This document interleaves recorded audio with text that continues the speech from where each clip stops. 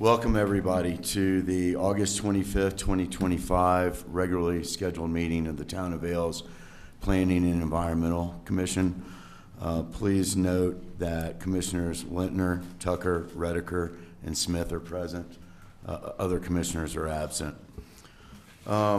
First item on our agenda today, we are going to table. It's item 3.1. It's a request for review of an exterior alteration pursuant to Chapter 12-7B-7, exterior alterations or modifications, Vailtown Code, for additional enclosed floor area to modify exterior roof lines and associated improvements located at 304 Bridge Street, Vail Village, Filing 1, Block 5A, lots E through H. It's PEC application 25-0013. The applicant is the Red Line Building, LLC, represented by Pierce Austin Architects. The planner is Heather Knight, but as I said, we have a note here on our agenda that staff is requesting that we table this item to September 22nd, 2025. So if I could get a motion in that regard, please. So moved. I have a motion to continue. Second. No, a second. I have a second by Commissioner Tucker. The original motion made by Commissioner Smith. All those in favor, please say aye. Aye. Aye. Anybody opposed? Nobody is opposed. The motion carries 4-0. Please note for the record that Commissioner Hagedorn is present. Next item on our agenda, we have three related items coming up. We're going to call the first two, 3.2 and 3.3 together before we deal with the plat issue. So agenda item 3.2 is a request for review of a major exterior alteration pursuant to section 12-7H-7 exterior alterations or modifications Vailtown Code to allow for redevelopment of a multiple family residential dwelling units, Lions Head Circle residences located at 534 East Lions Head Circle A, re-subdivision of part of lots 1, 2, and 3 in Tract E, Block 1, Vail Lions Head, filing number 1. It's PEC application 25-0018. The planner is Greg Roy. The applicant is Telmark Ventures, LLC, and Vail Property Group, LLC, represented today by Ruther Associates. Agenda item 3.3, which we're going to open at the same time, is a request for review of a conditional use permit pursuant to section 12-7H-5, conditional uses generally on all levels of a building or outside of a building, Vailtown Code, in accordance with Title 12, Chapter 16, conditional use permits, Vailtown Code, to allow for the operation of a public or private parking lot located at 534 East Lions Head Circle, a subdivision of a part of lots 1, 2, 3, and Tract E, Block 1, Vail Lions Head, filing number 1. It's PEC application is PEC 25-0020. Same planner, same applicant. Greg, do you have a presentation from staff today for us on agenda items 3.2 and 3? Yes, thank you very much. Thank you. So to familiarize everyone with the property we're referring to today, here's the vicinity map. This is located, or outlined in white here, located directly west of the Lions Head Village parking structure. To the north is the Vantage Point building. To the west is Westwind. Lift House is to the west and south, and Vail 21 to the south. As you may see in this aerial imagery, the site today is largely vacant with a old parking structure. The top part of that parking structure was demolished in 2017, 2018. The southern part of the lot is still home to the Lions Pride building that's existing there today and has been vacant for several years. So there's three applications that are part of our review today or on the agenda today. The first one's a major exterior alteration. Purpose of this application is for the proposal of a 7-story multifamily residential building. This would have below-grade parking for 3 different levels. The parking garage consists of 159 parking spaces. Within the building, there is also 37 condo units with a total gross residential floor area of 85,341 square feet. This additional application being reviewed concurrently is the conditional use permit for the operation of the parking. And then also on today's agenda, PEC 250019 is a minor subdivision application combining lots 1A and 2A and amending some plat notes on there as well. A little bit of background on the lot. As I mentioned, so it had been a parking structure since about 1973 when that was built. Lions probably building along with it. In 2018 and 19, there were approvals on both of these lots, 2A and 1A. So 2A is the lot here on the east that we'll show as we get to the minor subdivision application. Actually had a building approval, and then 1A was the legacy approval that was also done about the same time. Both those applications received full approval, went to building permit, and then never proceeded past the building permit level. What you're seeing on the slide here is an overlay of the proposed structure outlined, and then in the red outline was both of the previous approvals and what those buildings would have looked like on that same elevation. I think I showed this historical photo previously, but wanted to show this again so we can see kind of the condition back in the day, looking at the Westwind building, landmark, and Lift House kind of in the past, as well as kind of what was existing with that second level of the parking structure. When that was demolished, it was largely for safety concerns with the structure. I'm going to start off with some of the development standards of the building. So this is proposed in the Lions Head Mixed Use 1 zone district.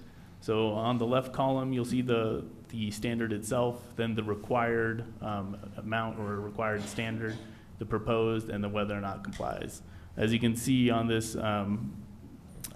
table, everything is complying, so there's no variances or anything requested with this application. It is following the zoning that is set forward with the property. It is staying within the maximum height, so 82 feet is the max, 82.5 is the maximum height within Lions Head Mixed Use 1 for any single element. An average height must maintain a maximum or be below the maximum of 71 feet in height. This does come in at 70.5. GRFA is 250 square feet per buildable 100 square feet. So the maximum on this site itself would be 113,581, and the proposed structure is only 85,340 or 41. There's no limit on density in Lions Head Mixed Use, so the applicant is proposing 37 dwelling units. Site coverage as well, 70% of the site in the zone district, and what is being proposed, that would equate to 31,800 square feet. What's being proposed is 20,000, which is above grade. You may remember from one of the previous applications, our calculation for below grade site coverage has recently changed, so they're compliant in either way, but even more compliant today with that standard. Greg, before we move from this slide, when I'm looking at GRFA under the required column, site coverage, landscaping, we're assuming for purposes of these numbers that the lots are going to be combined. That is correct. Thank you for that clarification. That is assuming one development lot for the combined lot 1A and 2A. Thank you. Landscaping is being met with this application as well, with the 20% of the total site area. And then we have the parking kind of laid out there. For dwelling units within Lions Head, 1.4 spaces per unit is required, which would equate to 51.8 or 52 spaces for the 37. The applicant is proposing a total of 159 spaces to accommodate for some private agreements as well as guest and surplus spaces. So getting to more of the actual development as far as the imagery that comes along with it, here's a site plan showing those two combined lots as well as the associated tracks with the lots. The building itself, you can see, is oriented in east-west and kind of occupies the northern portion. That outline in white is what is the above-grade portion of the building. There is circulation around the site, so there is an exit here on the east that connects to Lions Head Circle. As part of this application, they are proposing to rebuild and heat this portion of Lions Head Circle sidewalk as well. There is a sidewalk that goes around the north side of the building, down the west, and then connects over towards where I believe it's Sunbird Park. There's a park over there, kind of right by the landmark that would connect to as well. Stairs coming down to the main kind of turnaround, additional parking area. And then here on that south side is kind of the staircase. So if you can remember what's out there today, kind of an old staircase that kind of hugs the Vale 21 side. As part of the Lions Head Redevelopment Master Plan, which is the land use in the area and one of the guiding documents, it did ask that kind of be centered within that portion of the tract, and the application today does so in that manner. The entrance to the parking, and again, I mentioned there's 3 subgrade levels, is closest to the entrance on Lions Head Circle. So that would be done here on that first level. Getting to the elevations, this gives you a good idea of how the building would be laid out as far as the 2 distinct elements. Previously, as you may have seen on that earlier slide, the first building over here on the right, it kind of occupies what would have been or what is currently today Lot 2A, I believe. And then on the west is the second kind of distinct structure that would occupy the other portion of the site. What we're seeing here on that lower level is kind of the difference in grade. So if you can imagine the bottom of the stairs today, that is where these would kind of come out between Lift House and Vale 21, if I'm thinking of the right names. And the remainder of the structure will kind of be at the entrance level from when you're coming on off of Lions Head Circle. A look at either side on the east-west elevation as well, you can see a little bit of that difference in grade. Certainly on this portion, the lower elevation is where Lions Head Circle comes in, and then the other side would be facing the West Wind and Lift House. There you can see a little more distinct where the grade change can be seen. Greg, in our last look at this, and this might be better answered by the applicant, but I brought up concern that the Lions Head master plan requires stepping after a certain height. Was that addressed with these elevations here? Sure. So the applicant did go to, I'll get to that at some point. Do you want me to wait to answer that? I'll wait. Okay. I'll get to that momentarily. Going around the building, the north side facing north. I'm sorry, I'm blanking on the building name. Vantage Point, thank you. This would be that elevation looking out. This is one that is a little bit above grade, so there's one less level on this north side due to that change. So getting into a little bit of the substance of the application, the applicant or the housing plan for this development requires inclusionary zoning, which is requirement for resident for GRFA. The requirement is 10% of the proposed GRFA, which comes out to 88,534. You do have a memo that was given to you as well, noting that there is a little bit of change with the realization of the Lions Head or Lions Pride building. That does have some commercial aspects to it that would offset the total 10% of the 8,534. There's a couple of proposed conditions that go along with this housing plan. The mitigation method that they're proposing is 100% off-site with the Timber Ridge Credit Program. The Timber Ridge Credit Program was kind of wrapped up earlier, I believe last week, for sale of credits. Without the applicant having any credits, they are hoping or banking on the program being reopened. I believe it is planned to be reopened at this time, but has not. So there is a condition, I believe it's number 3 in your packet today, that says the applicant would utilize all of their, utilize the Timber Ridge Credit Program before certificate of occupancy, and if not, they would come back to the Planning Commission to amend their housing plan that would require some other method of mitigation. With the realization of the Lions Pride building and the associated commercial linkage credit that would come with it, there is an additional condition that has been given to you as well that would, in some, credit them for that commercial building on site, and so reduce that total from 80,534, a little bit lower. I believe it would come closer to around the 3,000 with the office and retail space that was in that building, but that would still need to be determined with review of the floor plans of that building. So the Timber Ridge Credit Program has been closed at this point? Correct. So the final portion, I believe, was August 11th to be able to purchase those credits. believe it may reopen for an additional phase, but at this point it is closed. How long has that Lions Ridge building been vacant? Do you know, or I can ask the applicant? The applicant may be able to give you a solid number. I believe it was vacant at the time of the 2018 applications on this site, so that would be at least 7 years, 8 Okay. years, excuse me. So the existing employees, we're not counting existing employees because they don't exist anymore. We're just counting existing square footage that once had employees. Right, we're crediting for the floor area within the building. So it doesn't have to be active business. It doesn't have to be an active business. And the number that we're coming up with for that building, what is it, 3,000, just over 3? How much is it? The Lions Prime building? The Lions Pride building has approximately, I want to say, close to 5,000 square feet within the building. That is what that additional condition is meant to kind of entail, is looking at the floor plans, determining exactly what the square footage is, what the use was, because each use has a different generation as well. Retail has a employee generation of 2.4 per 1,000 square feet, whereas office has a generation of 3.2 per 1,000. So the exact floor area will kind of determine what that credit would be. And that will be based upon what? The last existing use Yeah, in the building? And Right. are we just looking at the current square footage of the building? Right, we're looking at the last existing use within the building itself and what that square footage would be. The last existing legally permitted use in the building, right? Because if they didn't have like never.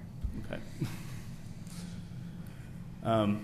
So that's in summary the housing plan for this. As you may know, since the Planning Commission is the deciding factor on this application, you're also the deciding factor on the housing plan. It does not go to another board or commission for review. Mitigation development impacts. So within the Lions Head Mixed Use 1 Zone District, they are required to mitigate any development impacts with some sort of benefits. The applicant is proposing public art in the tune to $75,000, working with the AIPP Art and Public Places Board. They are heating a portion of the sidewalk along East Lions Head Circle, and then improving the staircase from what it is today in accordance with the Lions Head Redevelopment Master Plan as well within that area. And the heated sidewalks, what we're looking at, the cross pattern on the right side? Yes, so this is the portion that extends outside of the property line. Here's the very end of the building with that entrance on the ground level. And this is the heated portion of the sidewalk extending the length of the property and the driveway. So getting to some of the architectural design guidelines within the Lions Head Redevelopment Master Plan, there's a few different ones that are applicable when we're looking at this building itself. All of them are applicable, and most of them will be decided with the design review board application, as they're a little bit more of the fenestration materials. The ones we have quoted here are a little bit more to do with the bulk and mass, which is what the Planning Commission looks at. Per the redevelopment master plan, you may, or the applicant may request exceptions from some of the strict standards that are seen here.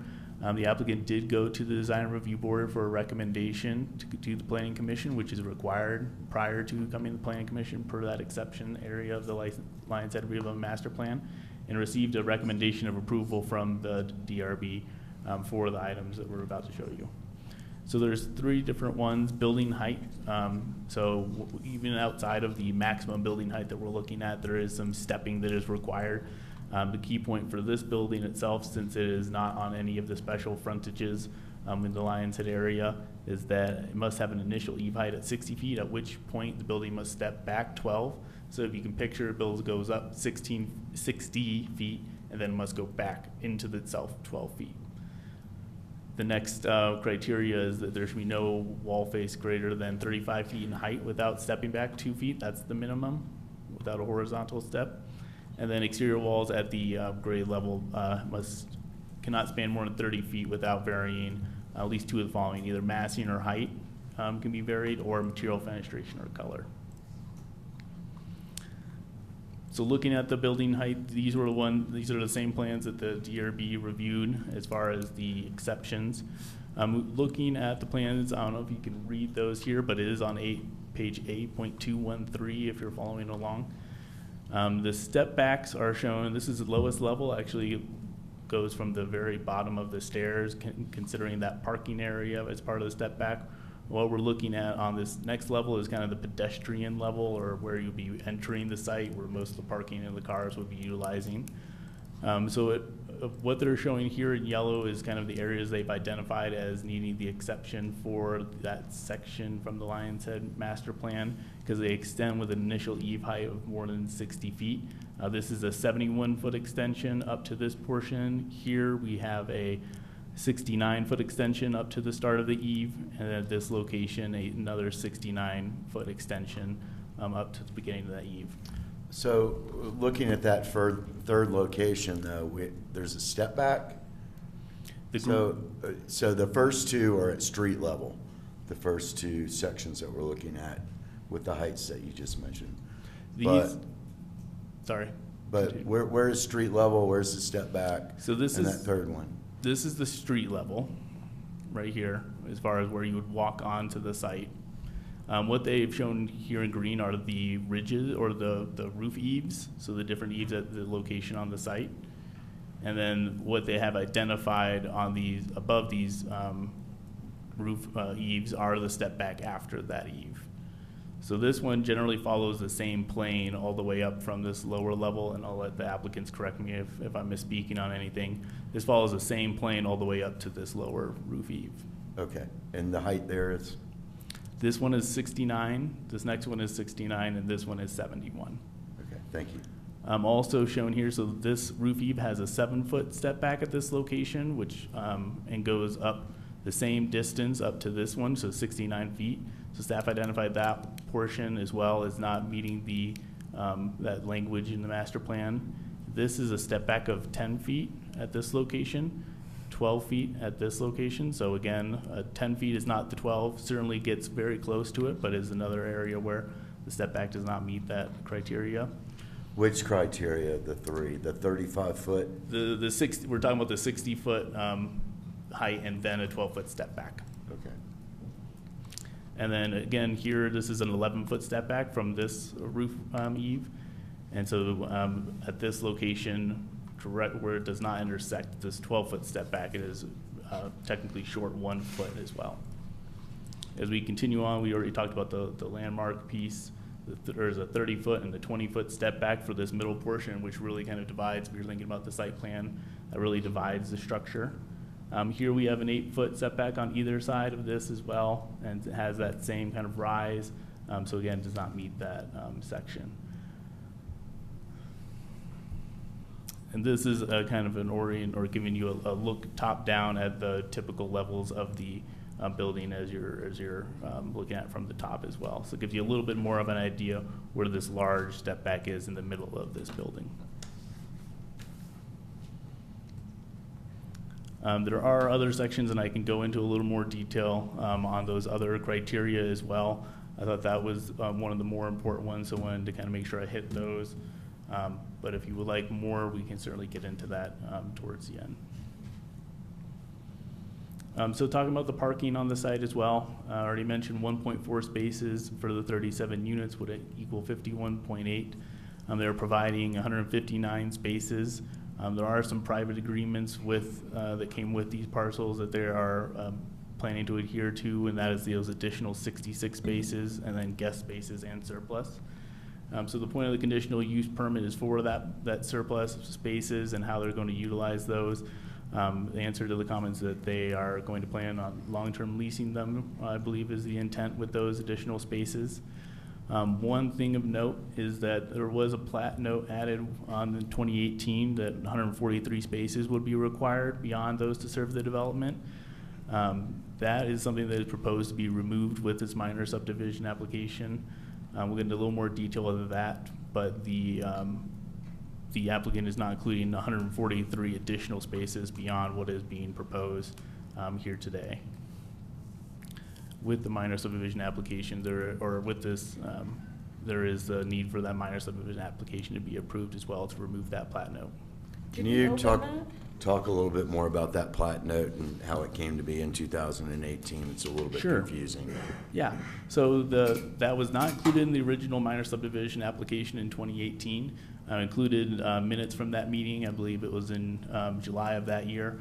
A member of the public got up to speak and requested that that be added in there due to the no net loss of parking within Lions Head. We looked at an amendment earlier this year about the Lions Head redevelopment master plan and how it applies to this property. There was a specific amendment that no net loss of the parking would be required, showing how that was contradictory to other sections of Lions Head redevelopment master plan. That amendment, or there was an amendment that approved that, the removal of that language, noting that the parking that required 143 additional spaces beyond the development was prohibitive to the redevelopment in general. Getting back to that 2018 meeting, the planning commissioners then added that requirement for the note to be added as a condition of approval of that minor subdivision. So there was no kind of review from staff, or it was not a staff recommended condition, but just added as part of that.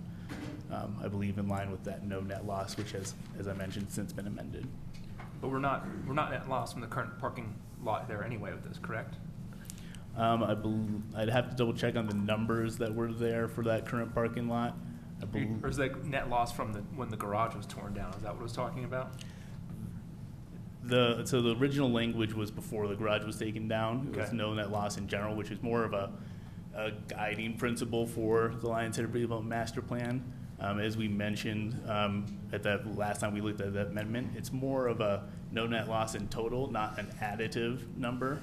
When First Chair was redeveloped, there was something like 150 spaces that were originally at the North Day lot. And when they redeveloped, they went down to about 69 spaces. So again, not 159 plus what they required for that development, but trying to get back to that total number.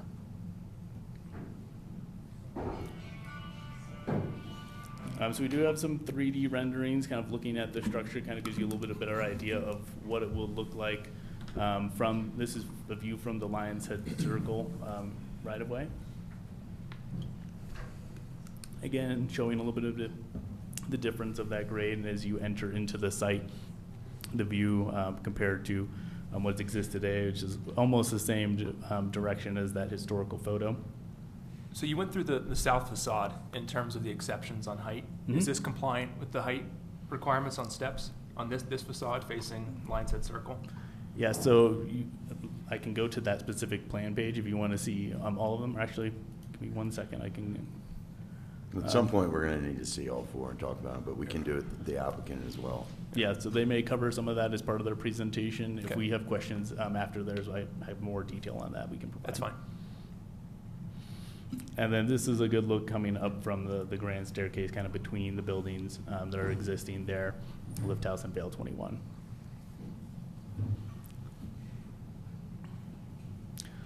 That is the summary of what I have for you on this portion of the application. Before we go to the applicant's presentation, are any questions of staff that I can answer? Craig, give me a second here.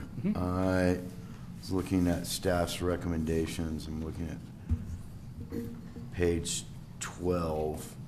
And you're going over staff's going over the review criteria from the deviation of architectural guidelines for new development.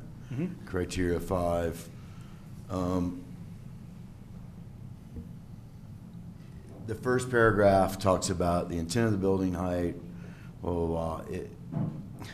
It says that there are several lower roof elements along the south side of the building that step back to provide the pedestrian level context. They are not deep enough to meet the design standard, but meet the intent. What design standard are you referring to there? How is it meeting the intent? So that is referring to some of these step backs that are close to the 12 feet, but not quite 12 feet. At this location, it's 10 foot, 10 inches, 11 feet here. So really the primary roof eave is very close to the 12 and meets that intent of kind of pushing the building back further, but does not actually meet the 12 feet. It's just shy of it. Okay, I guess I'm a little bit confused about when we have our three points in regard to building facades. You have the 60-foot plane, then it's got to step back 12 feet. Then you have 35 feet, and there has to be at least, is it a 24-inch minimum every 35 feet? And then there was the third criteria that was listed. You're 30 feet, and I'm not sure there. If you could pull that up, do you have those? Yeah. So what you're referring to here is the exterior walls in general no more than 30 feet horizontally at the street level without varying two of the 5 characteristics. Since there are some questions on this, let me just skip ahead. a So little number bit. one, can I ask you a question about the first one? Sure. Yeah. That 60-foot where it says building faces have a maximum initial eave height of 60 feet.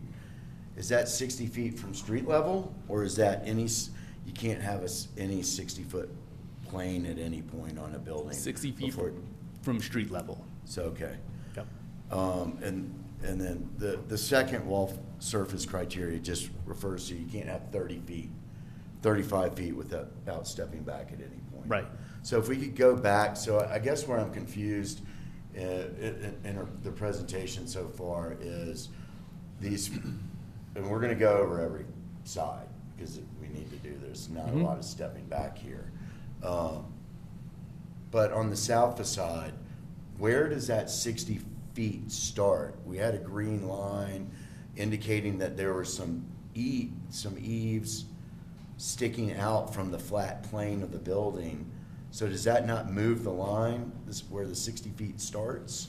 Or does the 60 feet always start at street level? Even with it, because I don't know that there's any real stepping back on those lower green lines. Those are just architectural projections. So the stepping back, what resets kind of, or what meets that requirement is if the building at any point steps back 12 feet within that first 60. And so for the portions that they're proposing for exceptions, don't step back 12 feet within that first 60. Okay. So like this location right here, kind of in the middle is a good example. It steps back 24 feet here, so that means they've met it because it's within the first 60 feet. Correct. Right here is another good example. So this is a 12-foot, 7-inch step back. And so that's within the first 60 feet. And so they step back the minimum of 12 feet. So that's meant for that kind of vertical portion of the site where that step back is. Where is the 12-foot?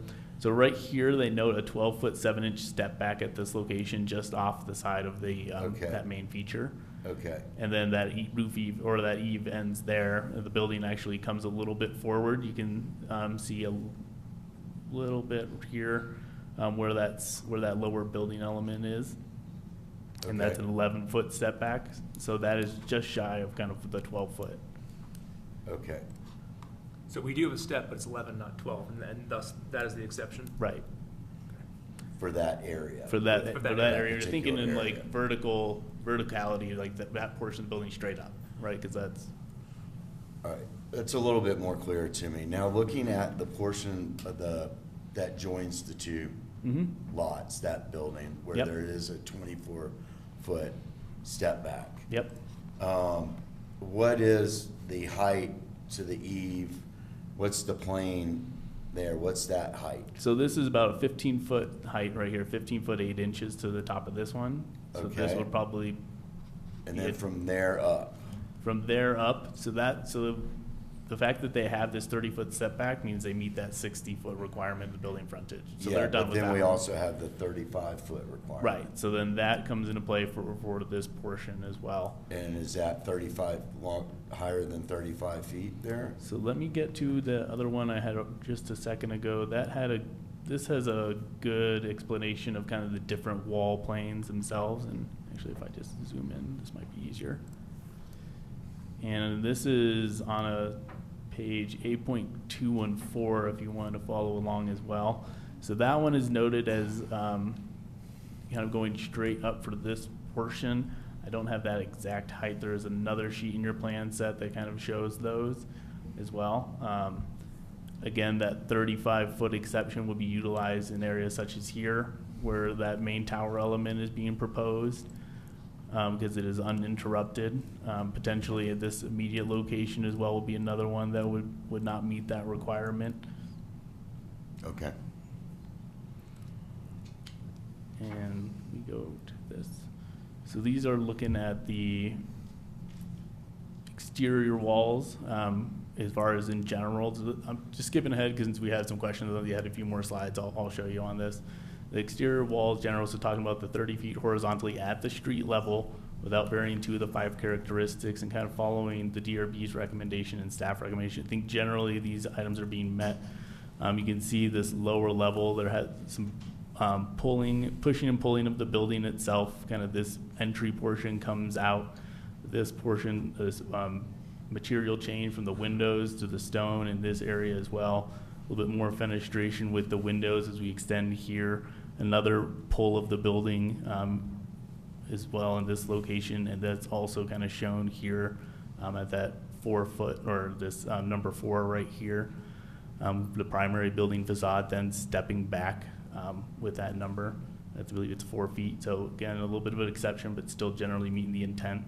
As we continue along the building, you can see how this one is generally at that same level, generally the same facade as far as step back on the street level, but it does have a little bit more of the element above the entry that brings some difference to the pedestrian value. The window change here, and then again, so a different change of materials kind of surrounding the windows in this location. So still varying some of the materials and fenestration at that portion. And then again, on the other end of the building itself, the west end, materials are changing after this kind of step back where the door entryway is, and then landscaping, and then another change back to the stone for the remainder of that frontage. So even though it's not stepping the physical mass of it, it is breaking up by some those other elements that it's in the Lions Head redevelopment master plan. The rear side of the building, this north side, has a little bit more of the a little more of a simple exterior. This is again part of the Lions Head redevelopment master plan. Says there are exceptions. There is going to be a rear of every building, and that some of those are kind of appropriate. So they're still breaking up with a lot of windows on this facade, some different materials around the entryway, the pedestrian kind of level with some of those canopies over those entrances as well. So again, generally kind of meeting the requirement while not or generally meeting the intent while not the specific requirement.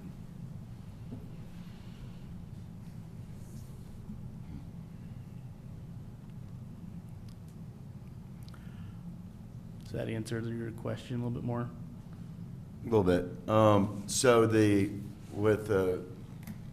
you have a diagram in the packet in the staff memo, which outlines in the front of the building areas where deviations are being requested. Yep. Do we have that for the back of the building as well and the sides? Not for that one. It was more particular to the front where this 60-foot remaining building frontage requirement was. Generally, the back and the sides are meeting that 60-foot, with the exception of maybe the elevator tower and stair tower on that south side, or that north side, excuse me. They are meeting. Yes. In the 60-foot. Yep. And on the sides. Yep. Okay. Any other questions for staff before we hear the applicant's presentation today? Hey, Greg, I have one question for you on number 3 in the recommended conditions. Sure. Given that the Timber Ridge program is closed right now and don't know how that will play out, how it will open, when it will open, was there a reason that this wasn't written up in kind of the reverse where they're required to provide the housing mitigation on site but have kind of an automatic approval from us to come back and get that employee housing mitigation through Timber Ridge if and when it opens back up, so that way it's built into the project from the beginning and doesn't kind of allow for an option to get out of it later on, but still gives them the ability to work through the Timber Ridge program. Right. So the reason it was kind of worded this way versus the contrary was just because I'm speaking with the housing department. It's likely that it could open up, but it's still at their own risk, and so we provided the release valve. If it doesn't open up, then they have to come back. So just kind of following what their proposal is rather than doing the contrary. Okay. Oh, go ahead. I was just gonna say, to me, you know, certificates of occupancy are a long way down the road. A lot can change in that amount of time. It seems like it'd be a safer way to preserve the intent of the employee housing mitigation to flip it the other way. And it still gives you guys the, you know, totally the opportunity to pursue the Timber Ridge program. So that would be kind of my thought on reversing that language. I was thinking about kind of that as well. You know, like Timber Ridge, I feel like is, if it opens up again, that's meets the standard in my opinion. But just like kind of focus on the condition. Typically, it would be 50% off-site, 50% in town. For a typical unit that's deed restricted, wouldn't need to come back to the planning commission, right? 50% on the building site. 50% on, at least 50% on site, plus 50% of typical units, Off-site. deed restricted in town. That would be like a normal, that, Right, that would meet the code without having to go through or be one of the exceptions. yeah. So I guess there's like 3 scenarios: Timber Ridge, 50% off-site and 50% in town. All of those would be like a typical approval for a housing mitigation. And then that would mean that the remainder, if it was a dorm, if it was a fee in lieu, if it was credit for dorm, or if it was a donation of land, it would come back to us typically. Or we could write it that way to afford the applicant flexibility to do the normal thing, but still retain a review by the planning commission if it was outside those normal circumstances. We don't have to decide that right now. We can think about it through the end of the presentation. Yep. While we're on the subject, on page 9 of the memo, let's see, sorry, wrong page, give me a second.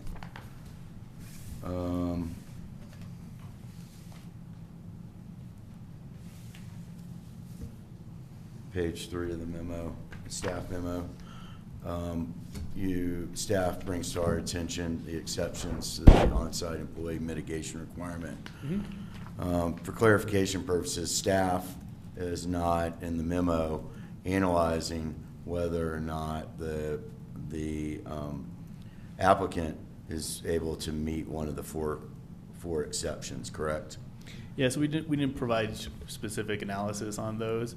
In general, we found that the implementation or that the town's development objectives, Timber Ridge Credit Program meeting one of those town development objectives through the passing of the resolution that authorized the program.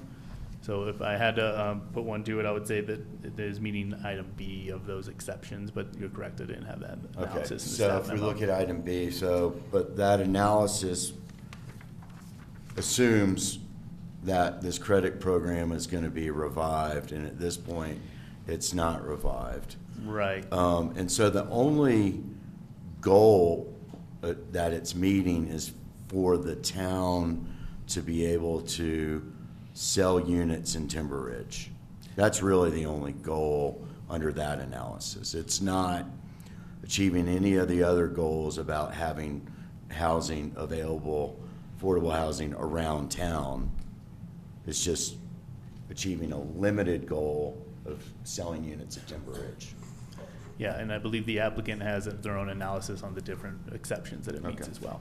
All right, I just wanted to understand what staff's perspective was. Yep. I will certainly ask the applicant what their perspective is. Any other questions for staff before we hear from the applicant in their presentation today? Last thing I have, Greg, is that looking at kind of the setback analysis, it seems that like some of the projections that are being counted as step backs are almost awnings, or kind of a roof structure, as opposed to a stepping of the massing of the building itself. And again, maybe they can talk through this more through their application, but is that the intent of this stepping? Is that you could use a roof form to or an awning as a projection that creates a step to the building when we're not actually stepping the massing of the building? Do you see what I'm saying? Yep. And I think the applicants probably address that as part of their presentation as well, how they believe they're meeting the intent. I think the way the code is written is for the building to provide more of that pedestrian scale by having building or something at that level. The roofing being part of that could assist in kind of that pedestrian feel compared to the whole building as a straight face being moved back. So that's kind of where we're coming from with the intent of it. Okay. But you're correct. That's a good point. So, like, there's a couple of buildings around town that have just weird, like, awnings stuck on them in, like, the middle, like, I think about, like Landmark, right? Some of them just have, like, awnings over it. Is that the intent at that time to push it in, suck it out? I'm guessing that was probably the intent at the time. I wasn't here when the landmark redeveloped, so I couldn't speak directly to that. But anything that provides more of that pedestrian scale is getting closer to what that section is intending to do. Is there a building in Lions Head that really, like, hard scale steps all around 12 feet on every side? Without walking through the building or the village and kind of thinking in my mind which ones, I couldn't tell you if off the top of my head one that really comes to mind. Okay. Thank you. All right, any other questions for staff before we hear from the applicant today? All right, we have George Ruther from Ruther and Associates who represents the applicant. He's here. George, if you could just introduce yourself and the team members that are with you. Perfect. Good afternoon. George Ruther with Ruther Associates here on behalf of the applicants, Telmark Ventures and Vail Property Group. Joining me today, Jameson McBride and Charlie Starr with Oz Architecture. In your packet, we have put together a memorandum that highlights a written narrative that highlights all of the review criteria on these three applications that we're asking you to review today. What I'm going to do is take a few moments and walk through those review criteria and then answer some of the questions that have come up. I don't know, Greg, if you can pull up the presentation that we had shared. Is that it? The first page of the plans. Oh, that's the plans. There was that, I believe, a separate document. That's all right. Can we have the applicant speak into the mic better, please? That's right. Yeah, I submitted a different one in the packet. Can you That's pull okay. up your mic tighter for Yeah, there was a different one that was also submitted into the packet, but that's all right. In your package, you have a copy, like I said, of a memorandum that we share with you. We go through and we answer and respond to all of the criteria that are in place for each one of these three development applications. Greg did a very good job of summarizing the major exterior alteration application and highlighting where the application was in compliance with all of the adopted standards for development within the Lions Head Mixed Use 1 zone district. The also contained within your packet, I think there is a general description of the project itself. Greg noted what was actually proposed on the site, the residential development proposed on the site, the parking structures, and the substantial off-site impacts and improvements that we're proposing as part of this project. Jameson and Charlie, in a few moments, will walk through the plans and can answer any specific questions that you may have on those plans.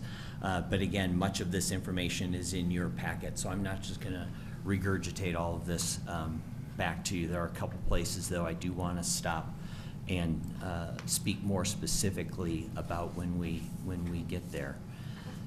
In the background section, section 4 of the memorandum, we provide a pretty extensive background in the development history of the site. There was some question about the prior parking structure and the Lions Head redevelopment master plan in the applicability of the no net loss provision or guideline, I think is what they call it in the Lions Head redevelopment master plan.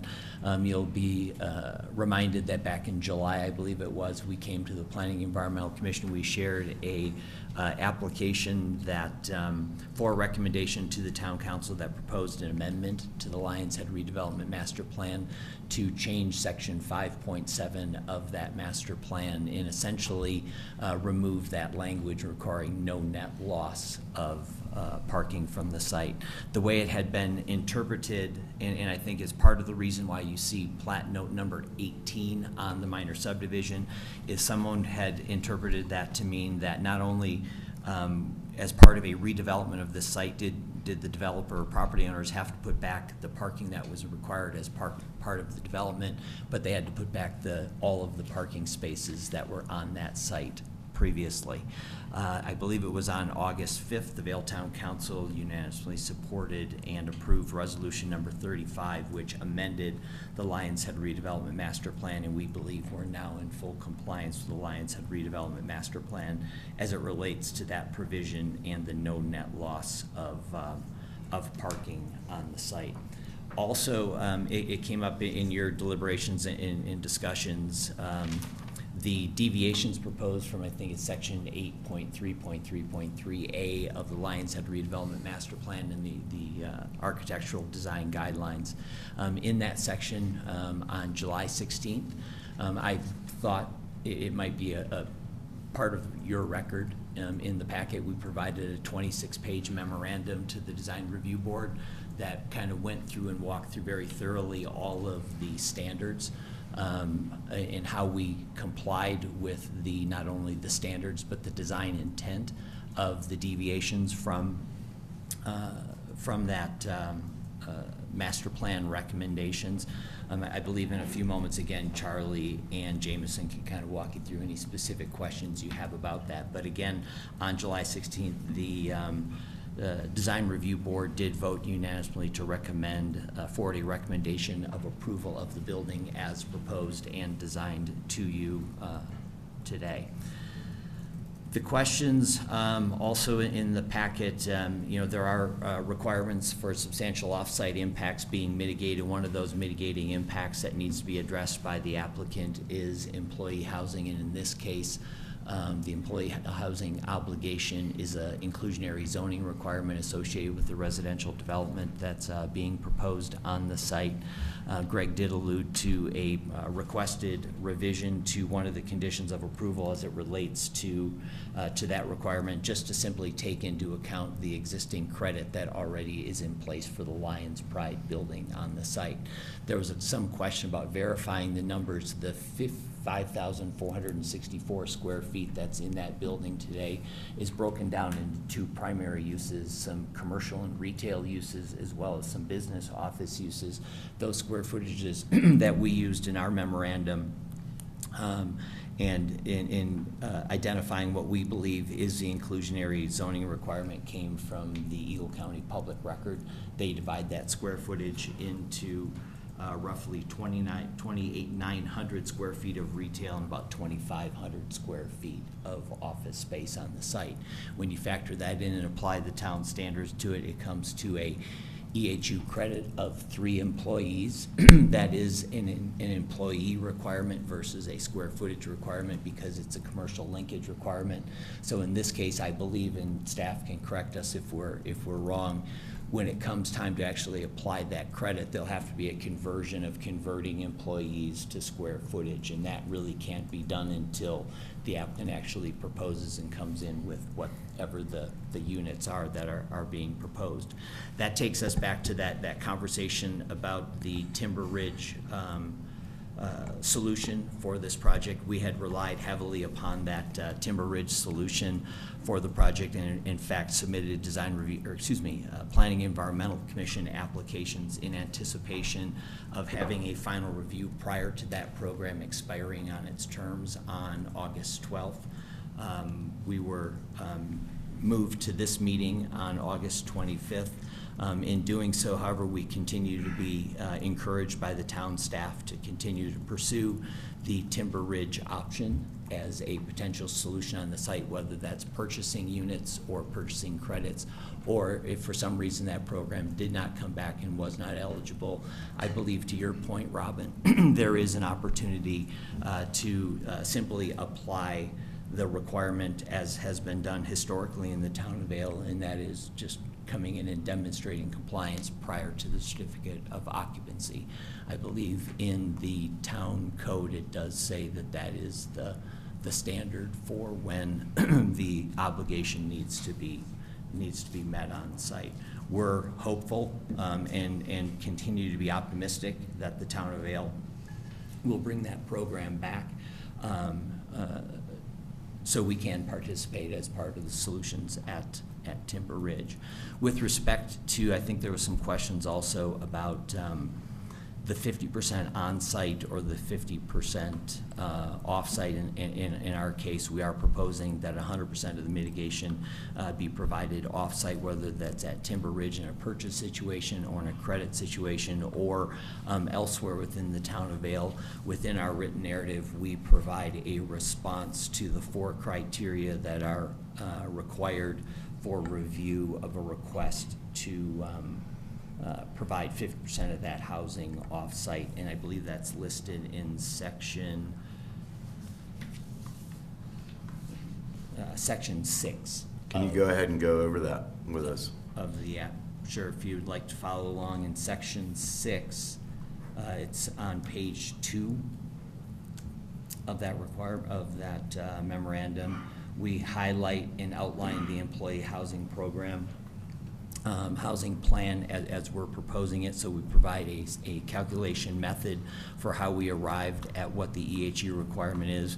We do, as a portion of that plan, share plans that show Timber Ridge Village, the typical floor plans as part of that plan obligation.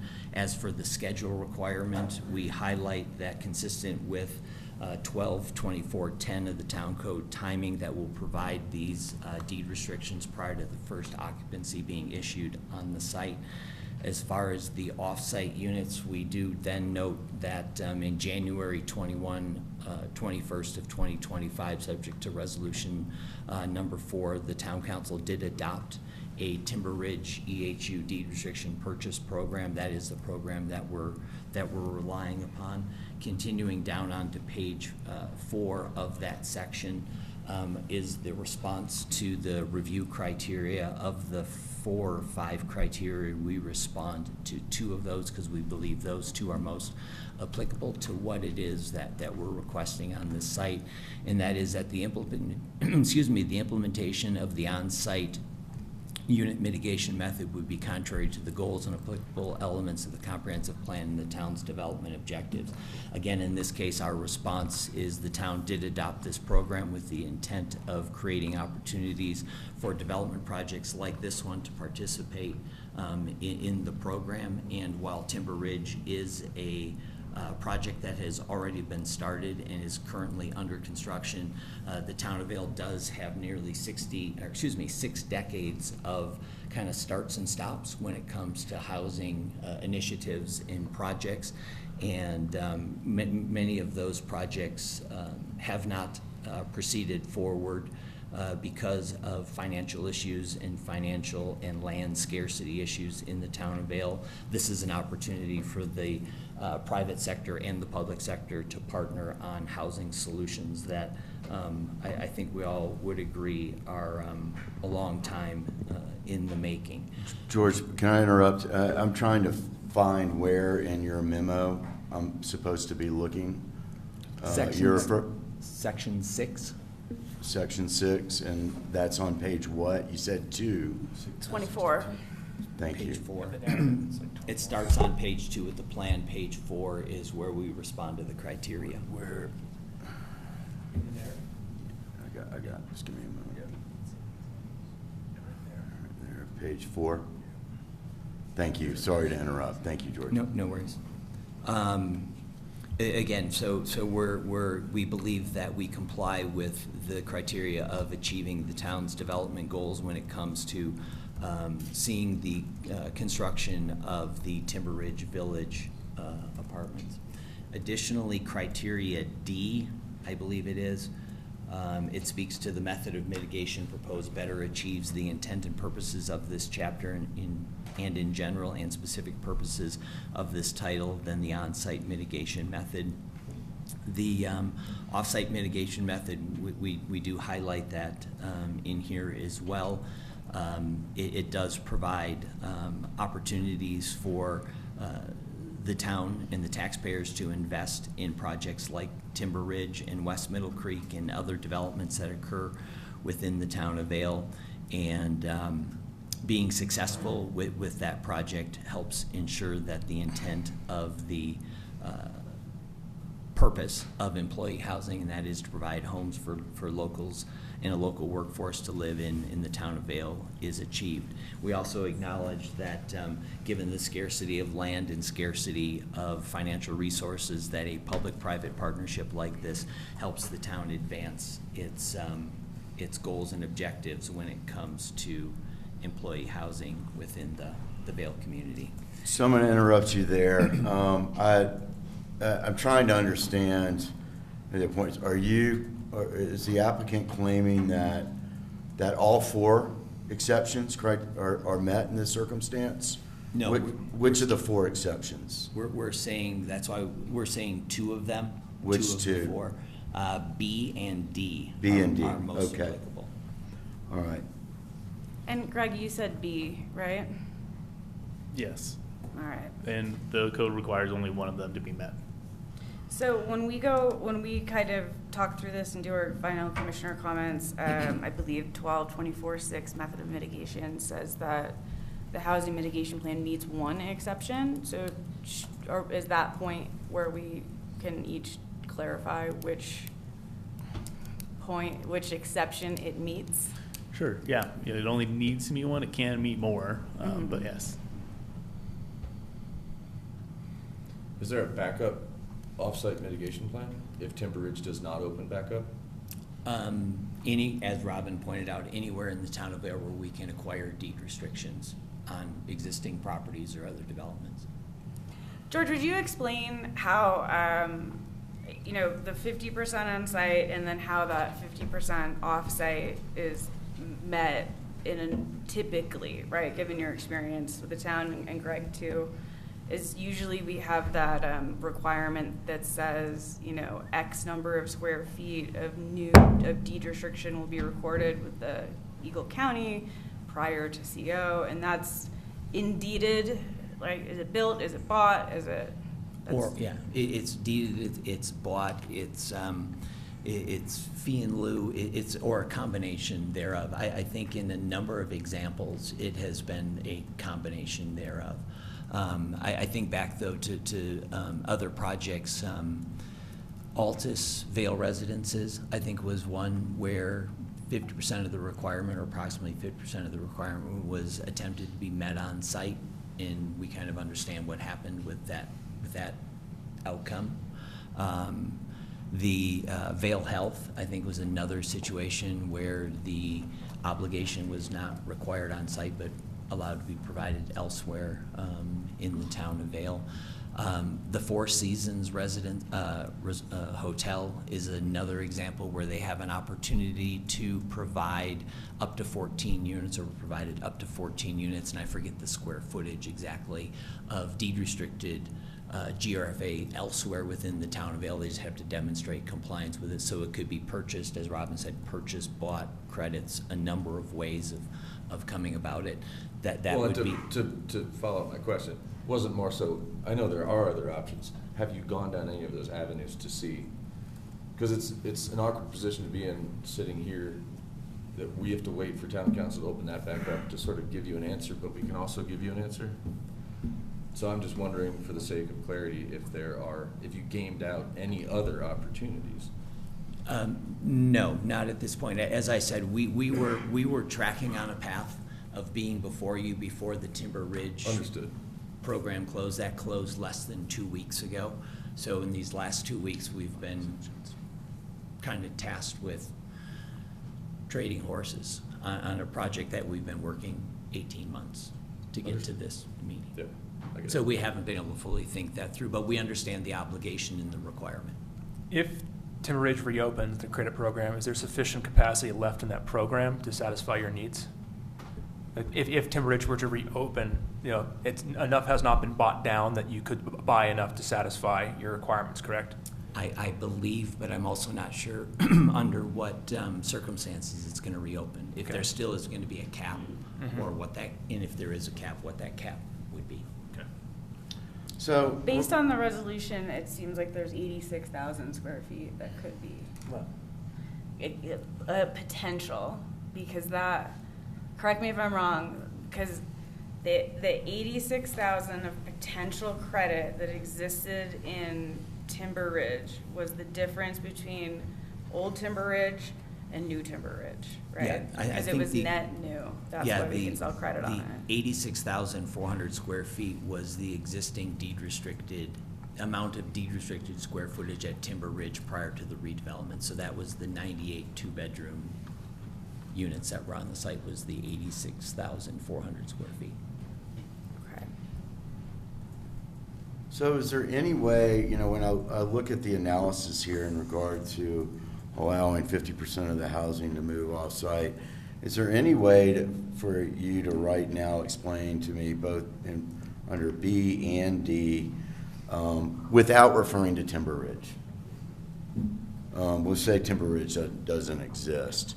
How B and D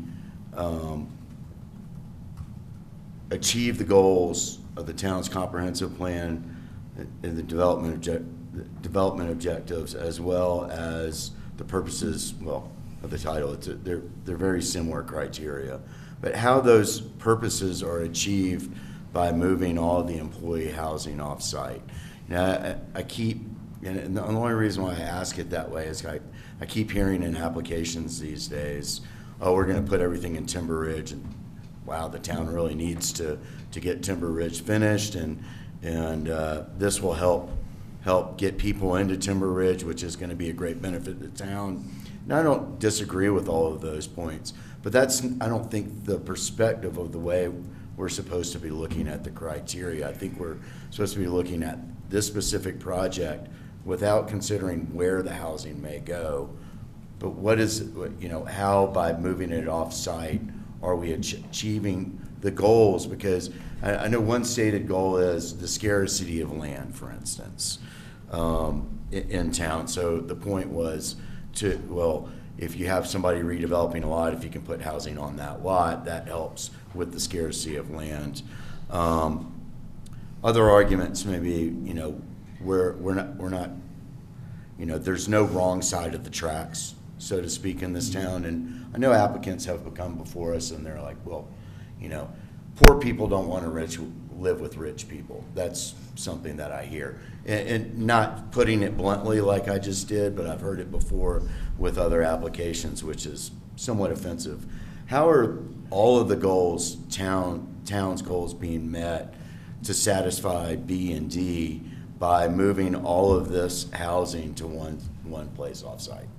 Sure. I think, from our perspective, again, I don't know that they're not being met. I think the objective of inclusionary zoning and commercial linkage is to mitigate the development impacts of employee housing that comes from the development itself. So in this case, whether it's on-site or off-site, 100% on-site or 100% off-site or 50-50, it is still achieving that goal, and that issue is being addressed. I think you might recall the days when that didn't even exist. That opportunity or that obligation didn't even exist within the town of Vail, where employee housing was a mitigating measure that development had to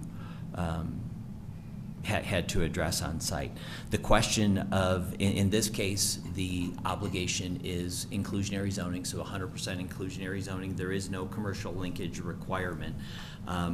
In instances where there are commercial linkage requirements, I have seen better examples where on-site housing provides a better opportunity. For example, I think most recently the town just approved a development down in Cascade Village where the housing requirement was required to be on-site and is all on-site. And the reason it's on-site is because it's a commercial linkage requirement, and the employees that live there work there, and they work there on the site. This development itself is not going to generate that type of housing obligation for this building, where it would require more than 4,200 square feet of employee housing to be built on the site. And I think there is a distinction between inclusionary zoning and in commercial linkage. And then just lastly, probably more objectively, is just this notion that, again, housing projects in the town of Vail have often stalled because of the lack of public financing to get them built. In fact, I think decades went by where that was the sole reason, and any time that the private sector and the public sector can partner to address this type of an issue is a win for the Vail community. The Vail community did a very good job partnering with the private sector to redevelop the resort side of resort community back when $2.5 billion of private sector investment was made in the town of Vail to increase the number of resort type of properties that we have, but really nothing was done to bring community housing properties to the town of Vail. This is an opportunity to bring more community housing to the Vail community. Thank you. Go ahead, please. Before we move off the subject, I mean, I appreciate your opinion on why it's a reasonable route to go, but I didn't really hear an answer directly to B or D in terms of how you're meeting one of those items. So B is implementation of the on-site unit mitigation method would be contrary to the goals of the applicable elements of the Vail Comprehensive Plan and the town's development objectives. I think if the Timber Ridge program was active, you meet that clear as day, because we've been given a direct order to allow that as a mitigation method and to promote that. But it's not active, so to me, unless you have some other context to add, that one doesn't seem to be met. And then D, the method of mitigation proposed better achieves the intent and purpose of this chapter in general and specific purposes of this title than the on-site mitigation unit method. I would, if you have some more context to that one specifically, would appreciate hearing, because if Timber Ridge was active, there's I think kind of a straw man argument that it better achieves. In my mind, it's achieving the goal of Timber Ridge, but it's not achieving the goal of Timber Ridge was supposed to stand on its own, and we have this requirement for on-site employee housing. So I'm not really seeing how we're qualifying for either one of those there. Again, I think the memorandum, our response in the memorandum in our comments justify the criteria. I'm not sure how it's contrary to the goals to participate in a off-site mitigation. I respect John's comment about there being no right or wrong side of the tracks, but I have lived the situation where employees, persons living and working in the town of Vail on a living wage can't afford to live in a high-end luxury condominium building because of association dues and expenses and costs and programs. I think it just creates further conflict when we create that situation.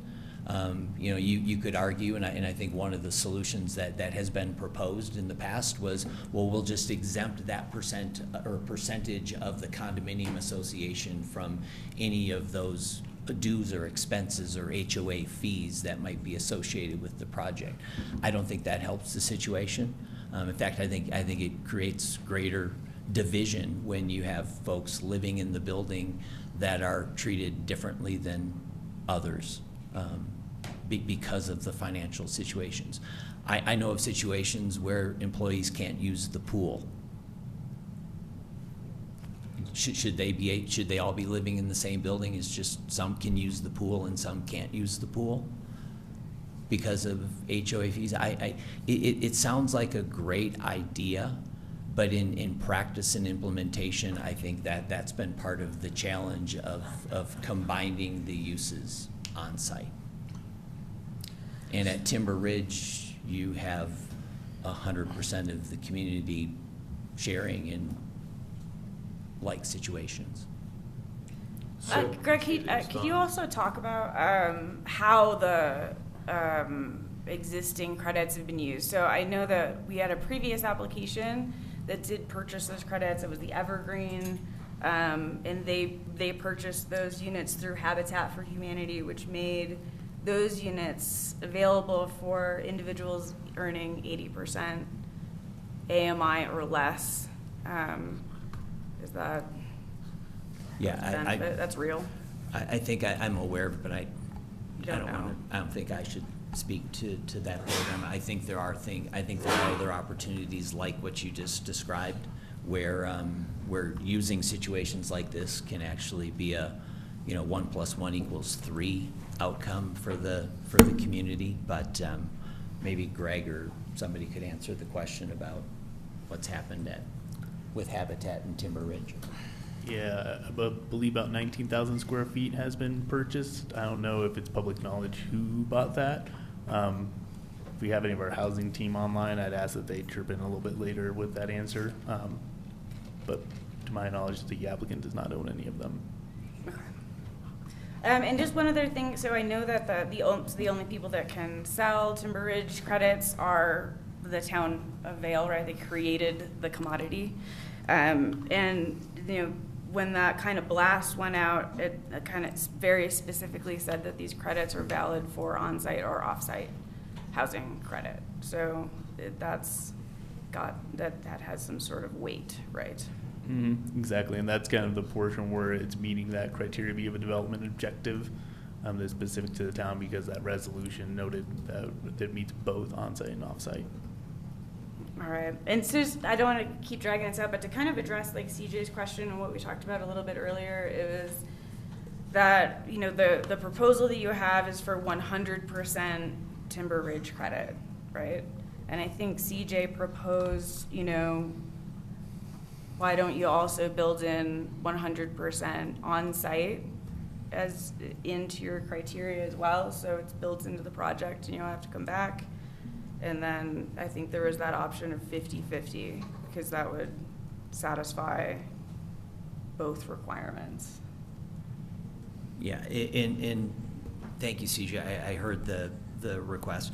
We had spent time with the town staff in the preparation of the conditions of approval. I think they're listed in section 10 of our written memo and the staff's memo, and that was what was recommended and discussed coming into this meeting.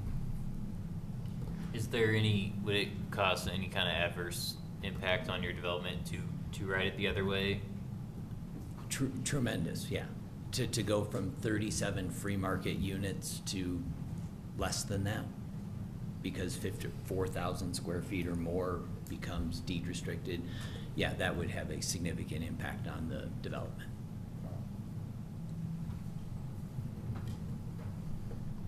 It would change density and parking numbers. It would be a major exterior alteration in the end. It would be a different project. Any other Right. questions from commissioners in regard to the employee housing issue? If not, well, I'm sorry for interrupting, but we might as well cover it while you were That's fine. talking about it. If there are no other questions, you can resume your presentation. Yeah, I'll just briefly kind of wrap things up. Again, we spoke to the design deviations with the Design Review Board back in July. And again, in a minute, I'm going to turn it over to Charlie and Jameson to wrap up. But then in your memorandum in section 7 of the of the applicant's narrative, we provide a summary of all of the development standards and our compliance with those standards. Section 8, I believe, provides a response to the rest of the review criteria if there's any questions about our response to the review criteria. And then in section 10, we also highlight and note conditions of approval that we worked with the town staff on in preparation for this meeting today. With that, I'm going to turn it over, I think, to Charlie. And Charlie will walk us through the design deviation and the recommendation from the Design Review Board. Thank you. And Charlie, if you could just introduce yourself quickly for the record. My name is Charlie Starr. I'm with Oz Architecture. Thank you. And if we could switch over to the other So presentation. I did find this one from the 16th. Is that the correct? It was the first one you had pulled up. The first one, okay. And we get to the So we have about 68 sheets here. I know you guys have specific questions, and we have walked you through a good portion of this presentation in when we went through our conceptual review with you guys. We did take your comments to heart, specifically regarding the Lions Head redevelopment master plan. So in terms of exterior elevations, we'd be happy to go around all four sides of the building. Greg, if you could go towards the end of the packet, and then I can kind of click back and forth. So if you want to start on page 57 of 68, please.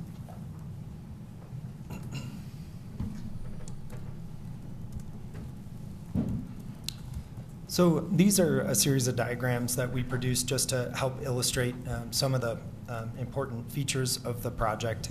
So at your top left, we're looking at what we're identifying as sort of landmark elements of the project. So there are exceptions within the Lions Head redevelopment master plan for towers, chimneys, and landmark elements. Those are indicated in sort of the orange color there. Also wanted to just highlight there in the sort of cyan blue that there is a significant setback separating what are sort of identified as the two tower elements. Moving to the top right, again, just illustrating that we're continuing to maintain the character of sort of two distinct architectural masses. Bottom right, just illustrating some outdoor space, whether that be on the rooftop or street level or mall level. And then the sort of green, white, and red is illustrating that base, middle, and top concept. Similarly here, we are looking at the, primarily in this, we're looking at the vertical. Let me switch so I don't have to look up the whole time. We are looking at the vertical heights, the distinction that's required vertically within that building fenestration. And so off to the left and right of those elevations, you'll see that we are under the required dimensions. I believe it's 35 feet in vertical height. So we have broken up the building into the base, middle, top, and those red dashed lines are sort of indicating where those datums are occurring. The red dashed lines on these elevations are showing where they're stepping back prior to a 35-foot. There are we've achieved this with variation of materiality. We've also achieved it with the stepping back of the building. The master plan's recommendation is 35 feet. When you're talking about any 35-foot section needs to be broken up by or is recommended to be broken up with at least a 2-foot step back. Right? Go ahead, Jameson. So these diagrams aren't doing the 35 feet. These are just showing that base, middle, top from the previous diagram. And so we have the pedestrian level at the base, which are the stone materials, and then the middle, which is more punched opening, smaller glazing, and wood look material, and then the top is stucco and that larger glazing expanse. We have more diagrams. I think it's the next one that show, the breaking up of those, the 35 and the 30-foot breaks. So this diagram is also illustrating both vertically and horizontally how we're achieving the intent or the requirement of the both zoning and the Lions Head redevelopment master plan. There's a lot of dimensions on here, but we've done a thorough review of the project following your comments to make sure that we're meeting those requirements.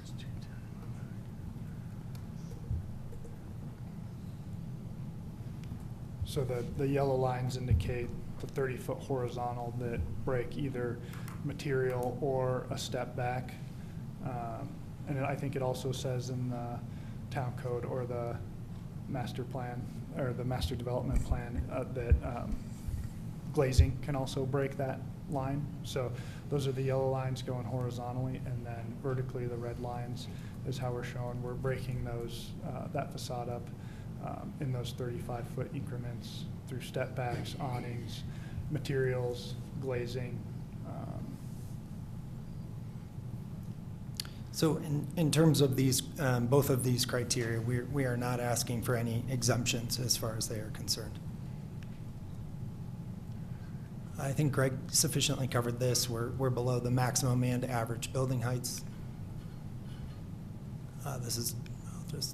So getting into our exterior building elevations and initial eave heights, all of the turquoise are indicating eave heights that meet the criteria. They are below, at or below the 60-foot maximum height.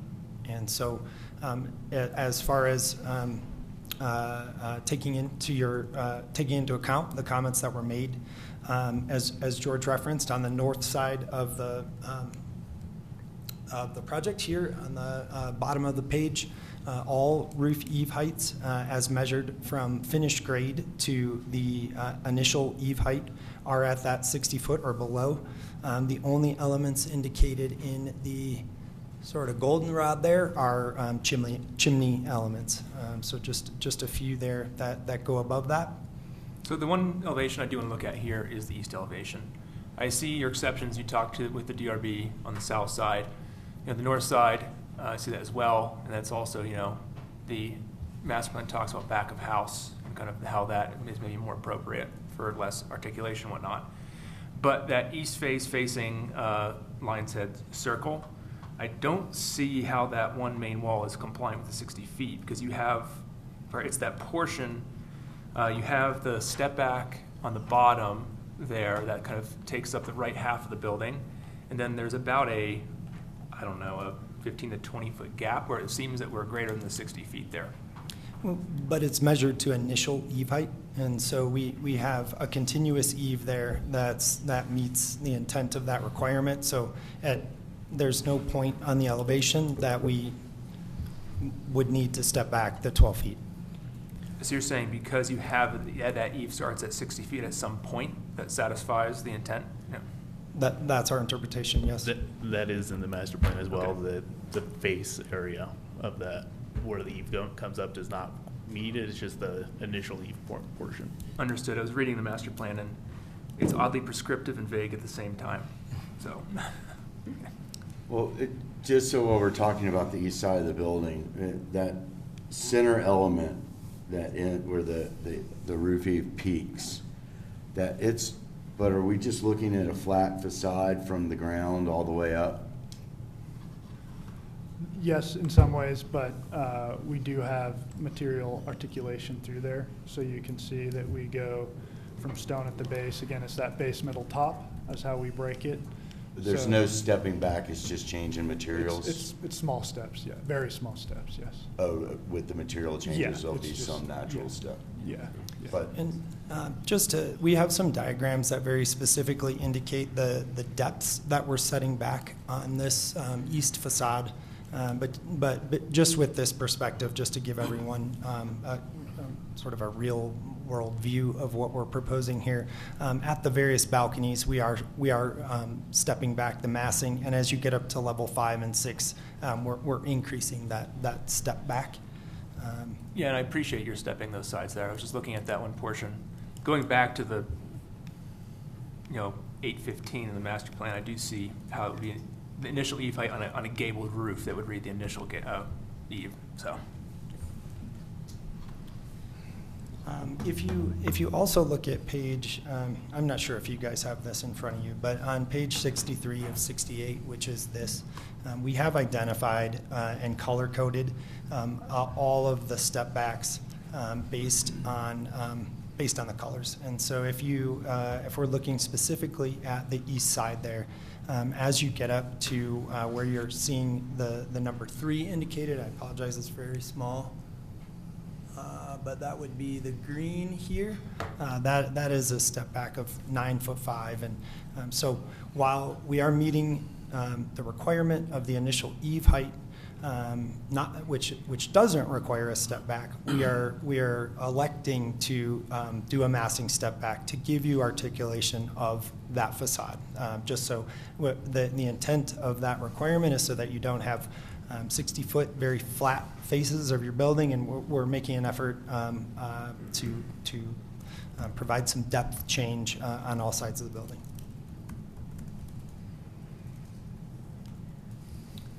Just quickly, the west side here, which is indicated here, we again are meeting that initial eave height. And then back to the south facade, which we spent some time speaking about in the beginning of our presentation. We have identified the areas in that goldenrod color that are landmark elements. And so we're not taking a 12-foot step back above 60 feet specifically to create architectural character and architectural features along the facade of the project. There are, to either side of the west tower, sorry, the pointer right here and here, those are actually 15-foot 6 step backs on either side. So while we're not stepping back the entire length of the building above 60 feet, we are making step backs on either side of those elements, which will further enhance the character and bringing out those elements as specifically enhanced landmark elements. And really, as far as our exterior elevations are concerned, those are the only 3 instances on the project where they're not a chimney or they're not meeting the minimum initial eave height. When we're talking about 60 feet to eaves, what about the second criteria that we looked at? You can't have a 35-foot face without a 24-inch step back. And again, I asked staff, but I don't think I got an answer in terms of the connecting, what's now the connecting portion of this building between what was the 2 lots previously, that where you've stepped back, but then how that face in there, what are we looking at in terms of height? So I think if you go back to 8 to 10, keep going back. Oh, that one. Yeah, wall surface criteria. So looking at that south elevation at the top, the darker portion that seems to show above where it steps back. I think it's 24 feet of step back there. So when we were reading the requirement of this in the development plan, and we have it up there to the right, the horizontal step may be a cantilever or a step back. So our interpretation, in lieu of trying to put step backs all over this building, we looked at doing material breaks to break up those facades with all the setbacks we're already providing. Okay. This drawing is also has those step backs. So what we're showing vertical dimensions, horizontal dimensions, and then along the red and yellow lines, all of the step backs are also indicated. So we have made an effort to annotate the ins and outs as well as the breakup of the building, both horizontally and vertically.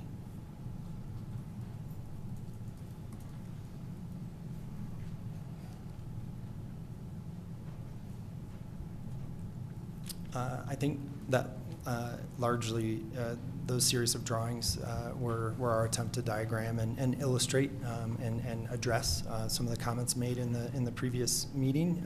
Happy to answer any additional questions. Any questions by members of the commission for the applicant in regard to the plans, diagrams that we just saw?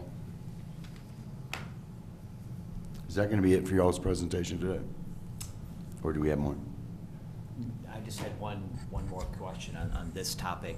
Okay. I don't know, Greg, if there's any way you can share the memorandum that was provided to the design review board that responded to all of these criteria. I think there's some context within the master plan that further justifies the deviations. Is it within your narrative, or? No, it was the recommendation that went to the design review board. I have the presentation from the design review board, if that would help. I might be at the end of that.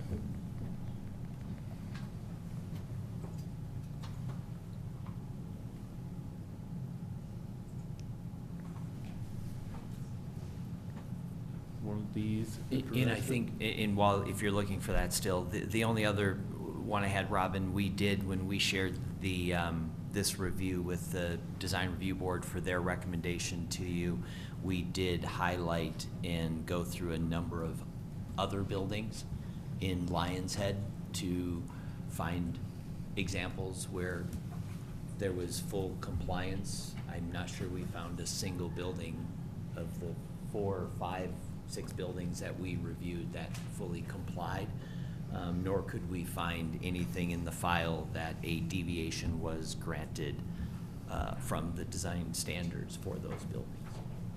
Yeah. I mean, because a way it makes sense to me, because if the rule, like the Lions Head master plan and the zoning code, right, they work in concert. They're two tools, and that LRMP is kind of a quasi-judicial almost master plan because it's cited by the code. But it seems to me like if it was supposed to be hard and fast and required variance, it would be in the zoning code, right? For that step back, and if it was design guideline, it exists in the design guidelines, and I think that flexibility is expressed in the built environment. That's what I got off the. And there I are was looking through numerous the pictures. references in section 8.3 that speak to achieving the intent of the design guidelines as opposed to strictly adhering to the design standard. Yeah. Yeah, that's what I remembered from reading this. Sorry, thank you for reminding me of this. It was a 650-page packet today, so it's a lot to keep all in the mind at one time.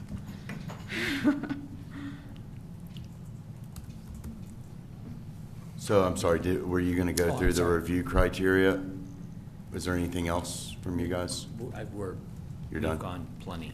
All right, with your presentation. Thank you for the presentation. I appreciate it, guys. Further questions by commissioners for the applicant team or staff? I had a clarifying question. Did we open up the subdivision as well with this? Not at this time, no. So we did not? Just the Okay. first two. Okay. Then I have no further questions. Any other questions from commissioners for the applicant? All right, then we will close commissioner questions and move on to public comment. We have a lot of people in the room today. I think not everybody in this room is here for this application.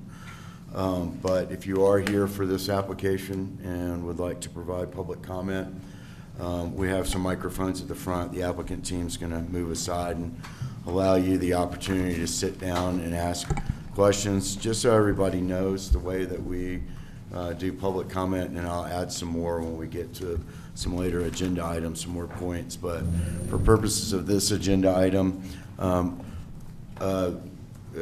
public comment is not a Q&A for either the applicant team, staff, or us. You can certainly pose questions for people to consider, i.e. us to consider, but you won't get an answer from us. We don't do Q&A with public comment. So we're looking at agenda items 3.2 and 3.3. Before I move to people in the room that might want to provide public comment, if there is anybody attending online, if you could hit the raise hand button in Zoom, and we will get to your public comment after we have heard from people in the room.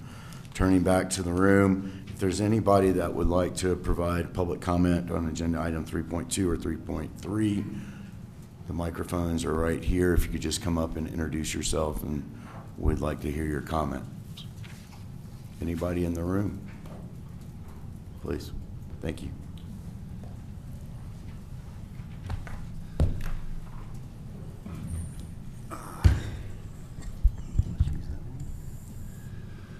Good afternoon. Can you hear me okay? We can.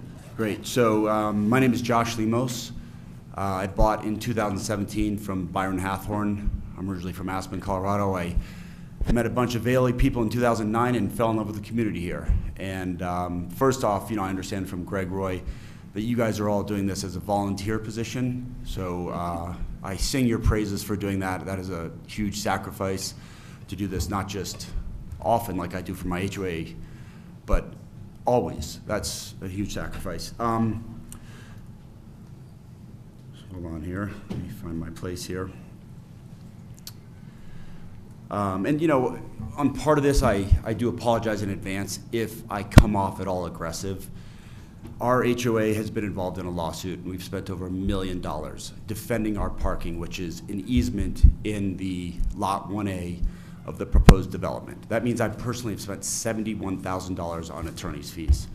That's a lot of money that I've spent for a parking space that was rightfully mine, and I've had to defend my right to it. I asked the Design Review Board and the Planning Commission a couple times over the past month and a half to provide me some information. I was met with radio silence. One of my emails was then forwarded to the developer's attorneys, who then wrote me a nicely worded cease and desist letter to not continue with my asserting my property rights. And can I submit a document of that letter? Yeah, please, to staff. So I'd like to submit that letter shortly after I made my continued comments that I never got a reply from. So, you know, that kind of, I felt like, you know, like I was not a priority. Never felt like I'm a priority in this. We wrote a rebuttal to that letter, which I'll also submit, that says the easements which give us the right to that parking cannot be moved without our permission. We've made this abundantly clear to the developer. We've made it clear to the owners. We've made it clear to the realtors, many, many people. And Greg Roy replied, you know, when I asked him about these easements and how they're going to be, you know, combined into this, his reply was, you know, we don't deal with private easements in this process. And I understand that. You guys have to stay focused on, you know, what you're doing. But I'm wondering if anybody can give a little more information or insight about, you know, a private person who has an interest in this property who's being told, we won't address your interest at all, even though it's material, and won't even respond to my email. I wonder if you could just kind of give me a little more, like, help on that, help on understanding that. I'm sorry, we don't do Q&A type sessions with public comment. We're here to listen to the public's comments, and I encourage anybody to ask questions and raise concerns, because quite frequently when we hear that from the public, we're going to have another period of comment and where commissioners often ask questions. So go ahead and lodge your questions, but you're not going to get any answers. Fair enough. I You're going to understand. be met with silence. Sorry. Just along that, I know I've emailed this, but I'd also like to submit the recorded document relative to that easement, just so it's on file. We have copies for all of you if you'd like to see that. If you could pull the microphone closer to you and then introduce. There's multiple copies, that way all of you can see them. Could you introduce yourself for the record? So Forgive me. it's for Is that a legal private purposes. easement? Julianne Zenz, I own at Lions Head Arcade. Thank you. Is Matt Meyer on Zoom right now? Matt Meir, the town attorney? Yes. He may be or may not. He doesn't regularly attend our meetings. Okay. Do you have a question for him? I do. My question is that and I guess this kind of applies to you guys too, by issuing this permit, is it your intent to give the developer permission to relocate our easements without our permission and or to extinguish our easements without due process? So that question's been, again, no, this is public comment, I'm sorry. Yeah, I was hoping It's a to little get- bit awkward. I was hoping to get Matt to answer that question. So Yeah, that's, you and know. we usually don't have legal counsel answering questions during public comment either. Certainly issues that you can raise with him directly. Okay. Or other means. So then, you know, I mean, again, maybe bringing this up, and since you're not going to answer the question, I won't answer it. I won't ask it as a question, just present it as I information. don't want to discourage you not asking questions because we might answer it in another meeting, but I'm just not going to answer it right now. So have you addressed or looked at or considered the mutual exclusivity of approving this project relative to the master, how the master plan, the Lions Head master plan works. Because I will quote Reed Phillips, I will paraphrase Reed Phillips on a conversation that I had with him on 5/31 of 2025, where he stated that the arcade building, which is where we are, which is a, rundown, crappy 1970 building, cannot be redeveloped if this project is constructed. He said that, fact. And I assume he's very knowledgeable, given his background and his influence on the council. He said the arcade cannot be redeveloped if this building goes in.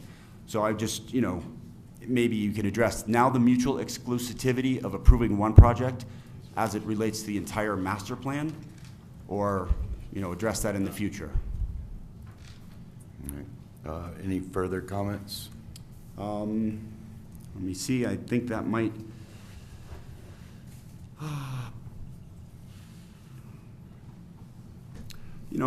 kind of going back to what several of you mentioned in regards to employee housing.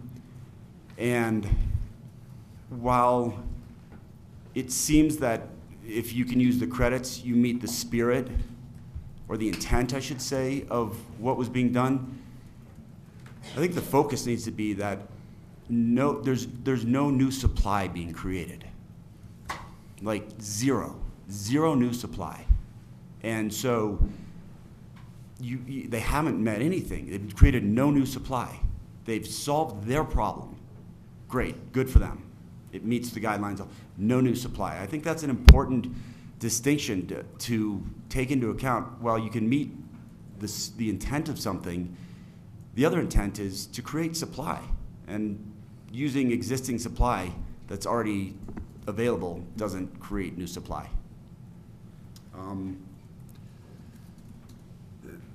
They said, George, very smart guy, pretty smooth, said that it's significantly impacts their project to have employee housing. Each unit is around 2,100 square feet. I think Half-On is around 4,200 square feet. That takes them from 37 units to 35 units. 2 units is a significant impact. As a percentage, it's not. So I maybe question that statement. He didn't give exact, but he said significant. And I think that, I thank you for listening and for letting me speak, and I hope your minds are not made up prior to coming to this meeting, because if they were, then, while I got to say my piece, it was, beating a dead horse, so to speak. But, thank you again for your volunteer and for listening to me, my thoughts and comments. Do you have any? My name is Julianne Sanz. As I stated earlier, I am a neighbor to Josh Lemos. I do have a couple questions that I want to express, only in the fact that they are questions that I think that you may want to consider reviewing or asking in the future. So I would put that out there. I do not expect an answer. 1, I would like you to recognize how many parking spaces this lot currently provides the surrounding properties. 2, how many parking spaces that area historically provided, because what it provides now is not what it used to provide just 5 years earlier. How many parking spaces will the development provide to the surrounding properties with the new development? Every one of those figures is a very different number. You're planning an environmental impact. They absolutely need to be questions that you ask the developer. 4th question, what other amenity does this parking lot provide to surrounding properties? I'm gonna help you answer that one. Everyone's trash is on this property. When Lift House, Lions Head Arcade suddenly have nowhere to place trash, that's an impact, right? And that's what your community addresses. 5th aspect, I wanted to clarify, and I don't know if someone can answer this. Did you say Timber Ridge closed August 11th? Is that acceptable to answer? The credits. Correct. Yeah. When did the credit program conclude? Was it August 12th? August 12th or 11th, I can't remember Okay, which one particular. thank you. I just, I'll reference it later, and I do appreciate your clarification. So the lack of communication and transparency on this project is disquieting. It would be egregious not to address the loss of parking and the loss of trash storage and removal. The fact that the employee housing needs have not been successfully addressed, and Timber Ridge only closed August 11th, which is 14 days ago, acknowledges the fact that this has been a rushed, covert, and ill-planned project with zero collaboration with the existing tax-paying homeowners that surround this project. I'm specifically, and there are more, but specifically referencing Lions Head Arcade, Lift House, Vantage Point, and Vale 21. Please keep in mind, this represents 149 units and well over 300 individual owners. As you've been provided, you'll see that Lions Head Arcade, and that's in the document that we shared with you, has spent 8 years embroiled in illegal proceedings with Lazier Lions Head LLC, i.e. the Lazier family, who is the former partner of Mr. Scott Ryan, who is Telemark. The settlement before you outlines the parking easement in perpetuity that exists. This entitlement and associated rights have gone before the court repeatedly over 7 years, the last 7 years. And as Mr. Ryan and his former partners, Bob and Jacques Lazier, have attempted to violate the rights of the Lions Head Arcade owners. To summarize it briefly for you, our parking spaces cannot be moved or modified in any way without explicit consent from Lions Head Arcade. Yet here we find ourselves once again with yet another blatant abuse, which is attempting to proceed without consent from any of us owners. Telemark's unwillingness to comply with Town of Vale's housing requirement is yet another example of blatant disrespect for Town of Vale and the community needs to the existing neighbors. As Mr. Ruther stated, he had been, and I'm quoting, working 18 months on this project, yet Mr. Ryan did not fully own this project until September 24th of 2024, which is 11 months ago. And just 10 months ago, we were negotiating with Silicon Valley Capital Partners, who was seeking to purchase and develop the parcel. So timeframes aren't making sense in here. And in fact, if you had been working on this for 18 months, as you say, then why were you not vigilant in purchasing the Timber Ridge units, as it was certainly available 18 months ago? Mr. Ruther explained that, and you stated, and I'm quoting, public and private partnership. Yet when the public, i.e. Lions Head Arcade, Lift House, Vantage Point, Vale 21, have repeatedly and amicably attempted to collaborate with Telemark, we've been stonewalled. Your words are insincere, and I apologize, but they ring quite hollow to all of us that exist as homeowners. Both Mr. Ryan, the owner of Telemark, as well as Reed Phillips, who is the project manager and the sitting town council member, are aware of our legal rights, as we have spoken with them explicitly and individually, via, when I say face-to-face, I'm including electronic communication via video conferencing. They are aware of our rights, and they've been informed and requested repeatedly open, transparent communication, yet we've received zero communication or information from Mr. Ryan or Mr. Phillips. This leads all of us current Vale owners and residents to recognize the disquieting and malicious manner in which the project is attempting to proceed. Developers with city officials on their payroll cannot equate autocratic and absolute power. We, the citizens of Vale, are asking you to stop the rampant abuse of existing homeowners' rights, which ultimately results in more problems for the town of Vale to ultimately have to address down the road, i.e. loss of parking, trash removal, loss of employee housing. At what point does the town of Vale and its representatives stop allowing rubber stamp approvals for developers to implement deleterious consequences to homeowners, taxpayers, and your constituents to whom you are here to represent and protect? And thank you for your volunteer service. Thank you, Julianne. I appreciate your comments. Thank you, Josh. Is there anybody, if that concludes your comments, is there anybody else in the room that would like to provide comment in regard to agenda items 3.2 or 3.3? Anybody else? Yes.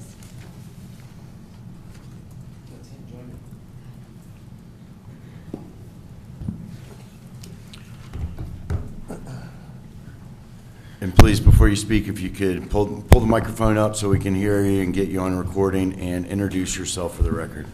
My name is Braden List. I'm the general manager of Vantage Point Vale. To my right is our president of HOA, Tim Cook. So I have a few points. Obviously, you're not going to answer any questions, so I did not write any questions. First, in the presentation, they spoke about how the building benefits the greater community growth initiatives.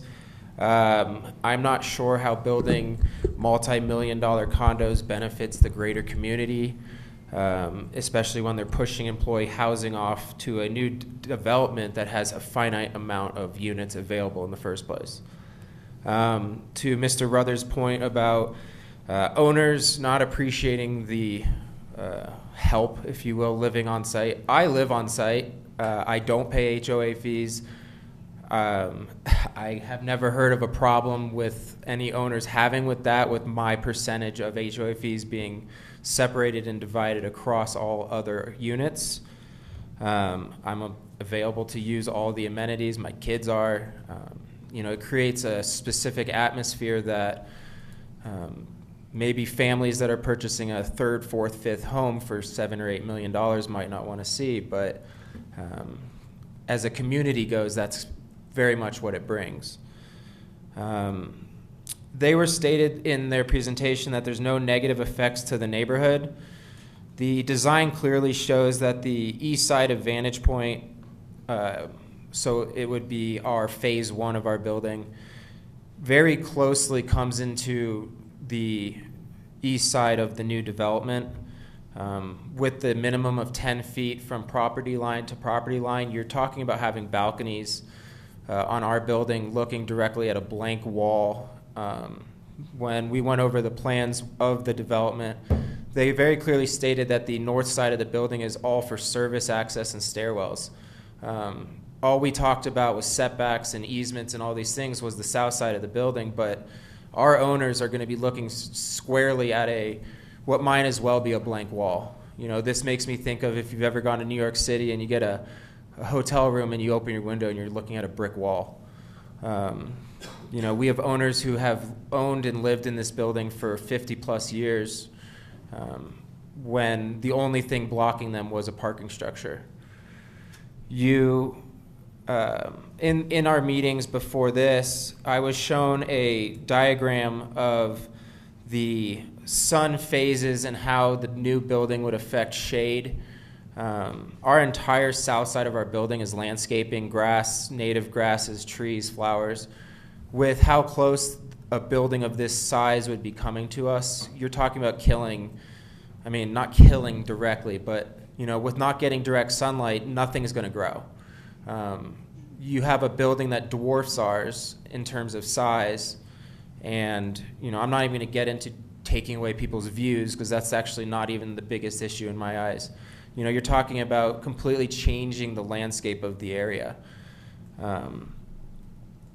The building plans today that we were shown very cleverly don't include the surrounding buildings. And so when you're looking at these setbacks and these roof lines, you're not seeing how close the buildings that have been around for 50, 55 years are going to be to this new building. Yes, the Arcade and Lift House and Vantage Point and Westwind, we are older buildings, and that's kind of part of the character of Lions Head. If we forget the history of our town and start building buildings like this, very quickly we're going to remove a lot of that history. The proposed building is massive. You're talking about squeezing a 37-unit building of this size into what previously was a parking structure. Literally, they're squeezing every ounce out of the required minimums of 10 feet on all sides. So yeah, you're doing a 4-foot walkway and 6 feet of landscaping, and then you have what might as well be a Denver-based apartment building. Although the easement rights that were given verbally by the Laziers to the owners of Vantage Point are not documented, it is clear to us and to all of you who saw the old historical pictures that were presented today. There was always a pedestrian access straight from Vantage Point across the top floor of the parking structure down to the Arcade. When the parking structure was removed, the Laziers, on their own dollar, continued that pedestrian easement and allowed to build a staircase straight down from our building through the parking lot and then down the staircase next to the Lions Pride building. I'll let Tim speak as well. I am Timothy Cook. You know, right off the bat, I have to say, the town, I don't know if it's the planning department or the town itself, you have a real problem with notice. Nobody knows about these meetings. I had a meeting with the local HOA presidents last week. I was the only one that knew about this meeting. So far to date, we have received 2 letters from George Ruther regarding meetings. The first one was in June. The second one was about this meeting. And last week, we got a notice in the mail from the town itself about this meeting. Nothing from the DRB. We missed that meeting. We didn't know about it. The joining presidents don't know about all this. Something needs to be fixed on this because it's just not fair that you guys are operating in secret on this stuff. Nobody, it was in the paper, I have to admit. I read it in the paper last week. But that's it. Now, this is a pretty good crowd that's come out, much more than I would have thought, because I don't know how they're finding out about the meetings. On your Town of Vail website, you're not publishing the stuff until like 2 or 3 days before the actual meeting is happening, which, you know, how do we know what the agenda is if it came out last week and we just happened to look at it this weekend? That should be published at least a week in advance on the website. Now, maybe this is something I should talk to the city attorney more about, because there is a right of notice here. And I mean, you're talking about people's property, affecting their property, taking of their property, and you should have adequate notice to the citizens that are involved in this. And I just had a real problem with that. I was stunned when I heard all these other people say, we didn't know anything about this. And why, if they've been working on it for 18 months, do we not know about it until June? It doesn't make sense. I won't go over some of the stuff he did, but my priority is really safety. What the applicant is doing is taking away our one, we thought we had a pedestrian easement. We apparently do not. We're debating now with our attorneys, do we look at prescriptive easements? But that's our problem. It's not yours. But we're looking at that. My concern is that East Lions Head walkway down to Lions Head from our building. It is horrible. I've had 2 people report to me that they've taken very bad falls over there because the applicant has no sidewalk over there. It is just kind of a halfway piece of paving that they've got over on that side. So our owners are being forced to walk out in the street because even the city wasn't cleaning it during the last 2 years. We finally talked to enough people where I think we're getting it clean now, but we were basically being forced out into the street to get down to Lions Head, or we went the other direction and went around by Lift House and took that route down to Lions Head. But that's got to be fixed if this project goes forward. Before they even, I mean, if they're going to start construction, they have got to fix that walkway. Now, I'm not clear. I asked you guys this last time. Is it the city's responsibility, or is it Telemark's responsibility here to fix this? Because you own the land, is my understanding. The first 15 feet in, you own it or you have an easement for it. So why isn't the sidewalk being repaired? And it really, it's a problem. I mean, it's something, somebody's going to get badly hurt or hit by a car over there because you're adding even more traffic into us. So we really would like to see that addressed, that it just is a very dangerous situation. Now, I've not heard anything. Last time we had just a load of construction plans from Lazier and Battle Mountain of how they were going to do their foundations, how they were going to dewater, how they were going to handle access to the site.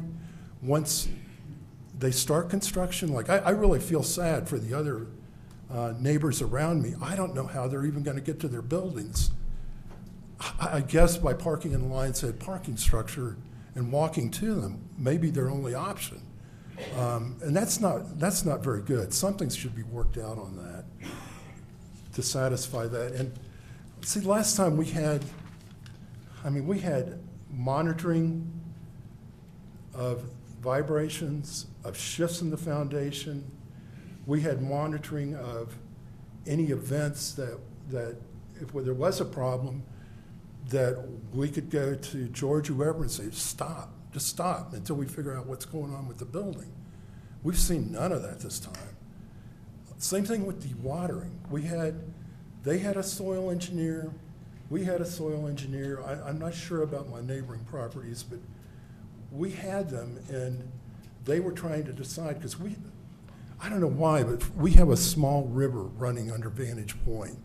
So we have a lot more to be concerned about with water. It's probably more of a concern for us in Westwind, but I haven't heard any of that being addressed in these meetings.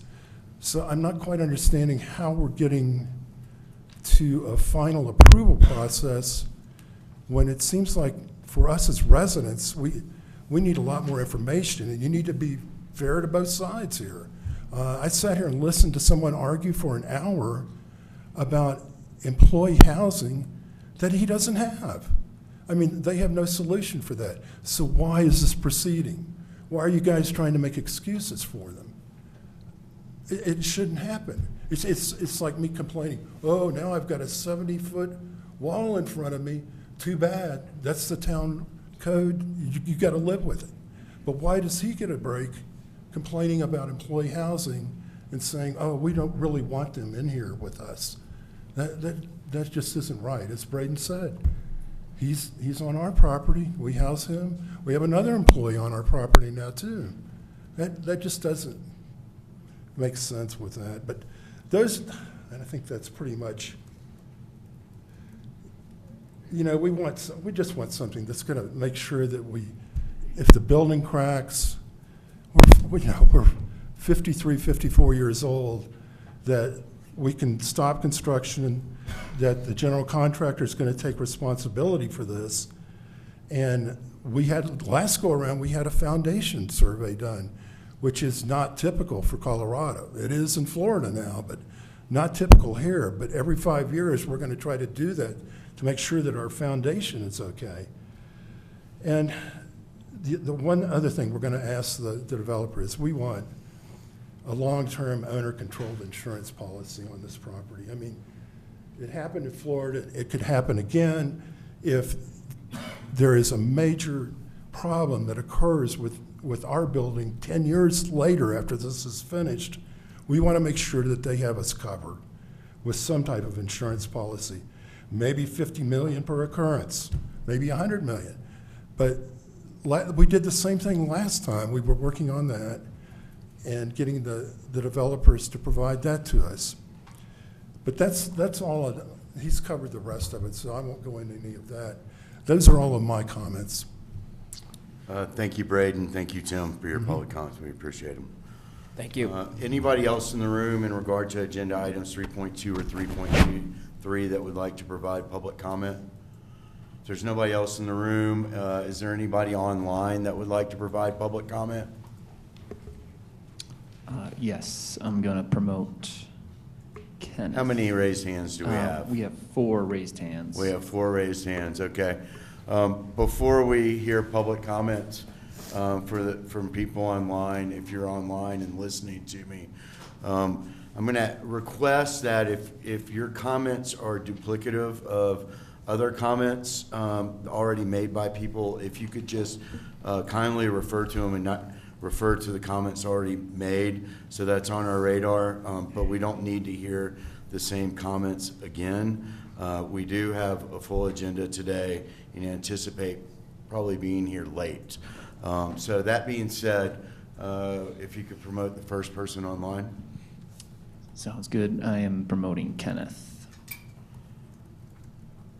All right, Kenneth. Thank you. Can you hear me? Can you hear me? We can. Great. I will not be duplicative. I will be quick, and I have 5 very quick things to say. First, In October of 2004, nearly 21 years ago, I became an Arcade resident, primarily because when the Arabelle was given its rights to be built, the Arcade building was given additional air rights where it would be able to be redeveloped into a new luxury Lions Head building. Secondly, with respect to the issue of 143 additional spaces and one of the plat note that you were talking about where the developer that presented today basically dismissed that as being an issue, let me suggest that if you actually review the master plan, parking is critical. And the Arcade does not yet know whether we can build 1 story below us in parking or even 2 stories below us in parking, which could be either 27 or 54 parking spaces. We've always been discussing in our litigations that there would be a tunnel connecting the parking lot that they're going to be developing onto to connect to our underground parking lot, because that might be the only way for us to get access to building an underground parking lot, given where we are, a bit landlocked. And so before this committee makes any decision about additional parking spaces, if I can just draw the long-term plan for you, Lions Head Center, where Garfinkel's is, cannot build additional units because currently you don't want people driving more cars into their garage over that sidewalk between Lions Head Center and the new supermarket. It's possible that if we can build 2 floors under, there'd be enough parking spaces for Lions Head Center.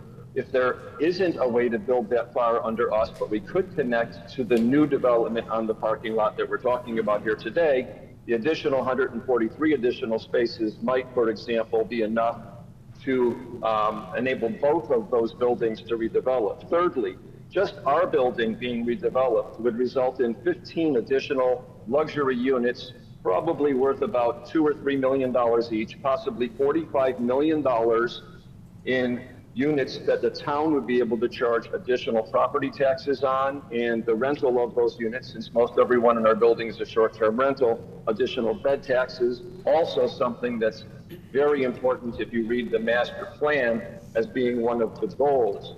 Fourthly, we are totally wanting to redevelop our building. We will work with anybody. We will work with the town. We will work with the developer presenting today.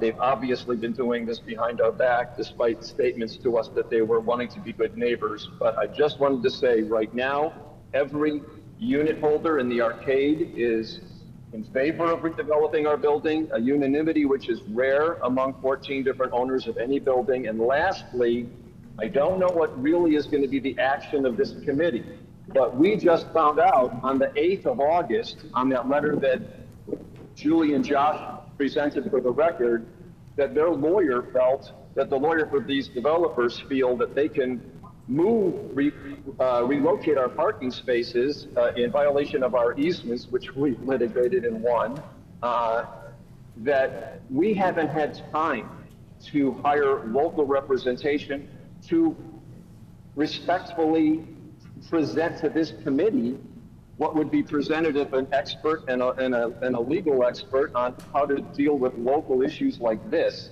And so I would say, at worst, before you accept anything that today's presenters are making, that you postpone making any decisions until we, and as we just heard from Vantage Point, have had time to get proper representation to discuss the issues presented at this meeting.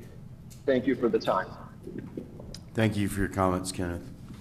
Who else do we have to promote online? 3 other people? Yes, I'm going to promote Susan. I am Susan Catalano. I was an owner for 15 years in the Vale 21. I currently live full-time in a Landmark building.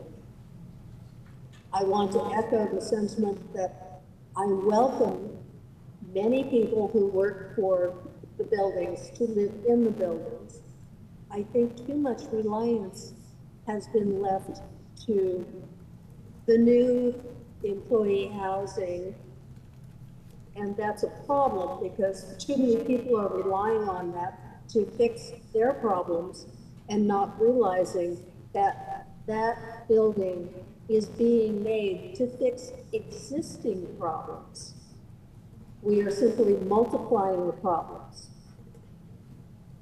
As an owner in Vale 21, we litigated the right to our easements of parking. The moving of easements, as a lawyer, becomes an issue for the new building. I do not believe that they can move the easements there. I also question the height of the building. The height seems to be measured by the highest level of ground, not the lowest. As a result, that building will be very high for people who are in the Lions Head Village looking up at it. And I think it's going to more resemble what we are seeing at Solaris, which is why the city did change building heights. They had not anticipated from the drawings, which were very, very cleverly done, how big and imposing Solaris was going to be and is. Thank you very much. Thank you for your comments, Susan. Who else do we have promote online? I'm going to promote Jimmy.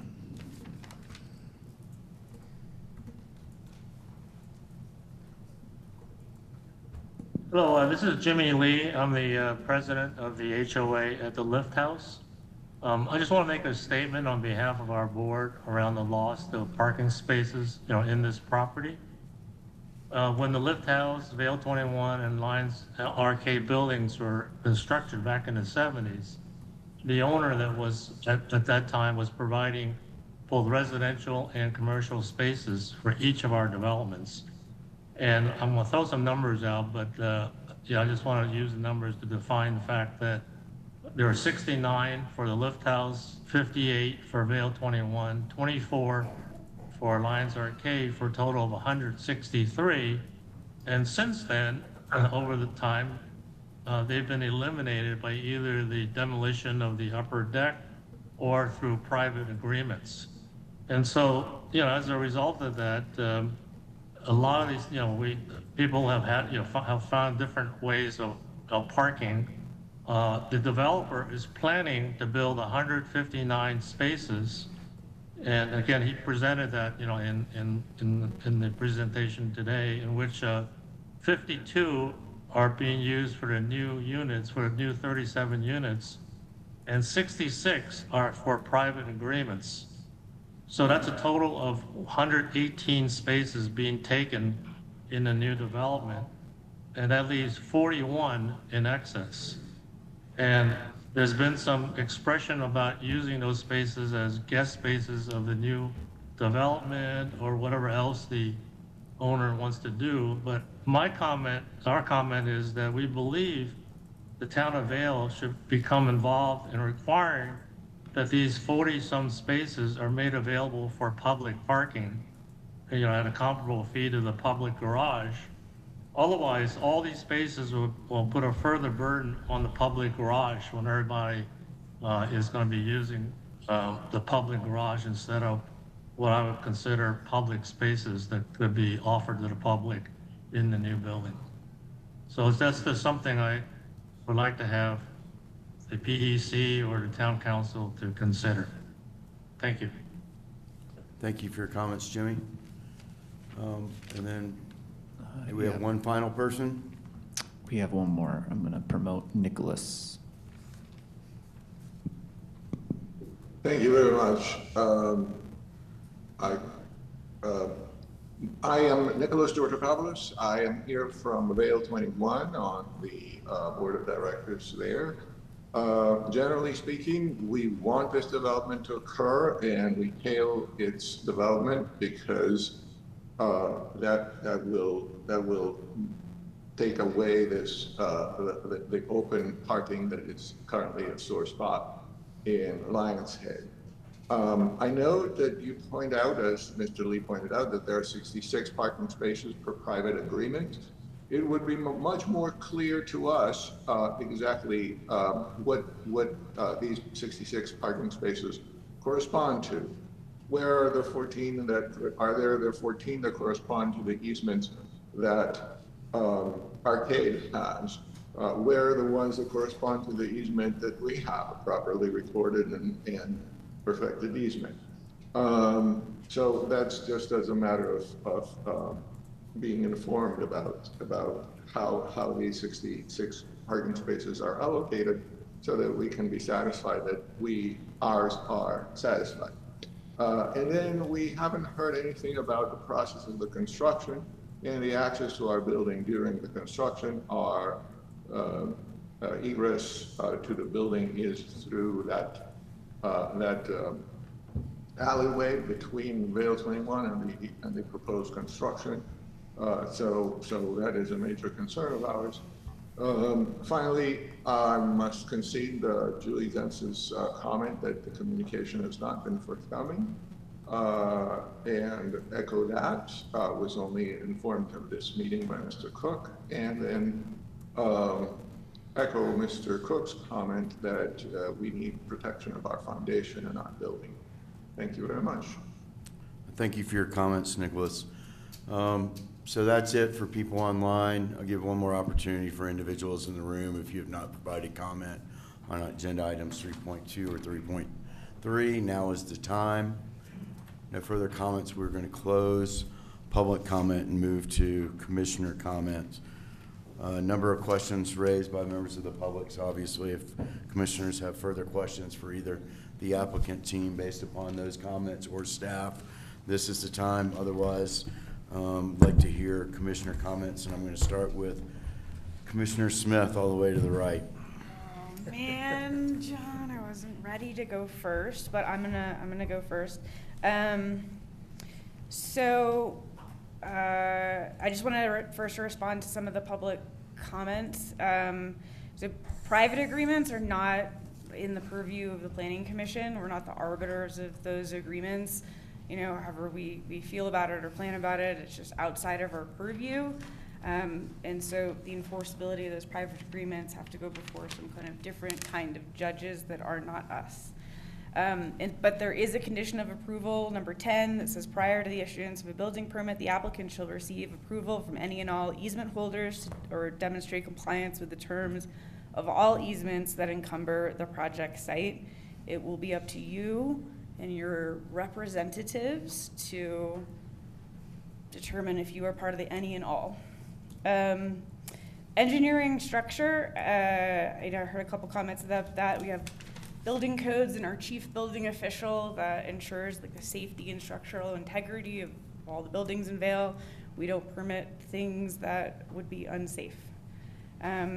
Sidewalk safety, the applicant's proposing to snow belt the sidewalk, so that should resolve the snow melt issue or icing issue. And you know, the Planning Commission gets the placket on Friday or Thursday at 5 o'clock as well. So if you got a notice, a letter before that, that was legal notice. And then the parking spaces, 159 parking spaces, 77 in excess of the requirement. That seems good to me. Housing mitigation plan. I'm going to say that it meets exception D. So Timber Ridge 2.0 is a receiving site for EHU requirements. It's limited by both time and quantity, and it's being offered as an alternative mitigation mechanism by our resolution number 4, 2025, because it better achieves our housing objectives than on-site mitigation. And so I would disagree that the other criteria are met, because I don't think on-site housing units are not contrary to the intent and purpose of LMU1. They're not contrary to the comp plan or the development objectives, and there's no extraordinary or exceptional circumstance that prevents on-site housing units from being included in this development. And so, you know, PEC doesn't set policy. That policy was created by our town council very specifically to satisfy the requirement of on-site and off-site units for new development. I have feelings about that policy. My feelings are irrelevant for the purposes of this hearing. And so I was thinking about it, what CJ said, and if the applicant's unable to secure those credits for whatever reason, either because they're not available or they just don't get it done or they can't find them, they have to come back to the PEC for approval of a housing mitigation plan. And considering the extensive conversation that we had about that, that is a risk that the applicant seems to be proposing to take. And I was thinking about trying to game out what other possible scenarios might be acceptable for the housing mitigation plan to be accepted, but we can't bargain away the discretion of a future PEC future planning commission. So it has to come back. If it's not what it says it is, then we're going to have to go through this whole process again and meet the criteria for whatever is proposed at that time. Design guidelines. So this is a secondary pedestrian mall as designated by the LRMP. The pedestrian connection from Vantage Point to the core is maintained, improved, and moved west, which is in accordance with the master plan. And that there are some limited deviations commensurate with the public benefit, which is this big pedestrian way, right? Kind of on all sides and around all buildings. And I am notoriously design blind, so I accept both DRB and staff's recommendation regarding the acceptability of the deviations, that they meet the intent of the Lions Head redevelopment master plan, which does afford flexibility. And looking around town, it does seem like a lot of buildings got a lot of flexibility over the years when they went to redevelop. So I'm going to concur with the staff that the criteria are met for the major exterior alteration. And I will also support the additional condition of approval that was dropped on our desk before we got here to verify that the developer submits an as-built floor plan of the Lions Pride building, verifying the existing square footage of commercial, retail, and business offices uses in the Lions Pride building, and once verified, that square footage be applied as credit toward the overall inclusionary zoning obligation prior to the issuance of a building permit. I am done speaking now. Thank you for your patience. Thank you, Commissioner Smith. Commissioner Hagedorn, anything further? Sure. Thank you, Robin. I think you did a great job of hitting a lot of the points. You covered a lot of what I have here. To start off, let's be honest, this parcel needs to be redeveloped. The Lions Pride building is basically, it's unoccupied, it's roped off, it's an eyesore in Lions Head currently. Having open surface parking in the heart of Lions Head is nowhere near the highest and best use of this parcel. This is a necessary redevelopment. To talk about some of the items that Robin has also brought up, I do want to reiterate that the sidewalk, part of this is heating that sidewalk to make sure it's safer and rebuilding it along the east end to kind of create a safer access along Lions Head Circle. This board does not address means and methods of construction. We're not engineers. We don't have PE stamps. That is taken throughout. We don't address construction management plans. None of that is our purview. Our purview as a board legally is quite narrow. And that will be addressed through the building permit process. Also as a body, we have absolutely no power to move or extinguish easements. So a decision, if one is reached here today, has no impact on easements. We have no rights to move easements. We can't extinguish them. We can't move them. We can't change them. We're not a party to them. Also, as Robin stated, we're not arbitrators. We're not judges. We're not attorneys. Most of us are not attorneys.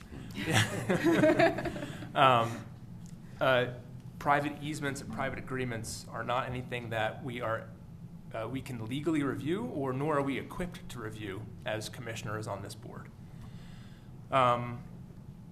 As far as development rights of other parcels, we haven't seen the other development applications, but this, in my understanding, this development application would not impact the development rights of any other parcel in Lions Head. To say that this commission is operating in secret is a ridiculous statement. We receive our agendas the Thursday before these meetings, the same as the public. The town follows their notice procedures. We as commissioners do not send out notice. That's part of town staff.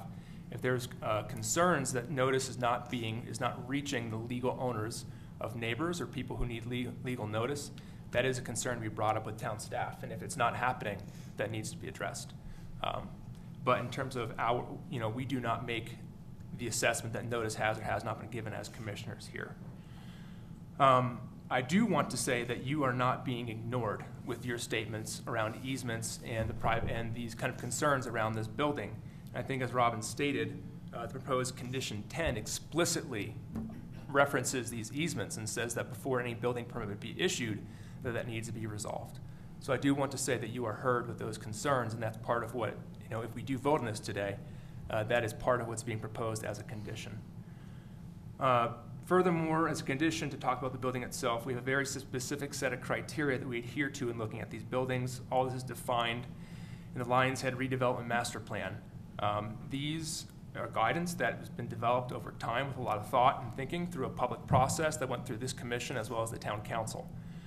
In my looking at this building meets those requirements in terms of the way height is defined and the way that steps are defined. I do, for the applicant, thank you for a thorough presentation there. You did listen to some of our comments around the materiality and stepping, particularly on that east end. There's some steps there that are kind of under the 60-foot requirement that I think increase the appeal of that east end of the building, visible from Lions Head Circle. It didn't need to be there, but they are there. I appreciate that material changes as we go higher, and you're kind of lightening the appeal of the massing of the building as we go higher with lighter materials like more glass and less heavier materials. A214 was a helpful diagram to see those steps, so thank you for putting that together to visualize that in a kind of a clear manner. Regarding the exceptions, the master plan is very clear in saying that exceptions should be rare and extraordinary, but also proportionate with the scale of the project. These are relatively minor exceptions for a large project, and so I do find that they are within the scale of the project. And that brings me to kind of the big point that we've discussed, which is housing. As Robin stated, the town council has given us direction that it's their prerogative to support the Timber Ridge project with the Timber Ridge credit program. We serve at the, we don't set policy, we implement policy. And council has indicated that that is their will with policy. If you can satisfy this with the Timber Ridge credit program, I'm in favor of that as a condition. What I am not in favor of is that if that does not come to fruition, the town council decides not to open the Timber Ridge program, I am not open to writing a blank check for 100% off-site mitigation in another fashion if that doesn't happen. So I want to make sure that our condition says if that falls through, either it's satisfied to the letter of the code, or we come back here and talk about a housing mitigation plan that differs from that. And that's critical to me. With those conditions, I'd be in favor of this. Thank you, Commissioner Hagedorn. Commissioner Tucker, anything further? I echo a lot of what has just been brought up. I think we could get into the minutia of step backs versus material change in massing of east wall, inches over feet. I think there's probably some ways you could make that east wall a little bit more in line with the spirit of the law, or the spirit of those guidelines, rather. And then just to say it on the record, we don't adjudicate those things or take easement issues and otherwise into it, but I know from other projects having issues with trash, it's concerning to hear a lot of public comment about not having enough time to deal with or come up with solutions to the uses they have on this property, whether they're truly realized and sufficient or agreements that could stand up in court. So I look forward to seeing those things get resolved. There's a lot of comment and there's a lot of opposition. I think a lot of it seemingly stemming from timeframes of having to come up with solutions. And it sounds like they would all appreciate that. And then because it's so nestled in between a lot of things, we're going to see a lot of development in the coming years in the town of Vail where we have projects so close to other projects. And so it makes these guidelines for design so that you're not stepping out into a giant wall that's suddenly taking away a view you've had for 55 years. I think those are real concerns coming from taxpayers we have now rather than ones that are going to become taxpayers.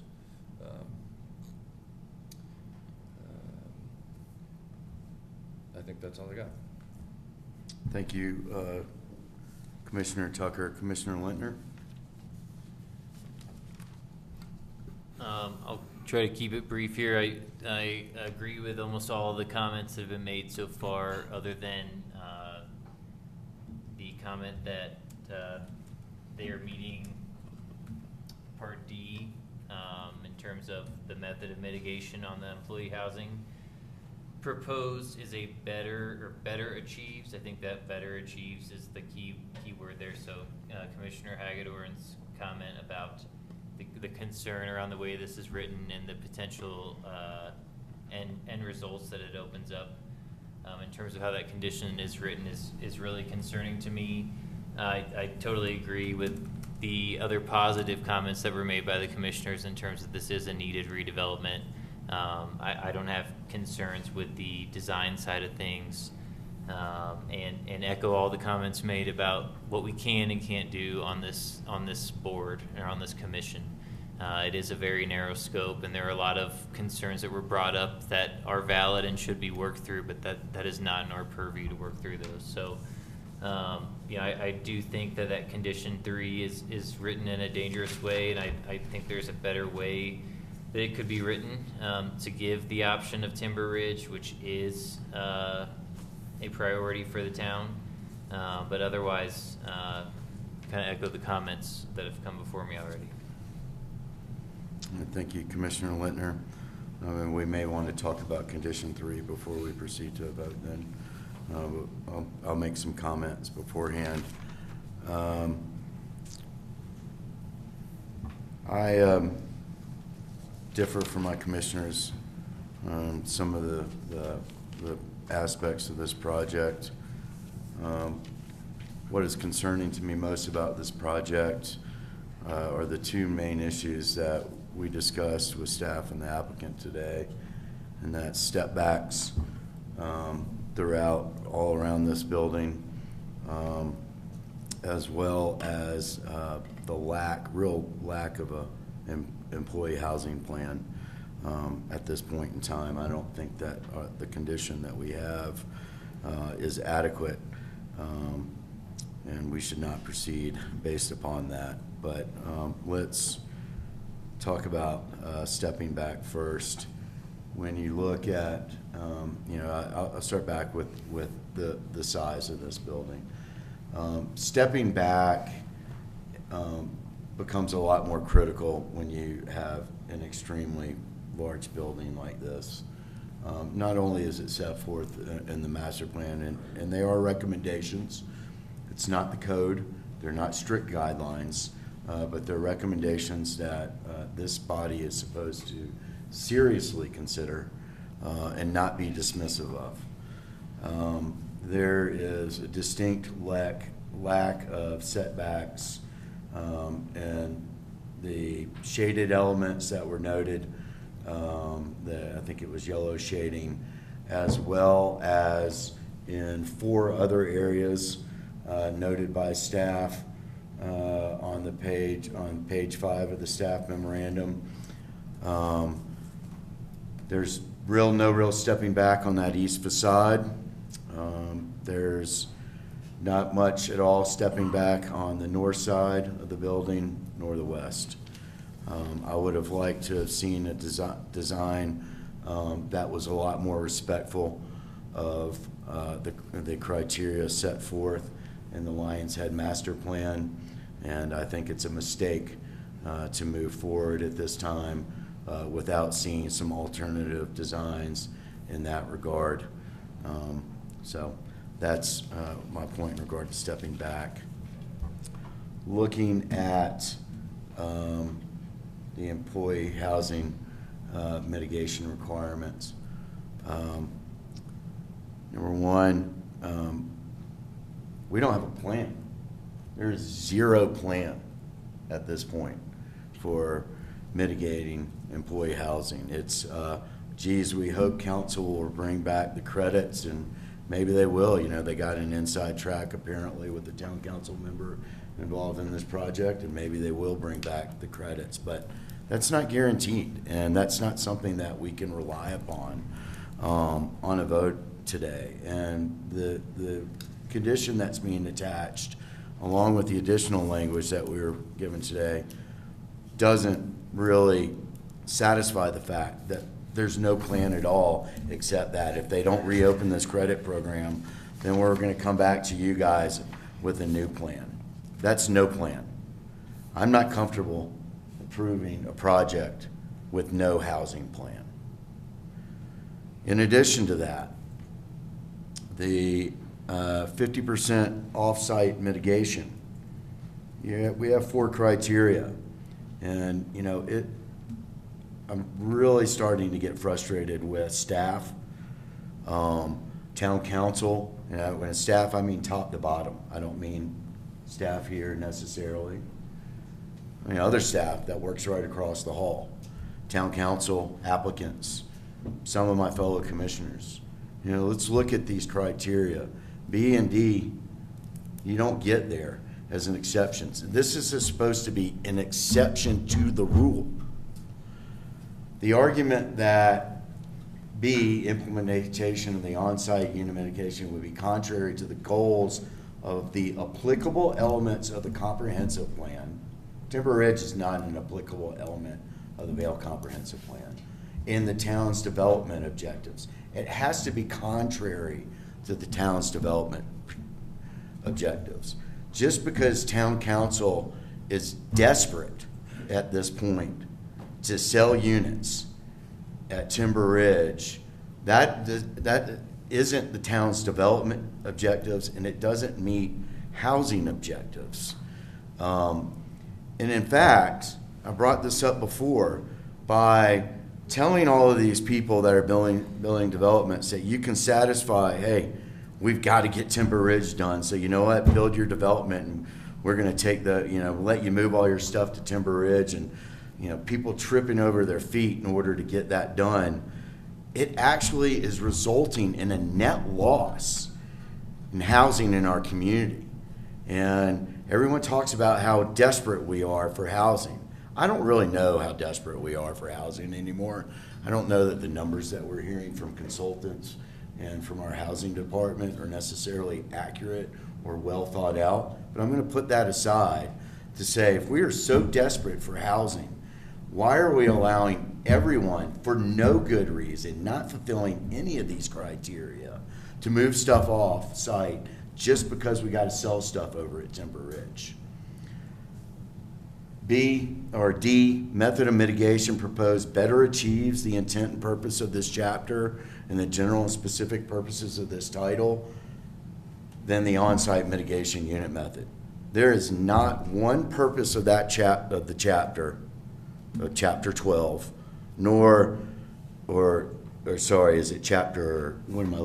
chapter 24 or title 12 that are achieved by moving. There's not one statement that's been made by anybody, one thing that's been written by anybody that shows that the method of mitigation better achieves the intent of the chapter or the purposes of the title. Those two issues alone concern me greatly with this moving forward with this project at this time, and I wish commissioners would think a little bit more about both of those issues. But everyone has their own opinion on things. The parking is always, kind of keeps creeping up, that issue. I am satisfied in this instance with, I think, as Commissioner Smith pointed out, we do have condition 10 that in the instance that there are these easements or other agreements out there between the owner of this property and owners of neighboring properties, our condition 10 should cover that issue. This building permit will not go forward unless those easements and everything are addressed. I wanted to clarify just so people, the public understand in regard to safety. When I look at the plans, I see that the heated sidewalks are not just the new heated sidewalk on the east side of the property, but am I correct that the sidewalk in the rear of the property and the west side, which are also used, those are going to be heated as well? Good, and I think that people do have safety concerns, so I wanted to clarify that that is it. But that's it for my comments in this project today. If there's anything further from commissioners, this is the time, or if not, we do have a proposed motion with conditions of approval and findings in the staff's memorandum. Well, John, so I think we have a difference of opinion on setback, or stepping, the way we interpret the master plan. Condition 3, is there something there you could get comfortable with, or no? No. They need to have a plan. I'm not approving a no plan, number one. And number two, I have an issue with the off-site mitigation analysis. You don't need me. Yeah, but CJ we're did. talking that we're discussing, right? Yeah. Yeah, look, I just don't think the criteria, unless I see a better argument, I don't see that the criteria B and D for 50% off-site mitigation is being met. It's this machination that's occurring, and it's just occurring now. And I don't think this, I think that, we can't just say, oh, Timber Ridge is available. We're just going to shoehorn B or D into we got to get Timber Ridge done and filled up now. What's going to happen when the next project comes along and Timber Ridge is filled up? Does the analysis for how you meet the criteria in B and D change? Seems to me as if it does. And that's hypocritical.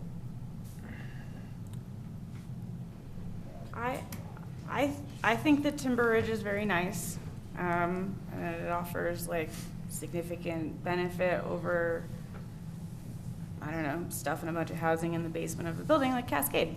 But Timber Ridge is a nice place. I very intentionally did think about it for me, right? And that I do think that all of those units in Timber Ridge, making those possible for people to live in, does better achieve the intent and purpose of the title. And also just a continuance of governance, a continuity of governments and consistency between the previous application, which is the Evergreen, which did apply those units, this Timber Ridge exception, under the same circumstances. It was like, we'll buy Timber Ridge units, and that was accepted at that time. This is the same plan. Doesn't the Evergreen have credits? Didn't they apply and receive? That's the crux of the difference to me. Yeah. And I think what John's saying, and you can't, there's no logical way to get to complying with B and D when there's no Timber Ridge credit program. I'll weigh in and say I agree with that. I think that, I know you've been working on this project for a long time, but, the spirit of the whole point of the initial housing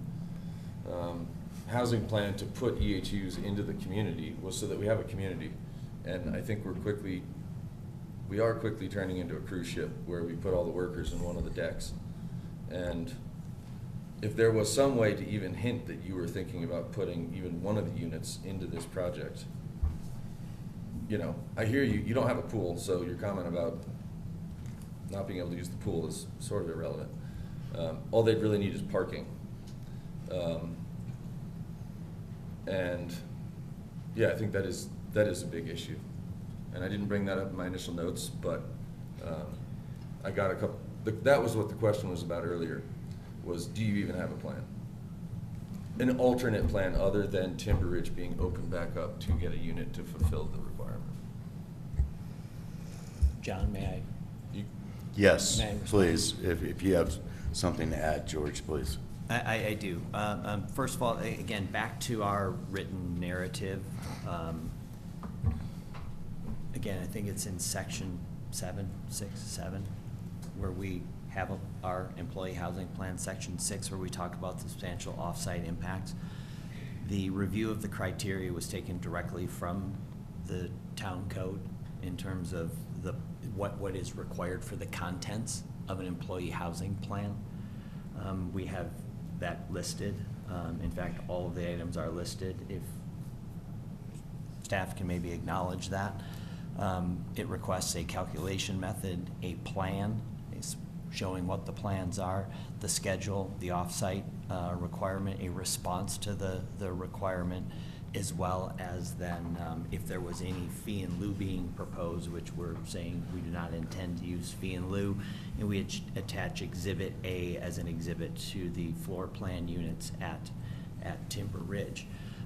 Again, we were to have been here on August 11th in advance of the closure of that plan. We relied upon the town's program. Again, we continue to get feedback to continue to pursue what we have in place. As the condition states, if we don't achieve a solution at Timber Ridge, we have to come back. So that is the plan. I would say that is the plan.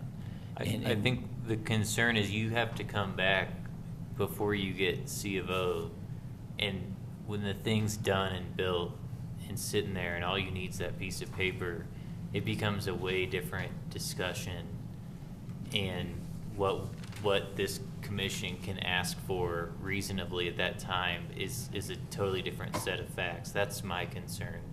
I mean, what, are we not going to let you occupy your building because Timber Ridge never came back, and now you're coming back and saying, well, there's no financially viable way for us to do what you're asking, so waive the whole requirement, right? Like, that's the concern. No, I don't think that would be the request at all. Well, we don't know, because that's way down the road, and that's why but that's the town code. If you read the town code, and somebody can support this, if you read the town code, I think it does say that the employee housing has to be provided for inclusionary zoning prior to the issuance of a certificate of occupancy. If you want to talk about changing and moving that up, that's a conversation we would have. I think it's doubtful we would pursue going forward with a project with no plan for employee housing, knowing it's a substantial off-site mitigation impact. That you're right, we're not going to come to the town at the 11th hour waiting to get a C of O and have no plan in place. That's not the case. I think if I can go back to a specific example where employee housing units were required on site in the town of Vail and they failed miserably. It did not work. It was Altus. Which ones? Altus Vail. Altus, because the town didn't have the foresight to require that builder to not charge exorbitant rates to renters. So some people think that Altus was intentionally charging those rates so they could get rid of the employee housing and try to convert those to units by saying, hey, the program doesn't work.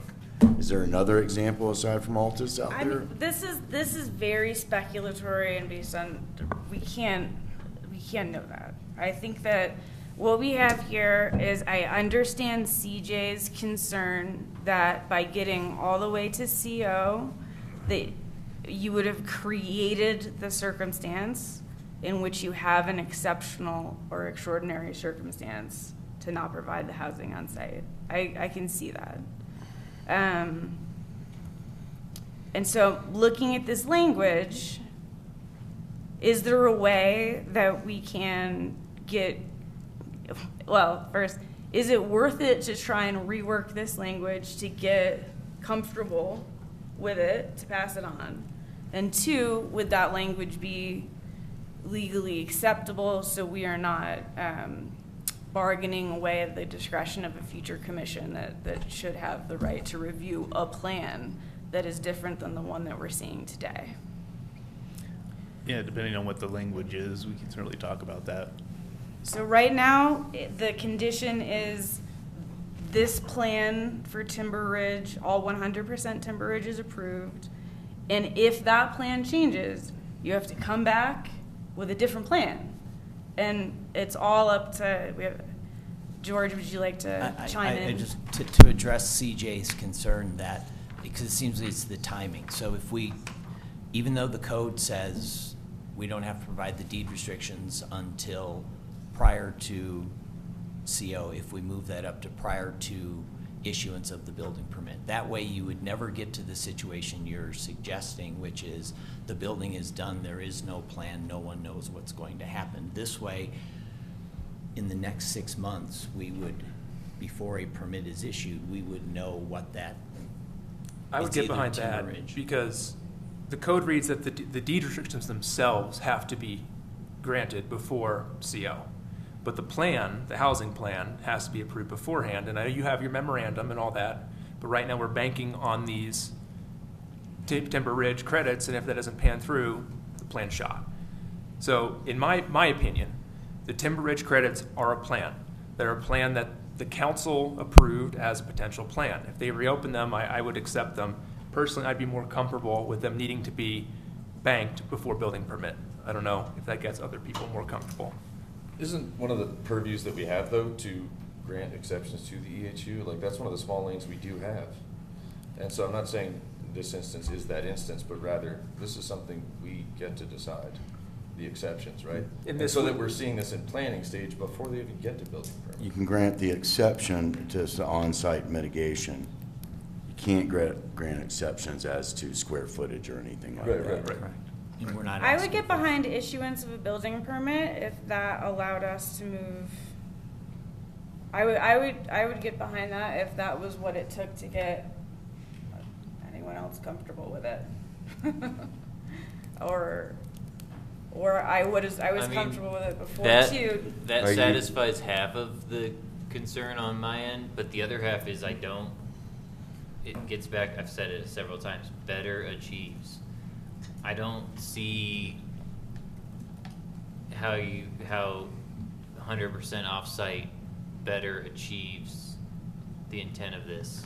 And I know you're allowed to do 50, and I know Timber Ridge has come up as an option over the last few months, but I think as the developer applicant, you took a risk banking on that being an option, and it went away. And I mean, going back to a few meetings ago when we talked about this, we had a very lengthy, drawn-out discussion about why that was even, an alternative, right? And like how that was basically a discounted alternative, buying these credits, not actually providing the housing. I don't have suggested language that would solve this. I think John's point is right. Like without a plan in place, it's hard to rewrite that condition in a way that really satisfies both sides of the concern. In the issue of kind of moving us forward, I mean, I might make a motion as I would accept it, and I'll see what other people accept, and if it doesn't move forward, then we can have an alternate motion. Sure. So, okay. Okay. Just because I'm not super familiar with this, right? Well, no, forget it. We'll just see how it goes. Are you going to alter conditions in the motion, or are you just going to make a motion? I'm going to alter one. Okay. So the Planning Environmental Commission, I move that the Planning Environmental Commission approves with conditions the applicant's request for a major exterior alteration pursuant to section 12-7H-7, exterior alterations or modifications of Vail Town Code to allow for redevelopment of multiple family residential dwelling units, Lions Head Circle residences located at 534 East Lions Head Circle, A. Re-subdivision of a part of lots 1, 2, 3 in Tract D, Block 1, Vail Lions Head, filing number 1, PEC file 25-0018, incorporating the findings on pages 16 and 17 and 18 of the staff memo with the, Sorry, the findings are on 19 and 20? Did I get that right? Conditions are on 18, 19, and findings are on 20. Okay, sorry, I was on the wrong page. The findings are on 20 then, you said? 20, yep. Conditions on pages 18 and 19 with changing condition 3 such that prior to the issuance of a building permit, the applicant shall provide documentation of the transfer application of their Timber Ridge deed restricted employee housing unit credits. And Brad, we had the additional condition that was also given to you as well. Would that be incorporated as well? With I read it during my comments. With also with the condition that was read into the record by Robin Smith during deliberation. Did we read that in its entirety? I did. Would you like me to read it again? Yeah.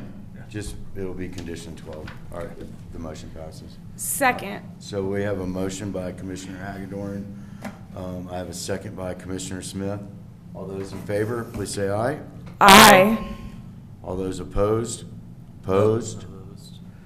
So the motion fails. Opposition 3-2. Could we make a motion to continue? Could we offer the option to continue or table to the next meeting? Well, that's up to the applicant. I mean, it's their application. They can proceed as they want. They have a motion for agenda item 3.2 that did not pass at this time, based upon the motion that was made. So I've made my motion. See an alternate motion. So there could be an alternate motion, but as to whether or not something would be, that's up to the applicant. Otherwise, they can appeal our finding right now. Now, and we do have, just so everyone, we do have a second motion that needs to occur in regard to agenda item 3.3, which is a separate issue. Now, we'll ask for a motion to continue to the September 8th meeting. I would like to make a motion to continue to September 8th. And that's all applications, PEC 25, 18, 19, and 20. All right, so, all right, at this time, are you going to make a motion in that regard, Commissioner Smith? Yeah. I did. I'll second it. All right, so I have a motion by Commissioner Smith in regards to it's all three agenda items for this applicant, 3.2, 3.3, 3.4, which are applications PEC 25, 0018, 0020, and 0019. We have a second by Commissioner Hagedorn. All those in favor, please say aye. Aye. All those opposed? Nobody is opposed. Thank you. Next item on our agenda, since we have continued all the way through 3.4, is item 3.5. It's a request for review of major exterior alteration pursuant to section 12-7H-7, exterior alterations or modifications, Valetown Code, to allow for redevelopment of the Concert Hall Plaza condominiums located at 616 West Lions Head Circle, Lot 1, Vale Lions Head, filing for its PEC application 25-0023. The planner on item 3.5 is Heather Knight. The applicant is Beaver Capital One LLC, who is represented both by the Mariello Planning Group and Pierce Austin Architects. I believe we want to open agenda items 3.5 and 3.6 at the same time, guys. Y'all in agreement there? Mr. Chairman, I would like to request a 5-minute recess since we've been sitting here for 3 straight hours. All right. And please have a snicker. I'm going to apologize to everybody in the room. Y'all have been very patient. We have one commissioner who's already stepped out. We've got another commissioner I'd like to take a 5-minute recess. We will reconvene at 4:10. We're adjourned for 5 minutes. What's that?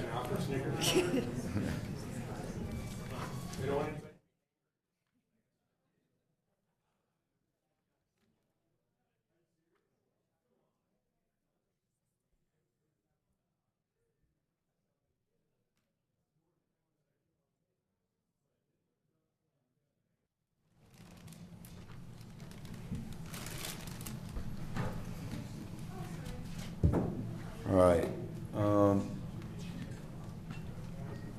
Staff ready? Yep. We're ready up here. Everybody in the back ready? All right. Can we go back on the record? Or are we back on the record? We're recording. Perfect. So again, we're going to take agenda items 3.5 and 3.6 together.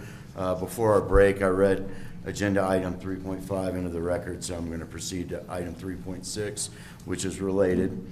Item 3.6 is a request for review of a variance from Section 12-7H-10, setbacks, Valetown Code, pursuant to Title 12, Chapter 17, variances, Valetown Code, to allow for a below-grade parking garage located within the required 10-foot setback, located at 616 West Lions Head Circle, Lot 1, Vale Lions Head, filing for its PEC application 25-0023. Same planner, Heather Knight, same applicant, Beaver Capital One LLC, of course, represented by the Mariello Planning Group and Pierce Austin Architects today. Heather, do we have a presentation from staff? Yes, you do. Thank you very much.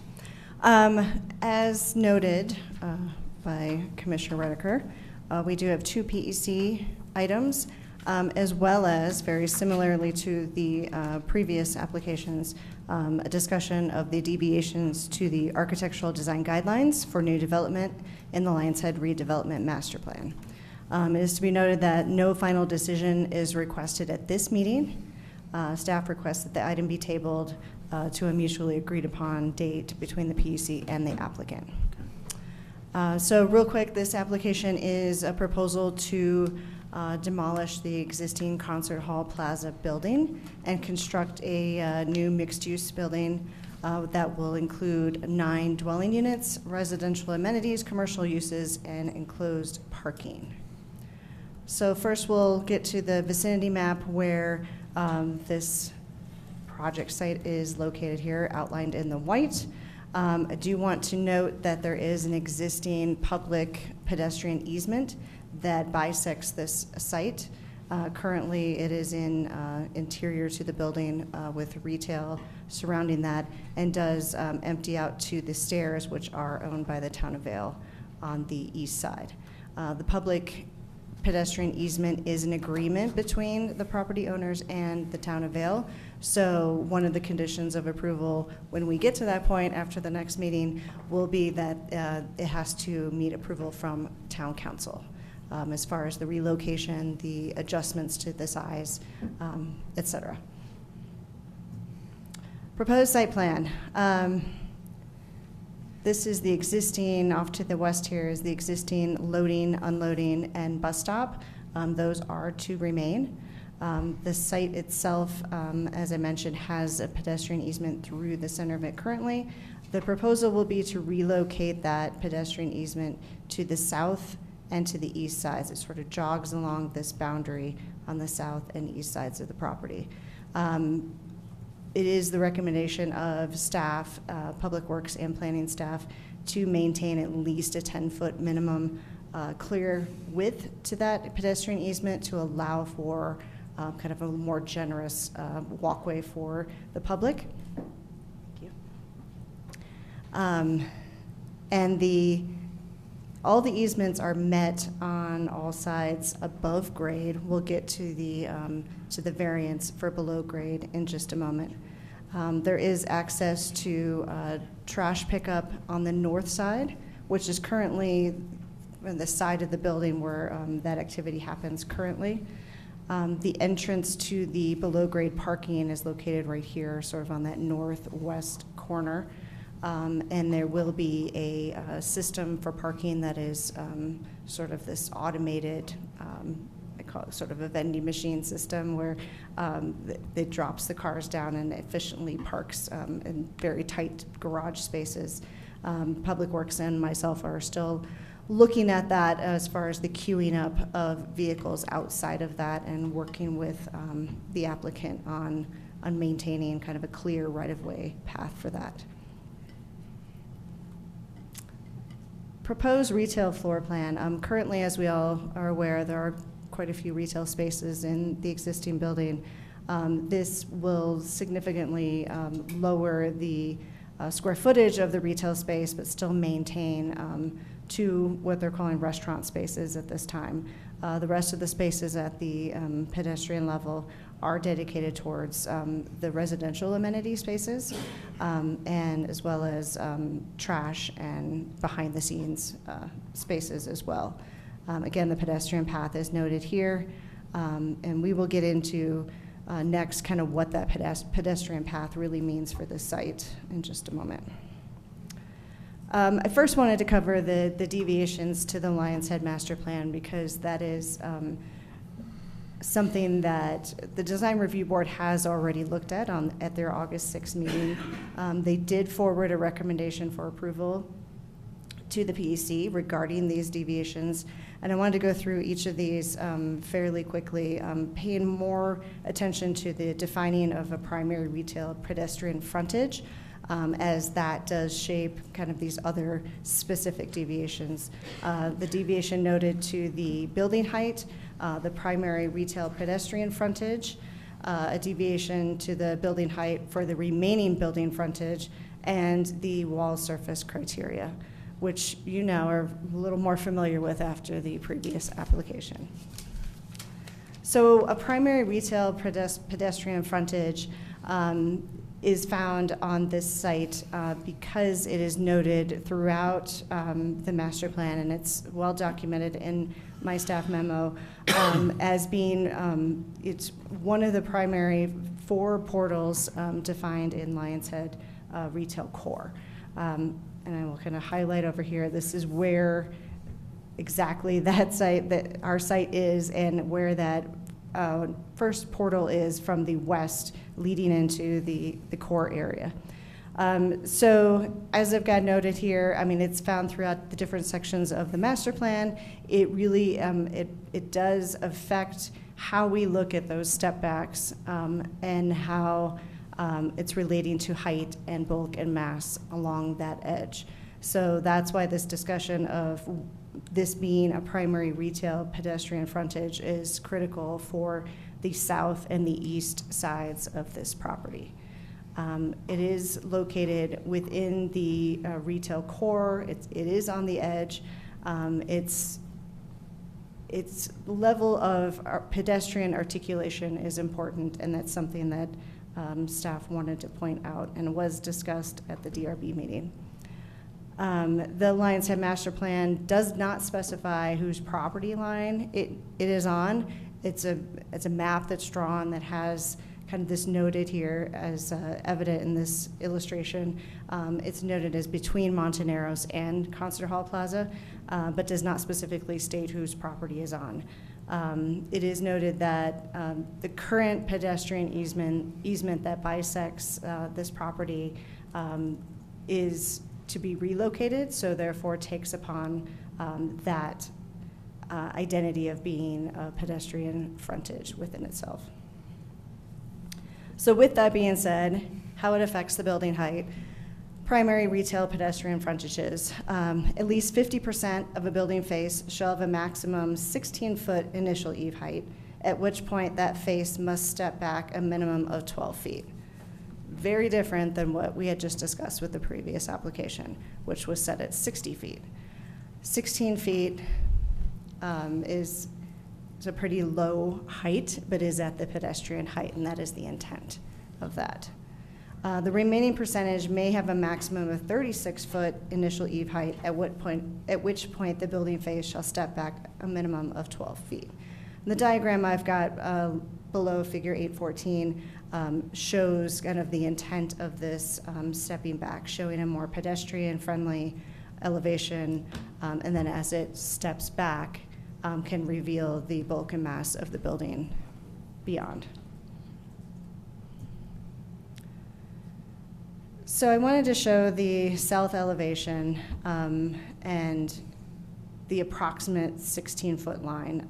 It's a tricky dimension, staff will note, as it doesn't usually correlate with a floor of a building, per se.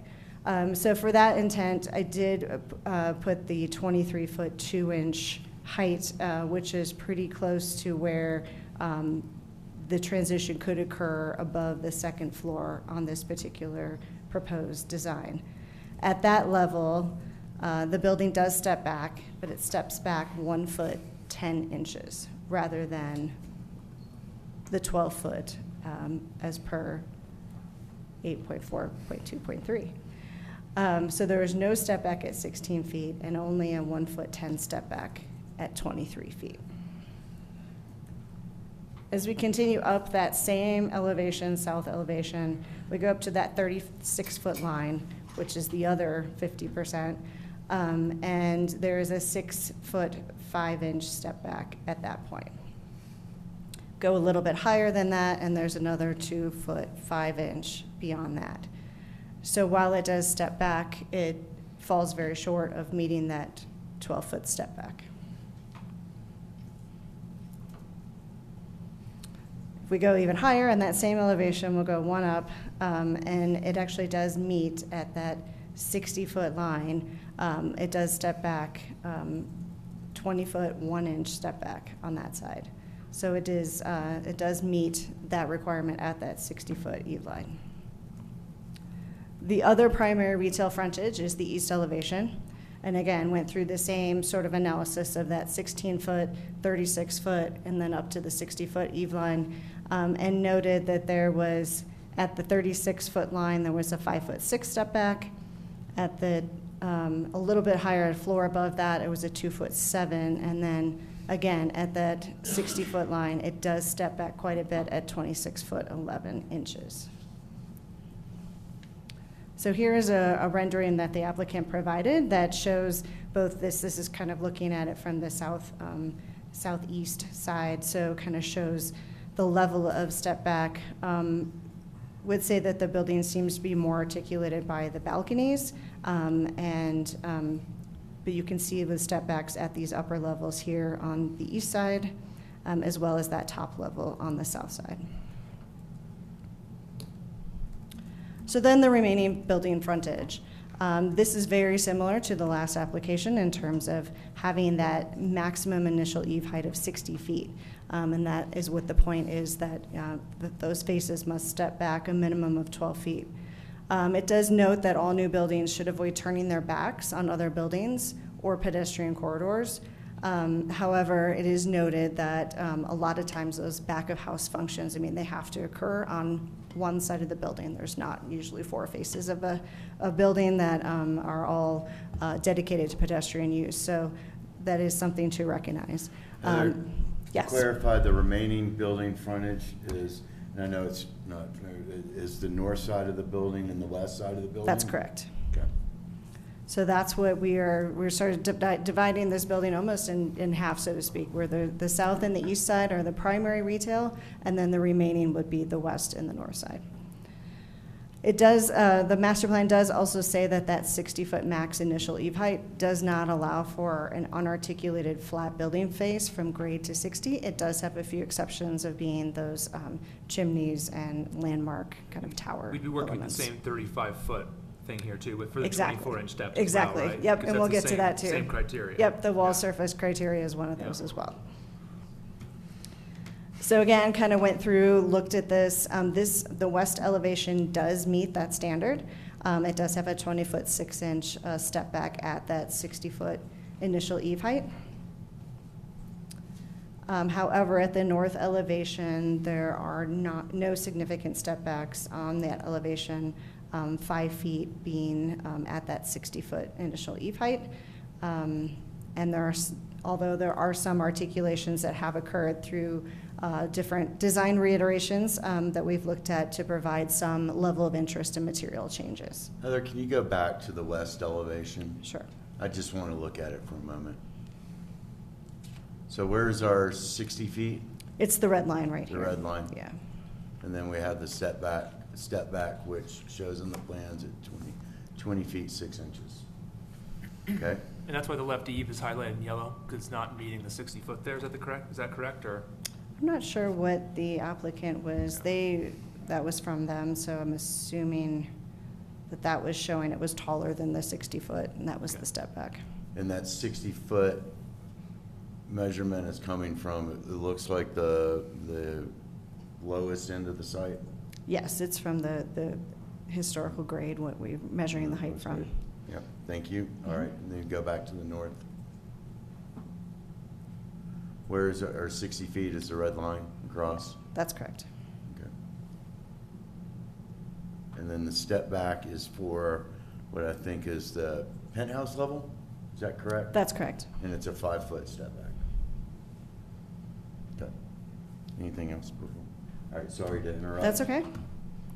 So to follow all of that up, we also have the wall surface criteria that Commissioner Hagedorn had referred to about the no vertical wall face greater than 35 feet on a building without a secondary horizontal step. So usually a material change, it's likely to be at least 2 feet, but the intent is something that we discussed at the last application as well. It just is intended to provide like a relief to a full height single material element for a building. So the north elevation, it is a greater than 35-foot vertical material transition. There are some material transitions that have now occurred on this elevation, but no real step back, just a slight material change. And here's an updated rendering. So you can see kind of those material changes, but still relatively flat face for greater than 35 feet.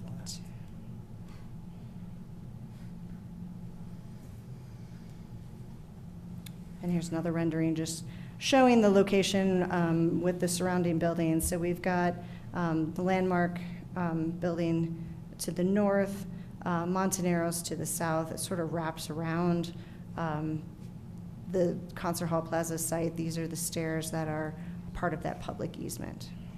Heather, looking at this, can you explain to me? So I saw where Charlie T-shirt's storefront is part of the Montoneros development, correct? That's correct. And so that's kind of when you walk up the stairs, and that's that place off to the left depicted here, the flat area, and the storefront is all under that. Now, does Charlie T-shirt also have storage area that goes behind their shop, which is underneath this applicant's building? It does, and I know the applicant is probably going to talk a lot more about kind of those nuances of the floor plan. But yes, I mean, right at this kind of back edge where you see the fence for the pedestrian walkway is sort of that line of where Montoneros stops and where Concert Hall begins, and it does go underneath both of the properties. And just a quick question, I mean, even though it's a storage area, maybe, it's not storage? It's not, it's actually part of their store now. I actually went in. So it is, so it's all, Yeah. it's just floor area for retail. Okay, thank you. So real quick, I just wanted to sum up some of the DRB comments that is also noted in the staff memo. They were initially concerned about pedestrian circulation, the bus stop connection related to the public easement. More material conversations about not enough contrast seemed a little, but that's out of the purview of the PEC. Just questioning the width and what was adequate for maintaining that easement, and then particularly kind of looking at that north elevation appearing to be very flat and monochromatic. So I just kind of threw out the criteria Hold on, for... Heather, I don't mean to interrupt, but so that was their feedback, but then they forwarded a recommendation of approval. They did. Solid. Yep. So this was the criteria review, and we can kind of skip through that and get to the zoning analysis, so kind of all the numbers, the nuts and bolts of this proposal. And as noted, there is a separate application for variance to the setbacks, and that is below grade. So below grade, and I will show a plan of the existing and kind of working with existing foundation and pushing the parking garage to that north and the east side. That level is kind of critical to maintaining what they have now as far as the foundation wall. So it would be 0 feet setback on the north and east side below grade, but they would meet that 10-foot above grade on those two sides. All the other items related to zoning are compliant. The maximum height, I have a slide on that coming up that is calculated using kind of an average height, and and working with the grade. So it does fall underneath that 82.5 foot maximum. It's at 80 feet currently. And GRFA is well under. Density, there is no density limit. They're proposing 9 dwelling units. Site coverage, with the new site coverage code amendment, below grade site coverage, this proposal is fine. It meets that, and above grade more than meets that. It's well under. And then parking, they actually have more parking provided than one is required. Even if they were to, this credit from the fee in lieu from, I think it was 1981, something like that. Even if that wasn't counted, they would still meet their parking requirements. So let me ask you about the parking as well. It's this application, so there's some proposed restaurant space, may end up being something else at some point. But right now, proposed restaurant space, and then I think some proposed retail, which generates from those approximately 7 spaces. right, for retail and restaurant combined. Okay. Yeah.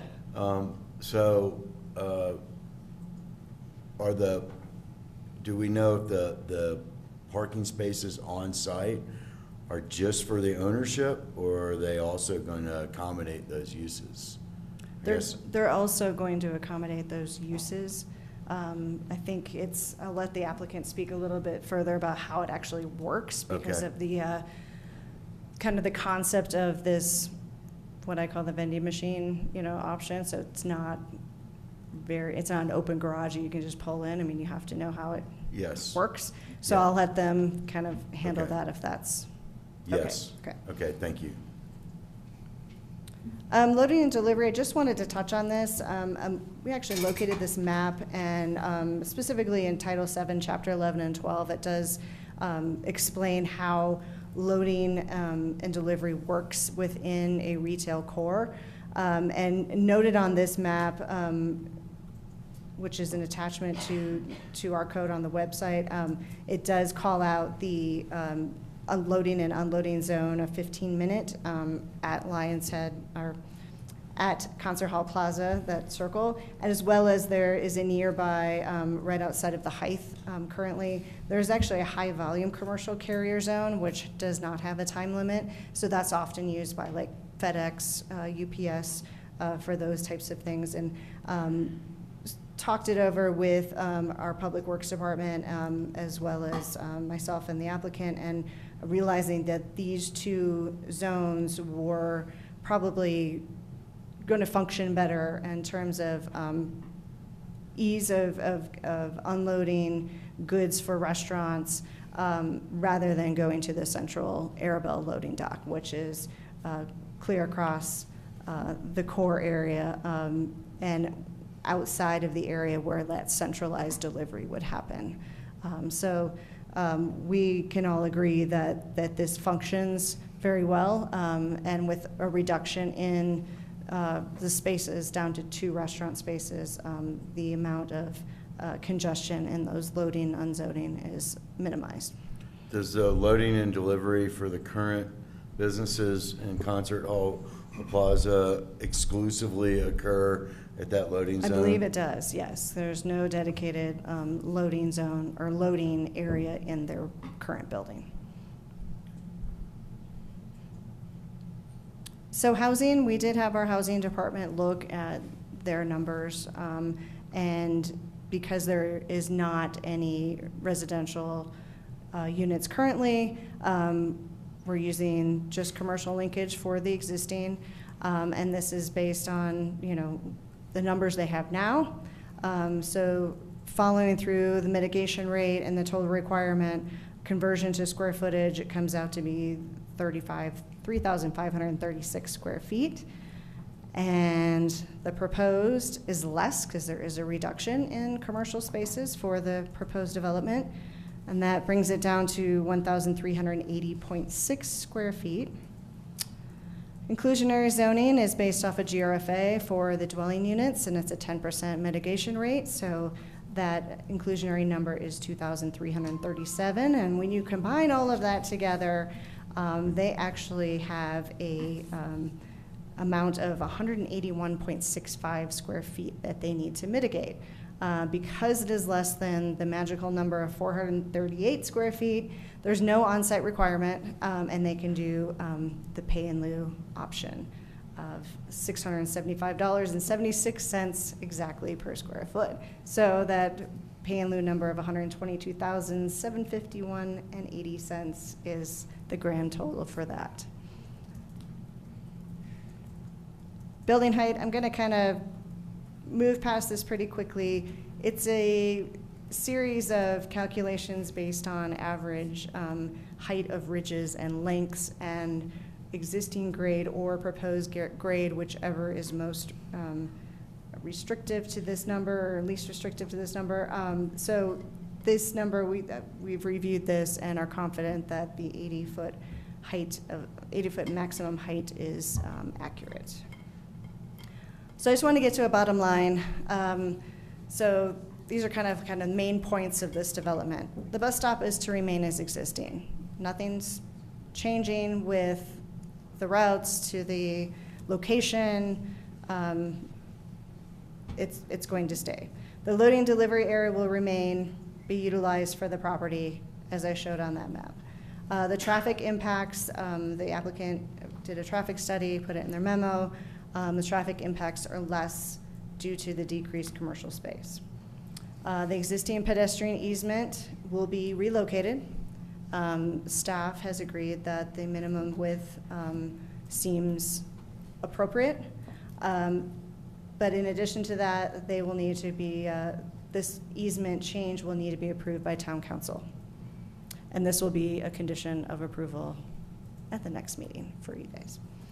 The public connection from the bus stop to Lions Head Mall area remains. That's a big deal in the master plan, tying all sides of the core, all the edges together. The only variance that the applicant is asking for to zoning is the below grade front and side setbacks at the parking garage. And the 4 noted design deviations must be accepted. When you say loading and delivery, is that keeping the loading dock that's in that building? They have they're going to have a trash pickup area, but the loading will be exclusively on the street in that designated loading, unloading zone. Gotcha. Why do those things have to be separate? Trash and loading? Trash and loading. Loading requires a little more area of the building and a little more length and setback. Okay. More logistics on the inside. I just miss Tom. We have Chad somewhere, I think. We have Hi, Chad.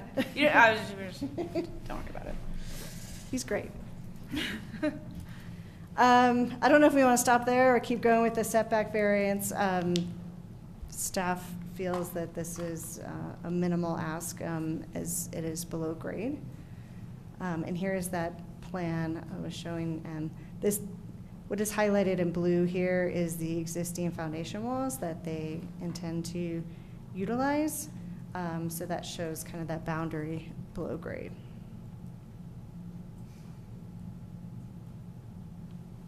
And the review criteria, staff has not addressed that at this time since we will be tabling this item to the next meeting. But points to keep in mind. And that's all I have. Thank you, Heather. Yeah. Any questions from commissioners for staff before we hear from the applicant today? I do. I just had a procedural question. So we have Ordinance 13/2025 says that there's a moratorium on the processing of applications that convert eating and drinking establishments. Could you just explain why this is not part of that moratorium for the record and for the public and for the? So that is when a existing building, existing space will be renovated. It does not apply to buildings that are completely scraped and rebuilt. Okay, so the conversion of the interior conversion is in a moratorium. Correct. But the demolition is not. Correct. Okay. Thank you. Any further questions from commissioners for staff? All right, we have the applicant team here. Thank you. We have the applicant team here. I see Dominic. Are you going to take the lead here, Dominic? Yeah. Dominic Moriello here with Moriello Planning Group. We have Allison Kent along. Kit Austin, Pierce Austin Architects. And Reed Kildow, Pierce Austin Architects. We also have the developers back here, Daniel and Brandon are also here representing, and you'll see their names up here on the screen. They're part of our group. Bill Pierce, I don't think he's here with us today, but also part of the team, as well as Marson Engineering, who's helping with the engineering aspects of the property. We're going to do a little overview, some background, community outreach discussions. I'm going to try to be really quick because I know you guys have been here forever today. We'll talk about the design deviations, and then we're not seeking a vote until hopefully September 8th is the date we agree on to come back to the board. The applications, as have been pointed out, I think pretty clearly by Heather, so I won't go into that. I think everybody's very familiar with the Concert Hall Plaza building. It's been a fixture here. I don't know that there's anybody in the room here that ever went to a concert there, because Bill Pierce went. I asked him if he had long hair at the time, and he said he did not have long hair. He was a short hair guy. But anyway, all kidding aside, so the building actually was built as a concert facility. So there was this retail floor that you kind of walk up those stairs and go through right now, and then below it was the concert venue. It failed very quickly. This thing was built in the late 70s. In the early 80s, they then stuck another floor in today, which is that mid-floor, that awkward mid-floor that exists in the building today. And that's how it's been for the last, 40-some years. So, I think it was kind of an attempt to try to create something out of nothing when the concert hall failed. In terms of trying to get some space, but it's very awkward space. I mean, if you were building a new commercial building, you wouldn't build it like this. There's a lot of buried space. It's great for things like ski storage and back of house stuff, but it's it's not your A-class, I would say, commercial operations that exist there today. The building does have lots of issues with it in terms of leaking roof and the way the water runs off the site. We've heard a lot from Montaneros folks who have talked about their property kind of getting a little flooded, from this building when it rains. And so all of those kinds of things are hopefully going to be remedied as part of this.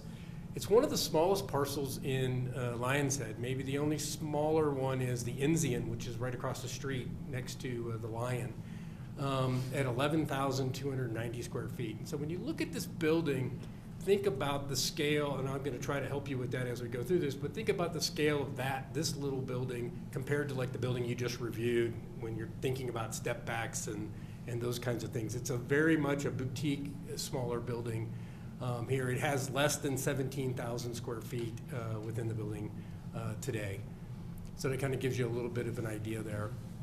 Another bit of background is the owner has been working at redeveloping this property for 20 years. I think Allison and I have been, this is our third time being hired by somebody that's working on this project. We worked with the owner of the property for the two previous times. I sat in a room as a town planner with the Landmark, the Montaneros, and the Concert Hall owner probably 25 years ago to talk about, hey, how do we maybe try to redevelop this property? Can we all get together? Can we do things at the same time? You've got, there's two owners of this building, but there's many owners of Landmark and Montanero. So imagine trying to assemble a group of people all like-minded that would move forward with a joint project at the same time, and it sort of never happened.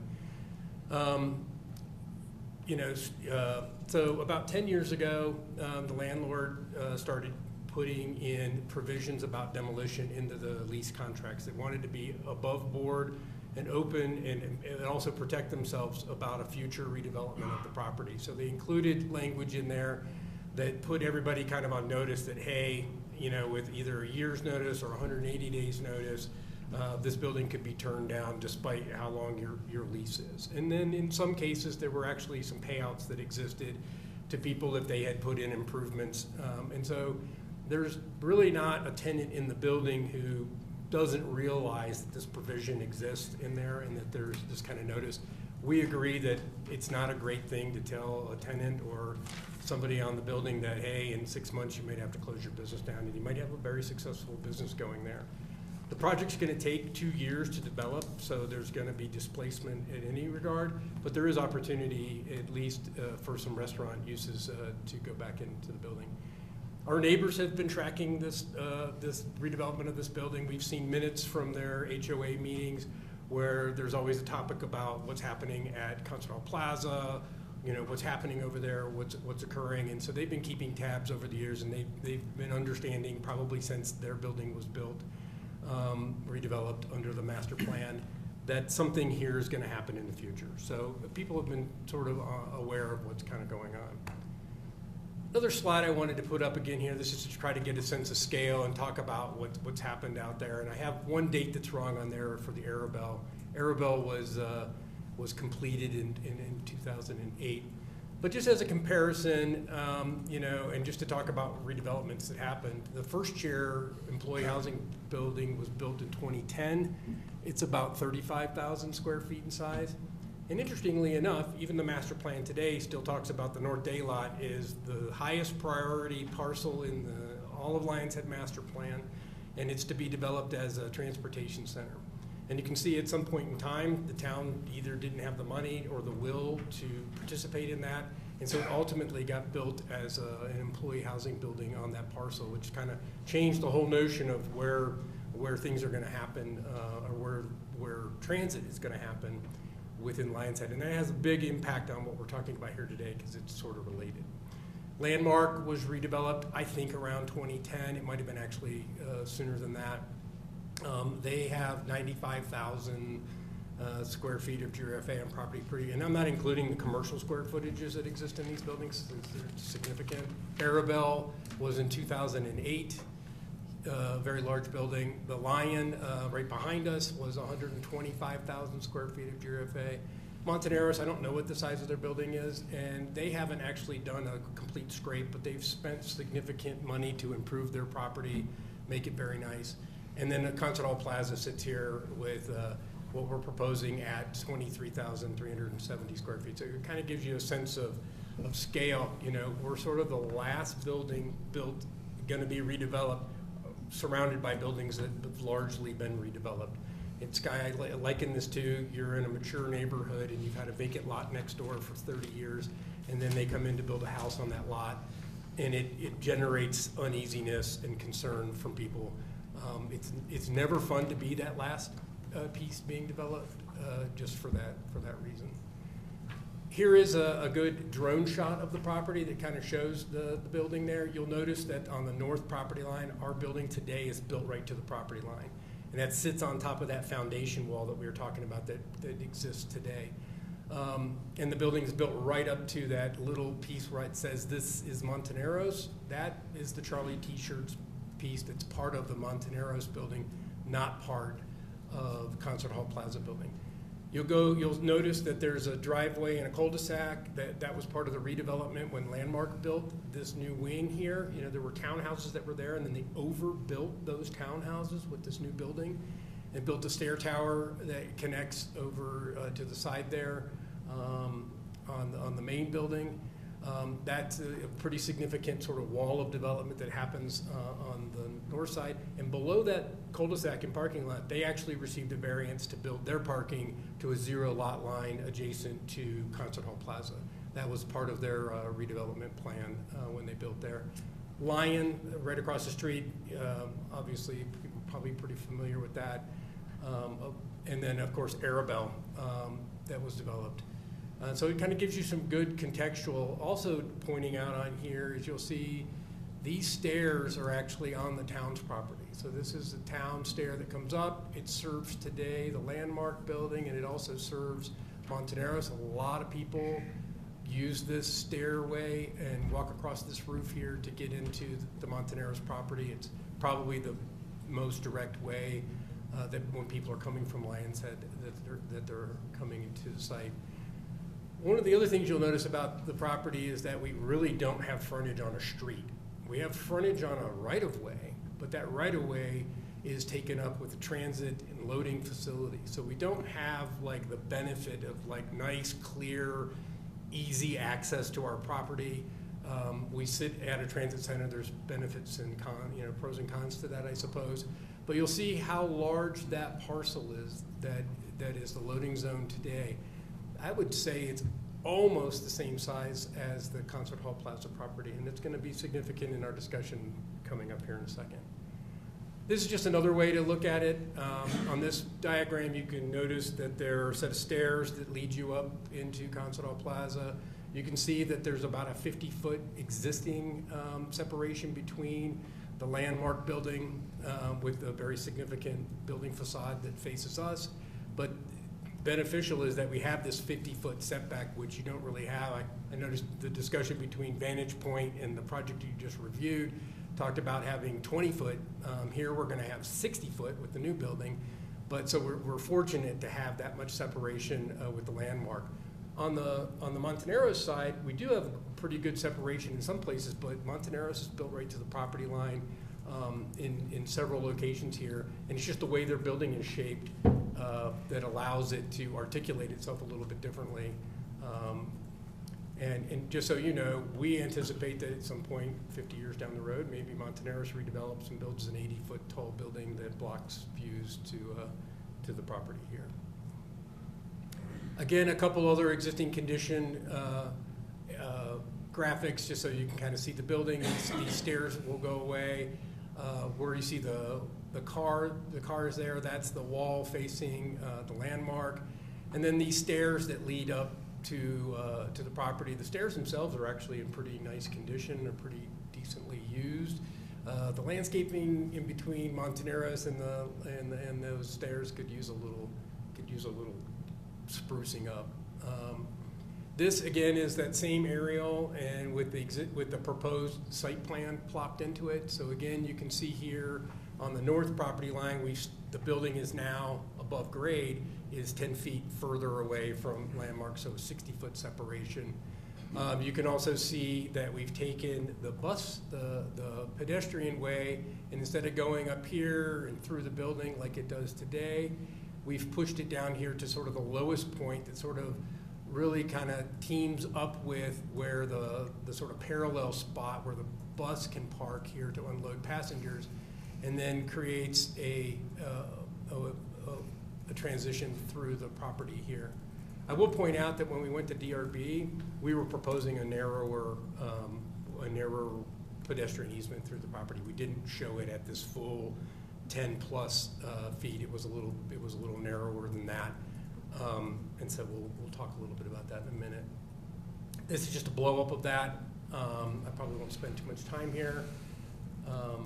The other thing that I should mention probably is that, as I was talking about before, today there's a set of stairs here. There's about 12 steps to get up to the property line here. And as part of pushing this building down, so instead of the floor, the main retail floor of this building being up 4 feet from the loading zone in the bus stop, we actually pushed that level down on the building. So now everything gets lower, and so we're able to actually eliminate these stairs here so that it's making it a little more accessible in terms of getting into Lion's Head. This is a little bit of a ramped situation, but it complies with sidewalk grades. So I just wanted to point that out. We're also proposing some planters along the edge of the pedestrian walkway here. We've kind of varied it a little bit, and we've been working with our neighbors at Montoneros about what does that screen look like there. I think in some of our graphics we show kind of a picket fence, but we've actually proposed that some of it could be even a fence, like a metal, like you could take that planter wall as like a Corten metal thing, and you could go up to say 5 or 6 feet to keep people from looking into or maybe buffering some of the noise that comes into the Montoneros project. We want to work closely with the neighbors and the DRB on that to see what ultimately they think is appropriate. As I mentioned, it's a boutique development. It's small. It's got 9 condominiums in there with 23,000 square feet. You've got 2 restaurant spaces. There's actually an additional, as you saw on I think the floor plan that Heather showed pretty well, the retail space that we're providing, again, for Charlie's space under the building. And then, as you can see in this diagram, we've got parking in this mechanical system that's taking up a large part of the volume in that level of the building. Again, we comply with everything except for these underground setbacks in terms of all of the development standards, I think similar to the project that you just reviewed. Parking analysis, again, I think Heather already went through this. We comply. We do have a 3.9 space credit. I do want to talk a little bit about the credit. When this building was built, it was doing pay in lieu. Originally, actually, they were doing lease agreements with like the Landmark property and other properties. They were leasing parking all over the place. When it got converted and they added that retail floor in here, they actually were required to pay in lieu. So we figured out that we believe they paid in lieu. They were required to pay in lieu for 15 parking spaces. When we went to the town to talk to them about that, it could only find in their accounting, going through paper documents back into the 70s, that they only paid for 3.9 spaces. So we didn't argue with that math. We accepted the 3.9. But clearly, this building has existed for a long time with a pay in lieu aspect. Dominic, can I interrupt you? So is this in the pay in lieu area, or was it removed from the pay in lieu area at some point? So it's not currently in the pay in lieu area, but back in the day, they allowed this. I think all of Lions Head was in the pay in lieu area. Okay, thank you for that clarification. Employee housing analysis, she's already covered that. We're doing a pay in lieu which is allowed by code for when you have amounts that are less than that 438 square feet. It's going to touch on a little bit of community outreach. A letter was sent to the managers of Montaneros, the Lion and Landmark on July 16th. That was soon after we made application for this project. We immediately got responses from Montaneros, and we met the next day, I believe, after the person received the letter. We met with the manager and one of the board members out on the property to kind of walk the site and talk about all the issues and concerns that they had. And then we attended an annual meeting with Montaneros on August 2nd, presented to them, and then they've sent a letter with 22 questions. I think you've seen that. And we've actually provided responses to all 22 of those comments. And a lot of those are very good questions about how are you going to do this, what happens with drainage, how are you going to screen, how are you going to prevent people from coming into the property, are you going to maintain the ability for them to have people drop off at their front door, during construction, all those kinds of questions. We also met with the Landmark board members and their manager and their attorney, Dan Wolf, on August 18th, and had a virtual Zoom meeting with them.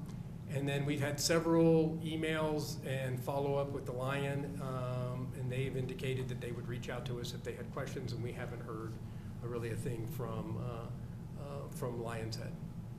I'm guessing that when a lot of these properties were built, they were disclosing to the people that they were selling to that, hey, there might be an 80-foot tall building in front of you. So I'm guessing a lot of people have had some kind of notice that there might be a development project here in the future. Again, some of the comments that we got, this is a highly summarized list, but Montaneros is concerned about the proximity of that pathway. They've seen the way that path is today with people congregating and people with seating, outdoor seating and hanging out and making noise, and so they're concerned about those kinds of issues. They want to maintain privacy and access. They're worried about people going onto I guess it happens today, people go into their property to get through. And then again, some of these other issues, restaurant venting, which is being vented through the roof. And then in terms of Landmark, what we heard at DRB meeting, where it was a lot about impacts to views. When we talked to them, there was a lot of concerns about sort of the appearance of the materials, that the materials seemed dark, and there were some lighting concerns. We heard issues about trying to keep pedestrians from using their parking lot to walk through, and then overall construction impacts. One of the things that the existing foundation affords this project that doesn't really exist in too many projects is we don't have to do heavy excavation on the property. So we'll be able to utilize that foundation. It will really, I guess, eliminate a lot of the construction impacts that might otherwise occur. Again, we've already responded to some of the comments we heard about the north facade. The bottom picture there is sort of the darker, more smooth material that we were proposing for our sort of stone application. We've moved to more of a dry stack looking natural stone on the building, and trying to provide a lot of stone on that elevation because it is going to be something that somebody's looking at to be high quality and have some permanence there. One of the comments was about another building in Lions Head where they leave the lights on in the stair tower all night, and so the light's just always pouring out of the stair tower. And so we've agreed that either we don't have to have those windows there. Those windows are there to help meet your wall surface criteria requirements. Or those could be fake windows, faux windows that go in there that serve to help with the facade of the building. We did meet with the DRB. The DRB actually very methodically went through each of the elevations of our building and talked about the step backs and those impacts, and they agreed and forwarded a recommendation, a unanimous recommendation that they supported the deviations that we were seeking. They were concerned, however, about materiality, some of the, especially on the north elevation, concerns about the blankness of the wall, not so much step backs and things, but more about materiality. And so would you say that, so I'm kind of taking that as they had a first look at it, they know that they're going to see it again, right? And so my kind of take on that is that they forward a recommendation understanding that it's workable, right? Whatever Correct. they saw, they can work with. Right. I think that what they were saying is that their step backs, as we've proposed them, and our interpretations about the effect of the pedestrian mall area were correct. I believe that they focus on it. They're going to want to look at this facade in more detail as a design review board when we come back to them. Okay, because I know that's unusual. That's unusual for them to do that, right? Is to kind of get a crack at the mass and scale before we do, right? That's a core of the process. Well, I will say this, is that on Evergreen, we did it the other way around, where the DRB actually looked at the deviation second versus first. And so in our original application, this time around, because it requires a recommendation from the DRB to you as the Planning Commission, they did it in that order. Okay. We are aware of this flyer that went out. It's on Eagle County Classifieds. It's been flying around. We think it's a product of probably tenants in the building. We're aware of it. A couple things that it says that aren't, that we don't agree with. It says the building is hurting the public for financial gain. A lot of people are obviously concerned about losing their businesses. I get that. And it's unfortunate that happens in the world, but and then it states also that the 80-foot height, that there's 80-foot height violations, which is not accurate. So I just wanted to throw that out there and acknowledge that we've seen this. It's out, and you guys may have seen it as well. I want to get into the pedestrian easement here quickly, just so it's such an important factor here. The town required, when they went through the condominium mapping of this building, they created this easement that you see up in the corner there. That's an easement that transitions from about 14 feet wide, and then it narrows down for about half of it to about 8 feet wide through the building. So it's two different size areas. It goes through the property. I would say that, when this building was built, that was obviously an important aspect. It was a public benefit of the project of having an easement that ran through the property. I'm not aware of too many other properties that have that. Evergreen is a good example of one that does have an easement that's going to go through the whole property. What is eliminated today? So pedestrian access today comes up those 4 stairs, so not a great ADA access to there. Recent years, those doors have been added. I know that those doors were a very controversial item in terms of allowing free flow of pedestrians into the space. The town was concerned about do the doors introduce a new aspect and not allow for free flow of pedestrians in there. It's been an enforcement issue and a concern over the years. There's also a lot of congestion that occurs in that easement. Chairs and tables have been put in there. It's been turned into sort of outdoor seating for the restaurants, which has impeded the flow of pedestrians. The leases are very clear that that's not allowed to occur, and I believe it's also not something that the town's easement allows for, and I think the town has also struggled with that aspect through the property. I will note my mother-in-law just this weekend told me that she loves to get off at this stop, but she hates walking through this building because she's always confronted with a crowd of people that she has to sort of meander through. It's not exactly the easiest. If you're a new guest and you're walking into that building and it's crowded, it's not obvious where you're supposed to go. Did I just walk into a mall? And so that's something to think about in the review of what we're proposing here. And then on the west side of the building, there's these 3 set of stairs that come down. I'm showing the upper 2 stairs. There's still a 3rd stair that comes down to the mall that exists and will continue to exist in the mall area. Again, here's that easement that runs through there. We enlarged it to be a minimum of 10 feet in width running through the property. You can see that it goes up to 20 feet. There's a section that's 15 feet.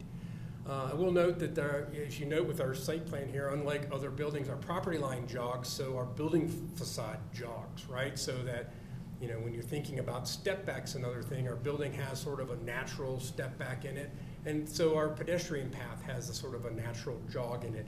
So it's not just a straight shot, it does, you have to meander through the property. What are you proposing that the interaction to those restaurant slash cafe slash retail spaces be with pedestrian easement? You know, I see there's an opening on the floor plan. Is it for it to be open to it? You know, or is there's not going to be seating in that area, right? Because there can't be if the easement is to be. No, so it's not proposed to be any seating outside of those cafes. So I'm not sure I understood. So like, how would that space interact? Like the pedestrian easement interact with the restaurant, and the cafe? Does it open to them? Is it just windows? You got to have like a roll up that kind of opens to the area. You know, we show, and we'll go through here in just a second. There's, you know, we're showing some basic windows right now, but it could be people could have roll up windows. You could have you know, Pella windows that open up onto the path. So it could be very open. It could be like other restaurants in the town that you walk by that don't have outdoor seating. But they could definitely have that interaction. When, you know, when a specific restaurateur comes in and wants to do something there, obviously that window layout will likely change to allow that. One of the things that I mentioned before is that we align this path with the bus stop area here, and we have providing a gateway feature here, which we'll work on with the DRB to run through the property to make it very obvious where people have to go. As I mentioned, there's no stairs. Again, it removes those 12 stairs, and this path is entirely heated, so there's no issue with slipping or ice buildup. And then it is partially covered due to the fact that we have these balconies, which kind of gives it kind of a more pedestrian scale to the space as you're walking through there. So this is a shot looking at the bus stop and at the portal to the pedestrian easement. And you can see we put a monument there to guide people. You can also see the access to Montaneros here, which certainly they're have concern about pedestrians coming into the building. It's not really very pedestrian friendly for people outside of their building. It doesn't really make sense that the public would travel there, and obviously they've had some concerns about that. This is another image here. This shows that this is a 9-foot clear. It could easily be 10-foot arch here, but 9 feet's a pretty sizable archway, making it very clear when you're a pedestrian coming up to the site where you're going to go, and when you get off the bus where you're going to go. And you can see, you know, down the pathway through the project. And then as you're coming out of the project, you can see where the stairs will be removed so that you're just ending up on the same landing that Montaneros and Landmark uses there, and onto those set of stairs. What's important to kind of note here from this slide, and I'll talk about it again in a minute, is that you have this Montaneros building that's keeps this project well behind the pedestrian mall that exists today. We step way back because there is this building that has its own frontage on the pedestrian mall. And I think this is important to note in our discussions that'll be coming up here momentarily. This again is a shot looking back to the west where the path has a jog in it, and just kind of showing you that this is where a restaurant would be, this is where the cafe could be. And then I do have a movie kind of walkthrough if we want to quickly do that.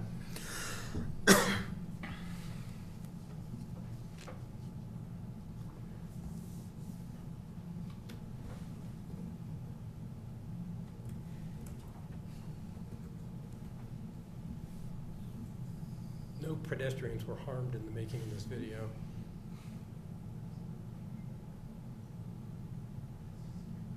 You can see how close the Montaneros building gets to the property line there. It's right on the property line.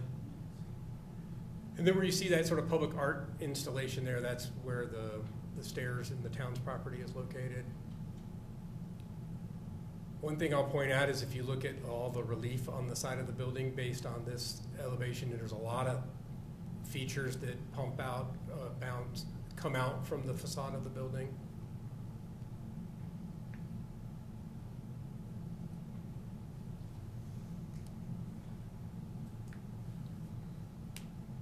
Again, you can see how the building there is broken because, or is steps back naturally because of the property line.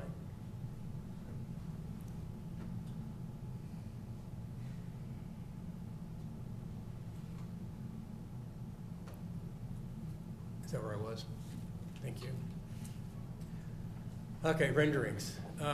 These are just renderings that we put together. We think these fairly accurately represent the materiality of the building and the step backs. And just how the building will feel. Again, this is looking at from the bus stop, kind of looking from the southwest at the facade. Again, you can see in the background is the Landmark building. These trees are representative of trees that are on the Montaneros property today. Whether those trees will survive code requirements for the Montaneros in the future is yet to be seen, but we're not impacting any of their vegetation that exists on their property. But this obviously doesn't exactly represent the trees that are there. These are kind of cartoon images of that. Is it, I know that this is just a representation, but there is a giant, like, mechanical box transformer. Right there, yep. Or is this a representation of you No, relocating that transformer? No, that transformer will still be located there. It'll probably be a different transformer. We've been asked by Montaneros, because there's not enough load for their building coming out of that transformer.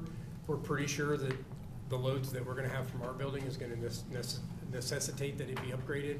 And we're going to work together with Montaneros to make sure that we do a transformer that meets the needs for both projects. But it has to go back right there. It's in an easement that Holy Cross has an easement there. It could be screened differently than it is screened today, certainly. I don't think it is screened today. Right, that's what I'm saying. It can be screened. It's a pretty ugly transformer. I agree with you. Again, this is the south-facing facade of the building, which does have quite a bit of relief. It does have quite a bit of articulation. The balconies provide a lot of articulation on the facade. You'll notice this reads like a flat facade, but where the word restaurant is, that building is set way back from the other facade of the building. So you're talking about some very small chunks of the building here with a big step back. Here again, you can see that where that large step back exists just naturally because of the property line. So you're seeing how that building steps back. Again, I just wanting to show you that the Montaneros building is in front here, and then that's the other facade of the building, which has those step backs, as Heather pointed out. Again, this building has quite a bit of relief on it. There's windows, stone. You've got these bay windows that are protruding from the building, a couple of feet coming out. You've got balconies that are coming. You've got the balconies are actually inset, so you actually do have step backs to the face of those balconies. They're punched in there, as is described by the master plan. And then you have this 5-foot step back that's proposed up here, and I'll get into the step backs a little bit further here. In terms of materiality, I could have one of the architects here talk a little bit more about that. Yeah, so we're doing a metal roof. And then in that field, you can kind of see in between the building, and it's also going to be in the field for the bay windows in the back. You're going to have a panelized metal. Right now, we're proposing to acquire wood. That's kind of a chemically induced wood as part of an overall fire-rated assembly. And then kind of you have your black railing that's going to be kind of a black accent throughout. Originally on the trim elements, kind of a articulated trim in the stone field. That's metal. And then kind of a normal brown trim surrounding all the fascia. And then we're doing a kind of a travertine dry stack large format stone to add some base, as long with as a kind of a base element too. That's a thicker stone field.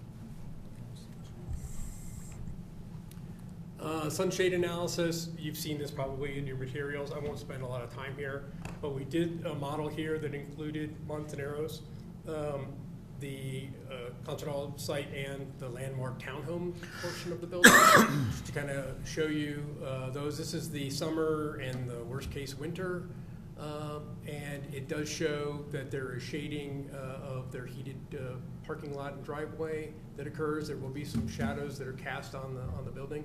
I would point out that the code requires you to provide this analysis in terms of understanding impacts to public areas, but there's no regulatory issues regarding sunshade. It's just more for informational purposes, but there's nothing in the code that says, you can't shade properties. It kind of comes with the terrain. When you have zoning that allows you to have an 82.5 foot tall building, it's going to cast shadows in the sort of urban context. I'm not going to get into a lot on the variance. We'll come back and talk to you about that when our application moves forward, but this has been a type of variance that you've granted many times. 2 other zone districts actually allow you, the PA and the PA2 allow you to actually go underground up to the property line. It just hasn't been codified in Lions Head. And then this is just to point out again where that foundation wall is. It also gives you a little bit of context of the width of the parcel. It's an 87-foot wide parcel at one point and 63 feet at the other. The building at its narrowest is about a 43-foot building, and again, you can see the referenced property lines. Design deviations. This is a part where we're going to spend a little bit of time talking about the master plan.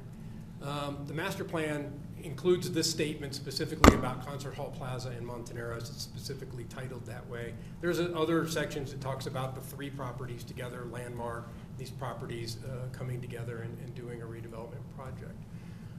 It does talk about it is intended to be the western portal to the Lions Head pedestrian core, because the pedestrians can't see their way through there. It was very much a high priority issue in 1998 when the plan was adopted. It says very clearly, and I bulleted what is a paragraph written today, and this is without any changes to the text. It says that it would require cooperation with the town to remove the existing bus stop to make this happen. It also says that it would require cooperation with Landmark Townhomes and Montoneros for this to occur.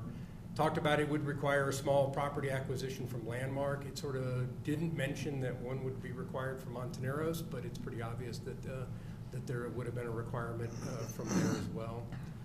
It also then concludes with a statement that says, however, there might need to be some maintaining of the bus stop and short-term parking and loading and delivery here is an important consideration when you redevelop the property. So there was some recognition that while we're showing perhaps that the bus stop's going to go away, there may need to be some recognition. So this is the map from the 1998 plan that shows what is called the primary pedestrian or primary retail corridor. So it shows here that it wanted to extend this corridor through these properties.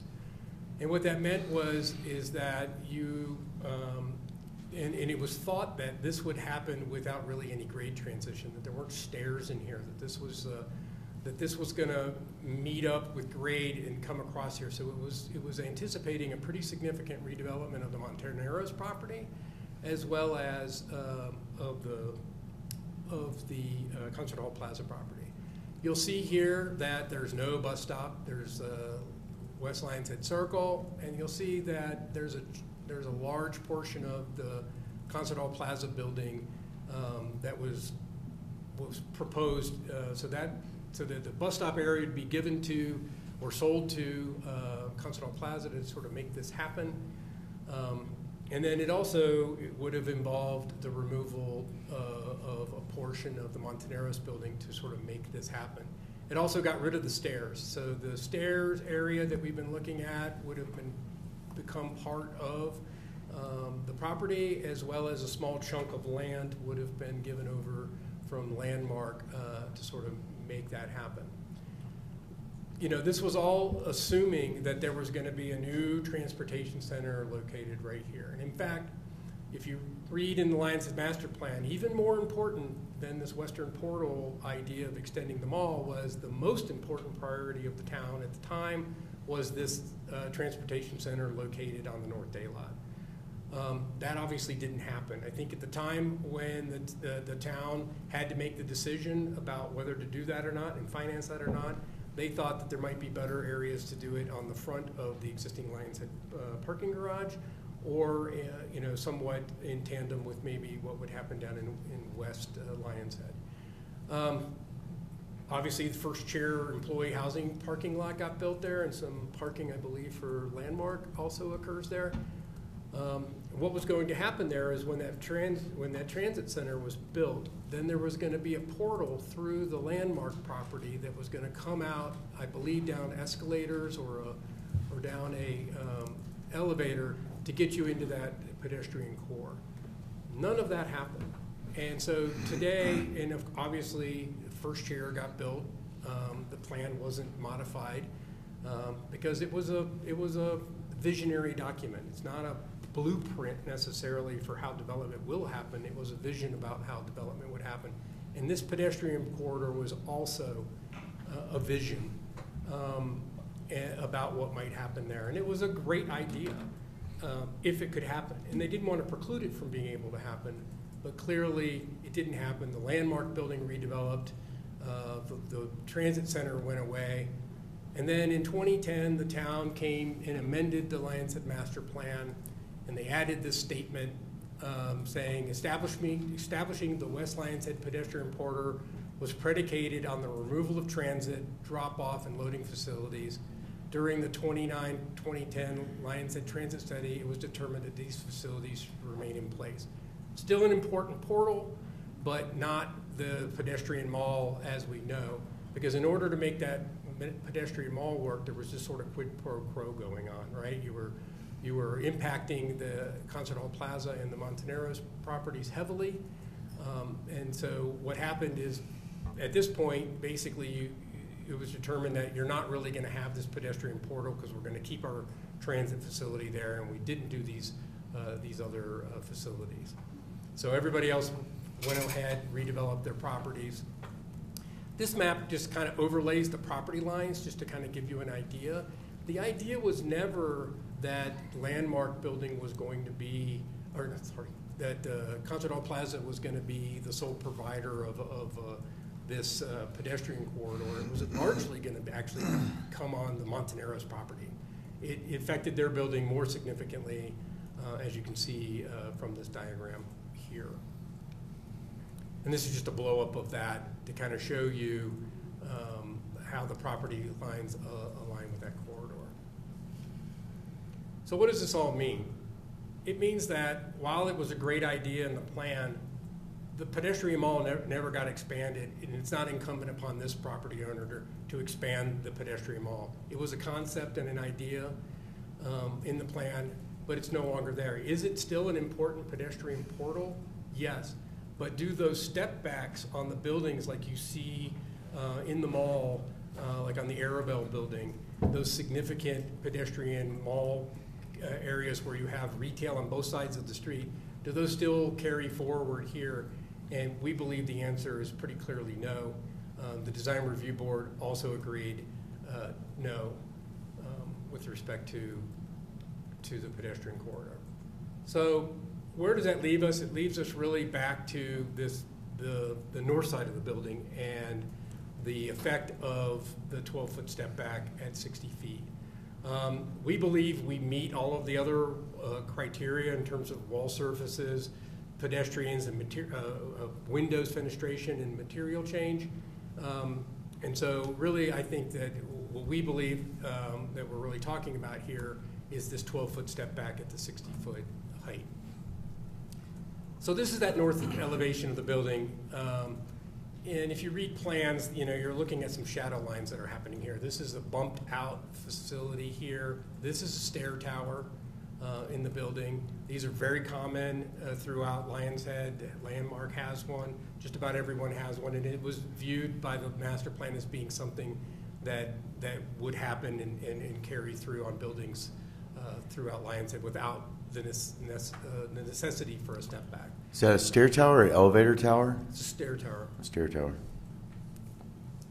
So what you see on this building, just on this profile, this kind of gives you a good idea of this building. Is it starts with this 5.5-foot step back here along this facade, and then it carries up and to 60 feet, and then we have a 25.5-foot step back.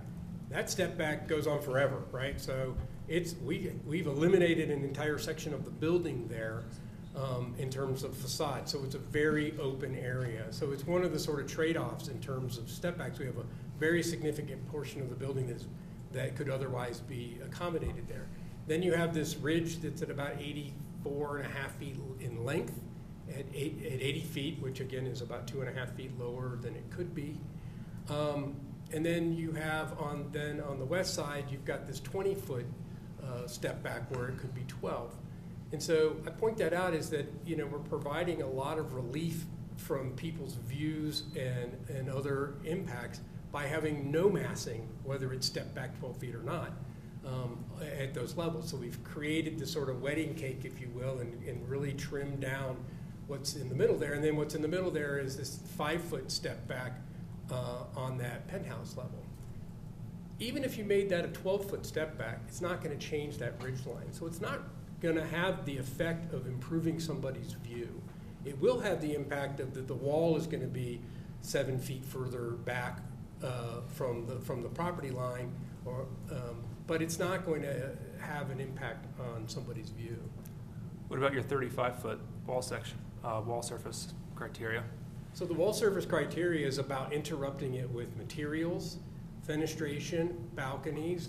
It can be cantilevers. It doesn't have to be a step back. It can be a move in the other direction. Very clearly in the first sentence that was presented by Heather, it said cantilevers also count. So all of those things together work here. We believe we meet the wall surface criteria, except perhaps if you want to say that on the tower element, we don't meet it. Well, we could obviously do some other fenestration on the tower element. We could change the materiality of that, but we kind of think that the stone wall being there might be more beneficial. We think that we've been trying to, like for instance, these smaller windows. We've created smaller windows here, thinking that if I'm across the way and I'm looking into your building, would I rather look at the wall, or do I really want to look at what's happening on Sports Center on my 87-inch television set? So there's some trade-offs that exist there. So there's this idea that maybe the stone wall on a tower element makes sense. Do you want some bigger windows? But we meet that wall surface criteria because it's not just about stepping back. It's about having. Well, it talks about a multitude of issues, right? Right, And it does. one of which is materiality. Right. It talks about cantilevers. It does talk about stepping. Yeah. So I'll get back to the elevations in a second. Mm-hmm. And would you really want that tower to have a material change as it goes up? I don't know. We think that it's a higher quality material to have stone going all the way up versus then having it move to this other siding. But we can talk about that and could certainly work on that piece significantly with the DRB. So here's another diagram that I throw up. It's the same elevation, and I'm just pointing out that what we could do instead is have a building that steps 5.5 feet, and then steps 6.5 feet. That meets the 12-foot step back requirement, and we could bring this building mass out, which will cause further view impediment. And then instead of a 5-foot step back, we do the 12-foot step back. So it's kind of like a balloon. We push in here and we push out there. We think, and then you have 112 plus, and I put plus on there because I didn't account for the roof overhangs. You could have a ridge line that moves across the building that's much larger, and then we could fill in that other gap. We actually think that this is a better solution, and it allows for some give and take here. And I think it would be a better solution, especially if you were on one of the upper stories or even a lower story on the Landmark building, instead of having massing here. And we can make this work and still be within our height limitations on the building. So one of the things we'll love to hear is that if the idea is that we prefer you to meet this 12-foot step back instead of the 5-foot step back, we can come back and look at that in our next meeting and can look at doing that. But I think that the trade-off here, we're looking at that whole facade where you've trimmed down the building mass, so you've eliminated some areas where step backs would have been allowed. You've given the ultimate step back, which is 100% step back.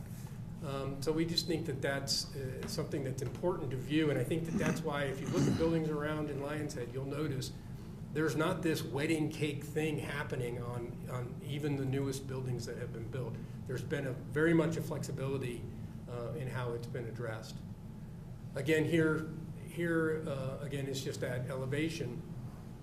We think that the materiality of this stone going all the way up here is nicer and a better, higher quality approach than breaking it and having it be some other material. We think that these bay windows that stick out 2 or 3 feet are beneficial to the facade and create that kind of relief.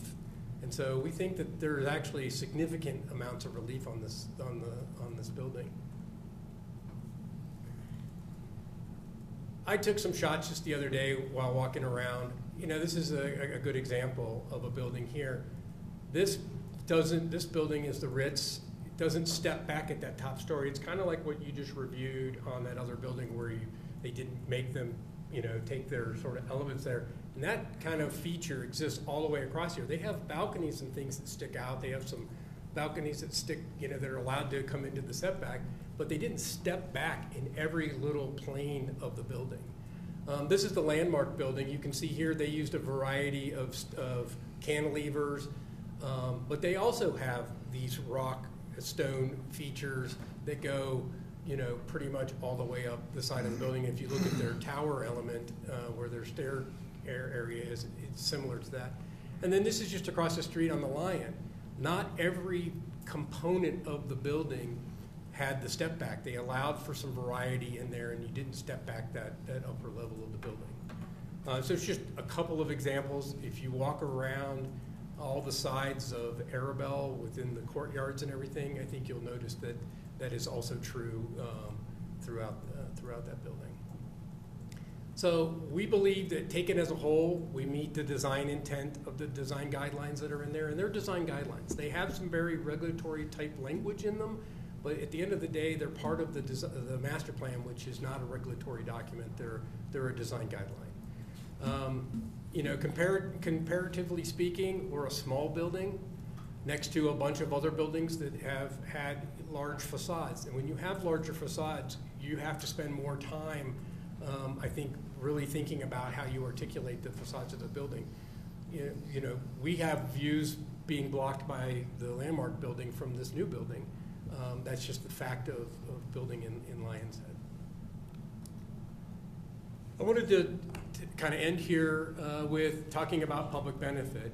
The term public benefit is thrown around a lot, and it stems mostly from the SDD area where you're proposing an SDD, there's this quid pro quo that goes on. There's no finding of a public benefit that's required for our major exterior alteration. That's not required. There is a design deviation, does have a component that talks about some public benefit, and I think it's talking about sort of it's not talking about, oh, you gave me a heated sidewalk. I think it's about, is there a public benefit to the overall design of the building? Does it work? My concept of, we took building mass away in order to make the building maybe benefit the public a little bit better. Some of the public benefits that I see here, we're eliminating a blighted building, just like on the project you just worked on was a blighted parking facility. The pedestrian easement that runs through the property is a public benefit of this property that they've had to endure, and that they are proposing to do here. We have heated walkways, we have removal of stairs, trying to create less impediments to accessibility to the property. We have public art, and then when our proposal, and we obviously have to get approval of the town council for this, is that we plan to utilize a portion of the bus stop facility, loading facility, as is staging for the project. There's not going to be access through this property during construction. And we've already talked to Tom Casmo early on about, will there be a bus stop here? It doesn't really make sense to drop pedestrians off at a place they can't go anywhere. Most people, like if you're at the Marriott, if you're at the Ritz and you're walking downhill and you're going down, there's a big walkway in front of the Gore Creek residences behind the Ritz and the Marriott. A lot of people walk there. You've got people coming out, and then you've just got the sidewalk that was put so people walk kind of towards the front door. So we kind of see that the bus stop would probably be relocated temporarily, maybe to like where that loading zone was shown to you, next to the Hythe. I keep calling it the Marriott. Apologize for that. Been here too long, I guess. In terms of schedule, we're here today. We're not sure exactly when we'll go back to the Design Review Board. We probably won't go to their first meeting in September, but we would like to come back to the Planning Commission September 8th if possible to move the project forward. And that's all we have. And obviously, we're not seeking a vote today, so we'd love your input and comments, and would like to know if you have any direction for us. Thank you, Dominic. Anything else from your team? I believe so. All right, thank you, guys. Questions from commissioners for the applicant team or staff? Since we've been sitting, we're coming up on that 5-hour mark here shortly, and I know the audience has flipped over when we started. We had standing room only, and there are some soldiers that are still sitting here today. So would it be helpful to take public comment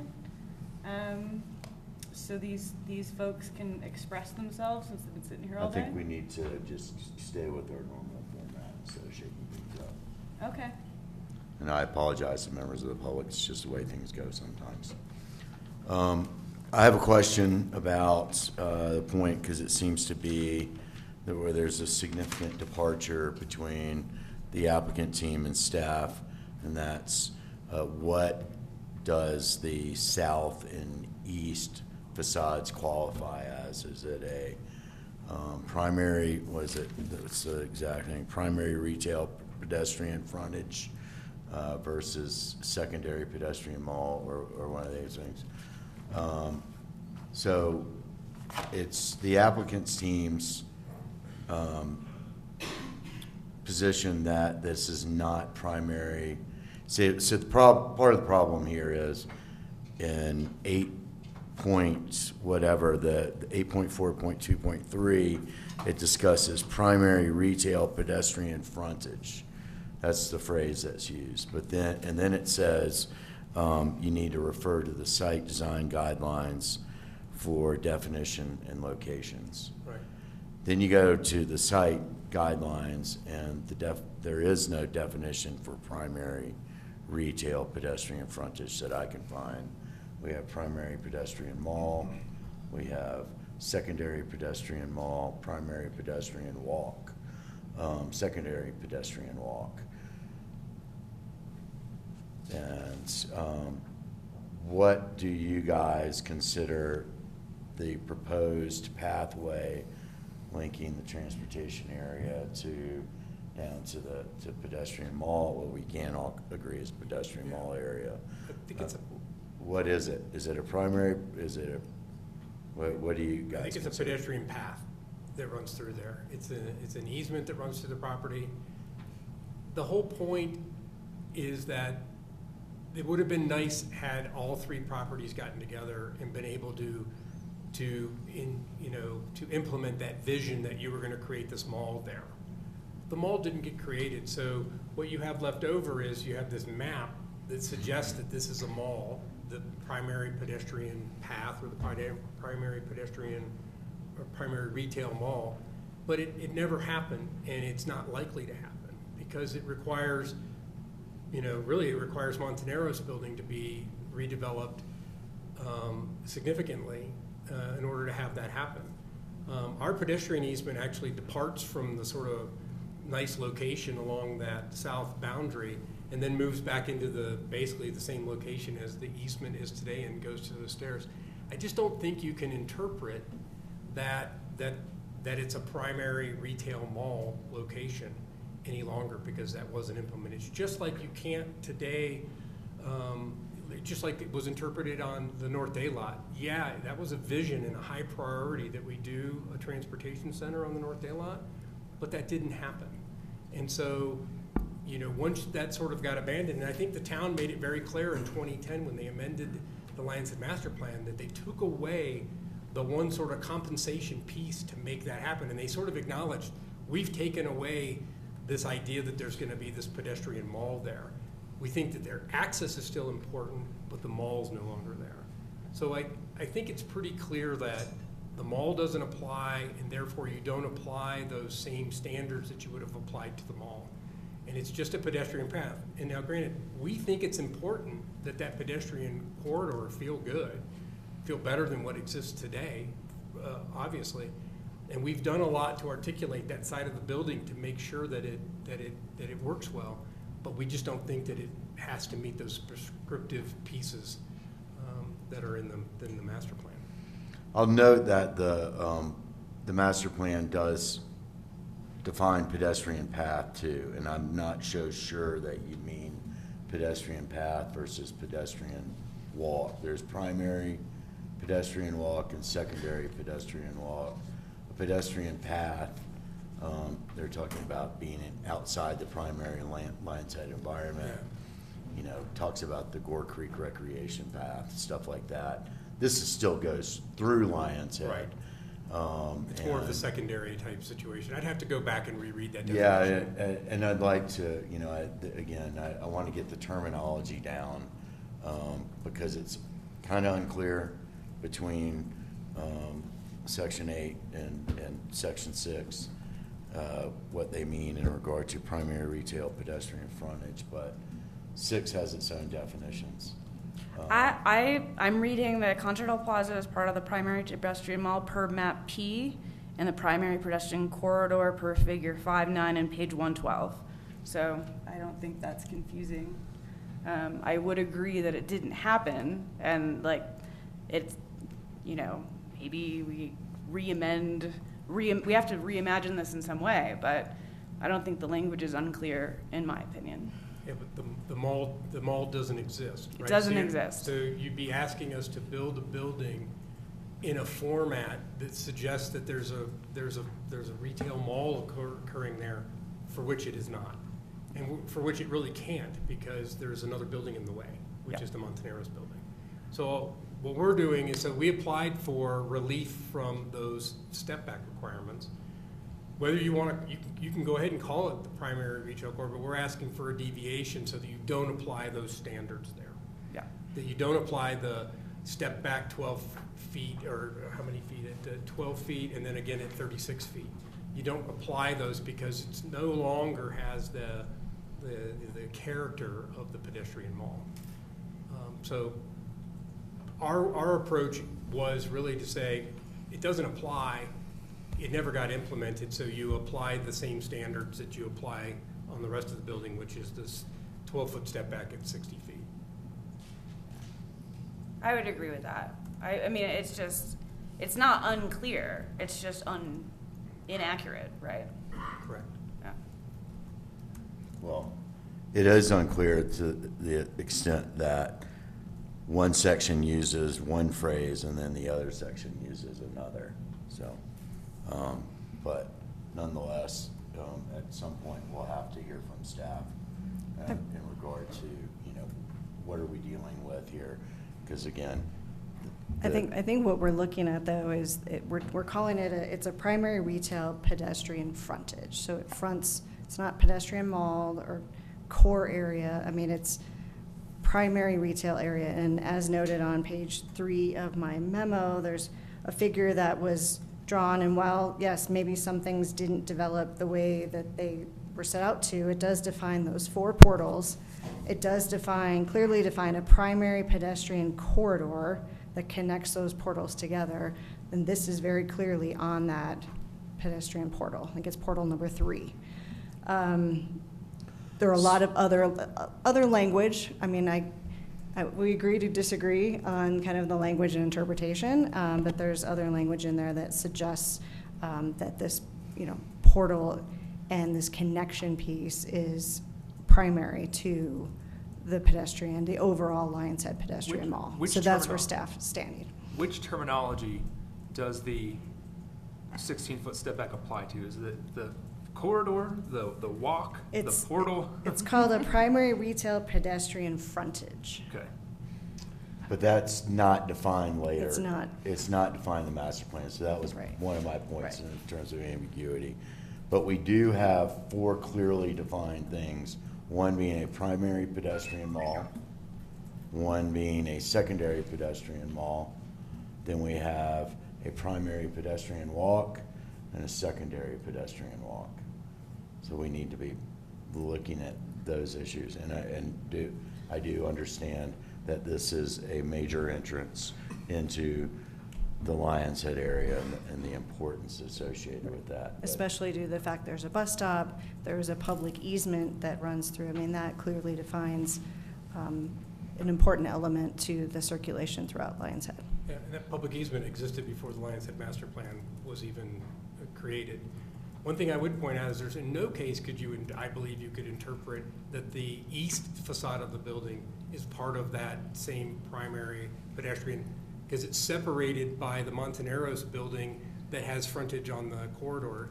So even if you looked at the map, obviously that frontage doesn't exist in the same way. So I think what we're saying is we want to take the idea that this is so strict, like we need to have this happen, but we're sort of forgetting that, oh yeah, we took away the bus stop piece that was supposed to be added in there, and we took away the fact that there was going to be these land exchanges between the properties.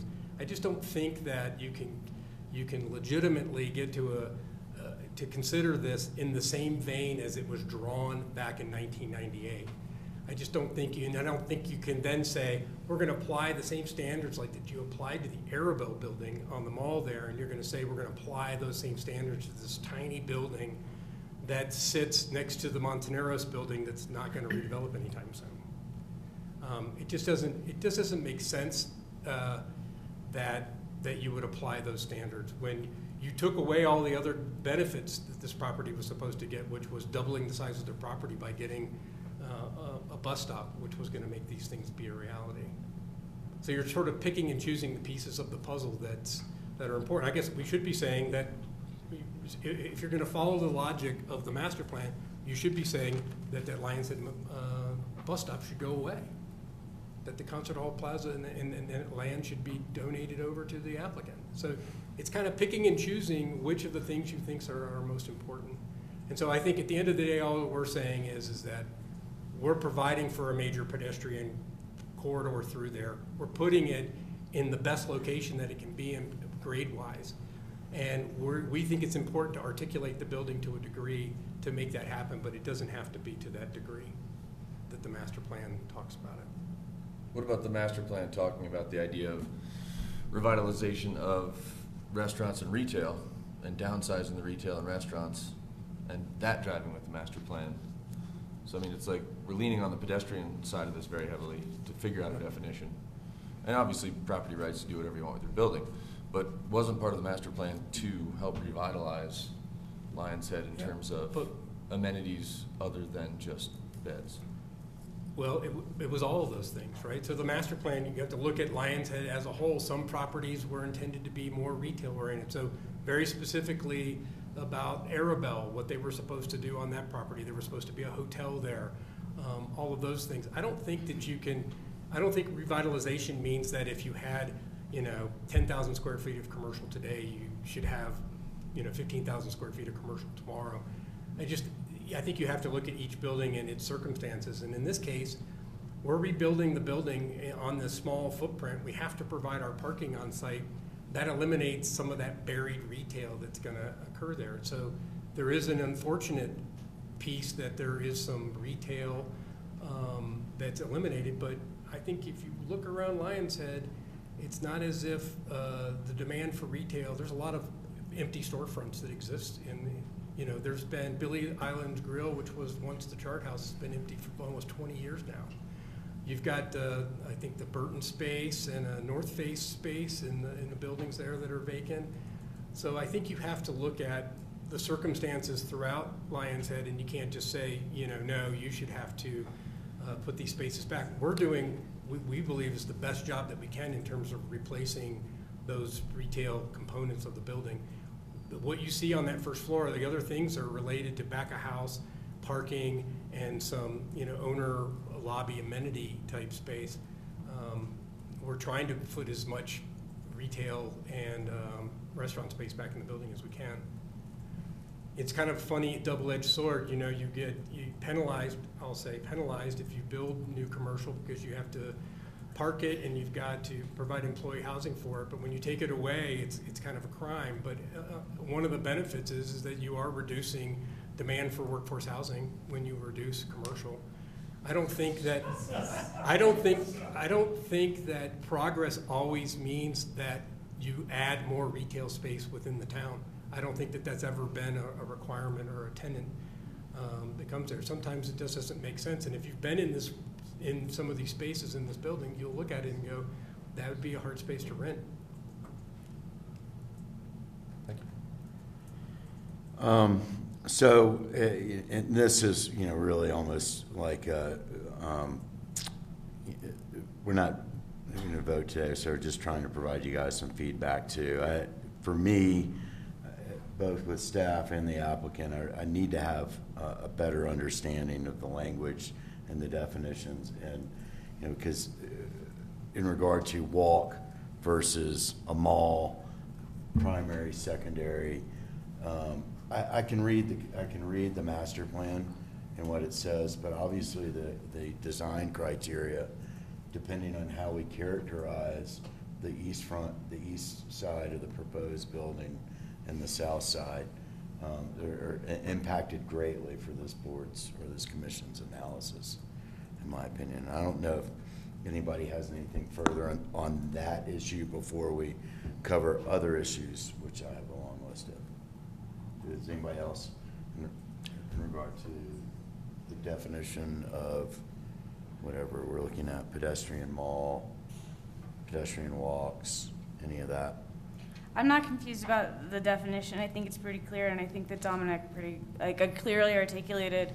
There are so many words in the Lions Head Master Plan that describes things that are not relevant, and there's hundreds and hundreds more that describe things that are relevant, like intent and movement and transparency and public and private domain.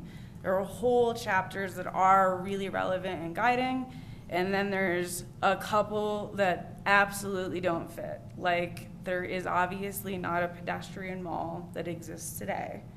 And there's obviously no plan to move the bus stop today. So I would prefer to focus on what is relevant and guiding than kind of picking through the specifics of concepts that clearly are not relevant. So not to get in the weeds on it. Not trying to get in the weeds. I need to understand what this is before we can apply criteria, correct? Yep. Thank you. If I can add one thing to that, John, just while we're on the topic, that Lion said Real Master Plan is a forward-looking document. So, thinking about what's happening in the future, and that really happens with these redevelopments of the properties themselves. Certainly some things do not happen, to Dominic's point, like the bus stop going away and North Day Lot turning into a transit center. But we're trying to apply what is relevant still in the master plan. Yes. In LMU, is there also a prohibition for ski lockers and ski clubs at grade? That's not basement. It's a great question. That's a I good don't know off question. the top of my head. Yes. Yes. Because I see ski lockers called out on an on-grade room. So you're allowed to have residential and lodging facilities are allowed to have their ski storage there. Commercial ski storage is not allowed on the pedestrian level. It has to be in the garden level or in the basement level of the building. Okay. So that's for owner use? It's for owner use, yeah. That was what was called out there. And the gymnasium, isn't there a gym proposed as well? Right, that's considered part of the residential amenity of the building and is allowed to occur on And that's a permitted use? the ground level. On the ground level, okay. I would, just giving feedback since we're not looking at specific criteria today, I would say that that space would probably work better as a commercial space. Just for transition between public and private domain and activation. So it's a 700 square foot space, just so you know. Alpine Dog's 90 square feet. I was just throwing it out there just so you knew how big. Just throwing it back at you. What about, can you describe how the garage is going to work, the car elevator? How do we intend to alleviate any potential conflicts with the circulation pattern with the bus drop-off and the loading and delivery zone? Yeah, I can talk a little bit about it. So obviously, as I pointed out in the beginning, we have a property that is separated from the roadway by a bus facility. And so we've been working with staff on that. I think that where we're proposing that location is probably the best location that you could put it in terms of reducing conflicts with the bus stop. I'm trying to get to a site plan here. So it's located in this area here, which has sort of the least amount. So there's gonna be some conflicts that occur there, but we believe that it's been placed in the location where there'll be sort of the least amount of conflict with the loading and delivery. We also don't have that many units in the building.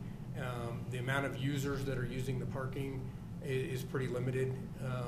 And so in terms of numbers of cars coming and going at the same time, it's pretty small in terms of when you compare it to, even the building across the street.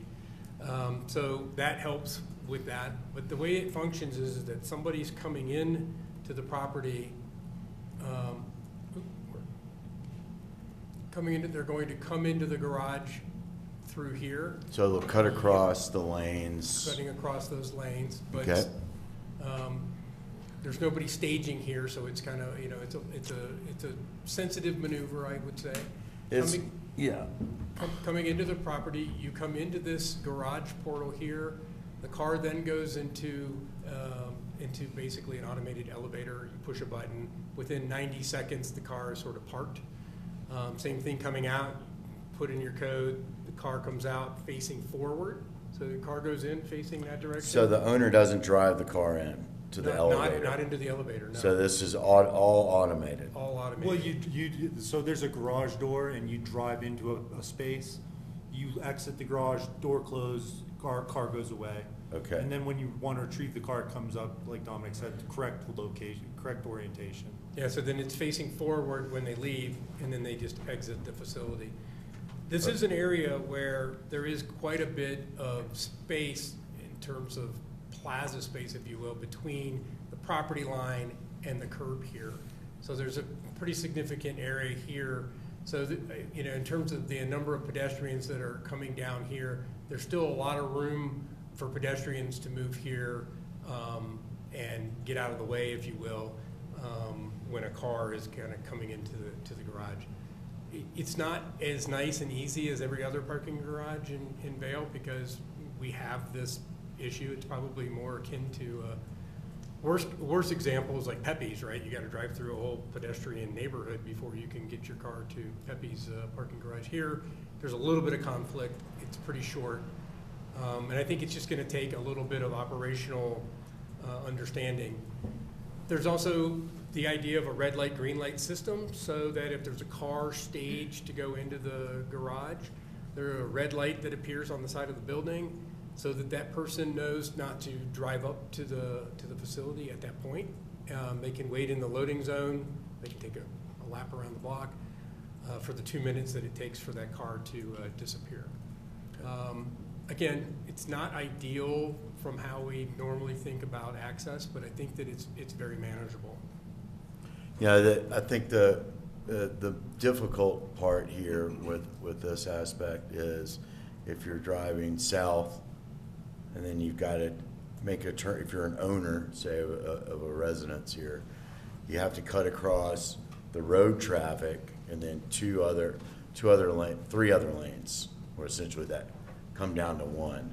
So it is a little tricky. I mean, it's not straightforward. There is, I think, a lot of potential for conflict, but and I think we need to work. We'll hear from town staff a little bit more. Yeah, I think we'll work with opinion. Public Works. Maybe there's an idea of a gate that goes in, on the bus lane and the exiting of the other lane. So, something that creates a stop feature. Maybe it's just a bar on the ground that indicates that you should stop and yield. But I think we have to work through those details with staff. Yeah, since this isn't a work session, I think it would be helpful for us to have staff's input and recommendation prior to making any kind of decision or assumptions, because we're missing half of the pie right now. Yeah, understood completely. While we're talking about this general area, the trash pickup. That's a pretty narrow space. I saw a diagram somewhere, I think in maybe in our packet, that showed a trash truck being able to pull into that alley, I don't know, for lack of a better term, and then the dumpsters will be rolled out to the truck. Correct? But is that big enough to fit that area big enough to fit a trash truck? Absolutely. Is it big enough to fit up a trash truck and then the driver can open the door and get out? It is big enough to do both of those things. Because the diagram that I looked at, and I can pull it up, and it's somewhere in our packet, indicates that is not big enough. Big enough to pull a truck in, but not big enough that once the truck is in there, that either the passenger side or the driver's side door could be opened and someone could exit the vehicle if necessary. Yeah, most of that's all on grade there, but we'll answer that question. We'll come back to you and address that issue. Yeah, and I don't know what the safety implications are, but it doesn't seem to be a good situation if you have a truck in that no one could exit a vehicle through a door. Okay.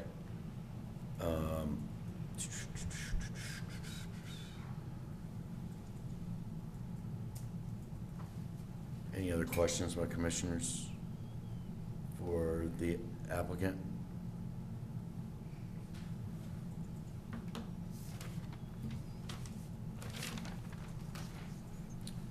No other questions by commissioners? No further questions by commissioners for the applicant team. Thank you for your presentation today and answering our questions. We're going to proceed to public comment. Thank you to everybody who stayed. Sorry we could not get to you guys sooner. It's just the way our meetings go. Sometimes there are not nearly as many people in the room as previously. It had been suggested that potentially we would limit our public comment period like town council does, which we do not ordinarily do, to 3 minutes. I don't think we're at that point yet. What we would like to request here for purpose of the meeting, I think a lot of people might have the same, or are here to express the same concerns that they have about the project. And instead of hearing the same concern expressed over and over again, people could condense their statements by referring to other people's statements and saying they'd like to reiterate concerns that were already expressed. And then maybe if we have representatives from buildings or whatnot here that have longer presentations that cover a lot of topics, maybe if you could kind of push yourself to the front and provide your public comment first. We're going to start out by going online and saying that anybody that's attending this meeting online, if you'd like to provide public comment, we are going to hear from people in the room first. But if you could hit your raise hand button now so we know that you're online and that you would like to provide public comment. Turning back to the room, if you'd like to provide public comment, we have microphones up front. Please introduce yourself for the record, and we would like to hear your comments.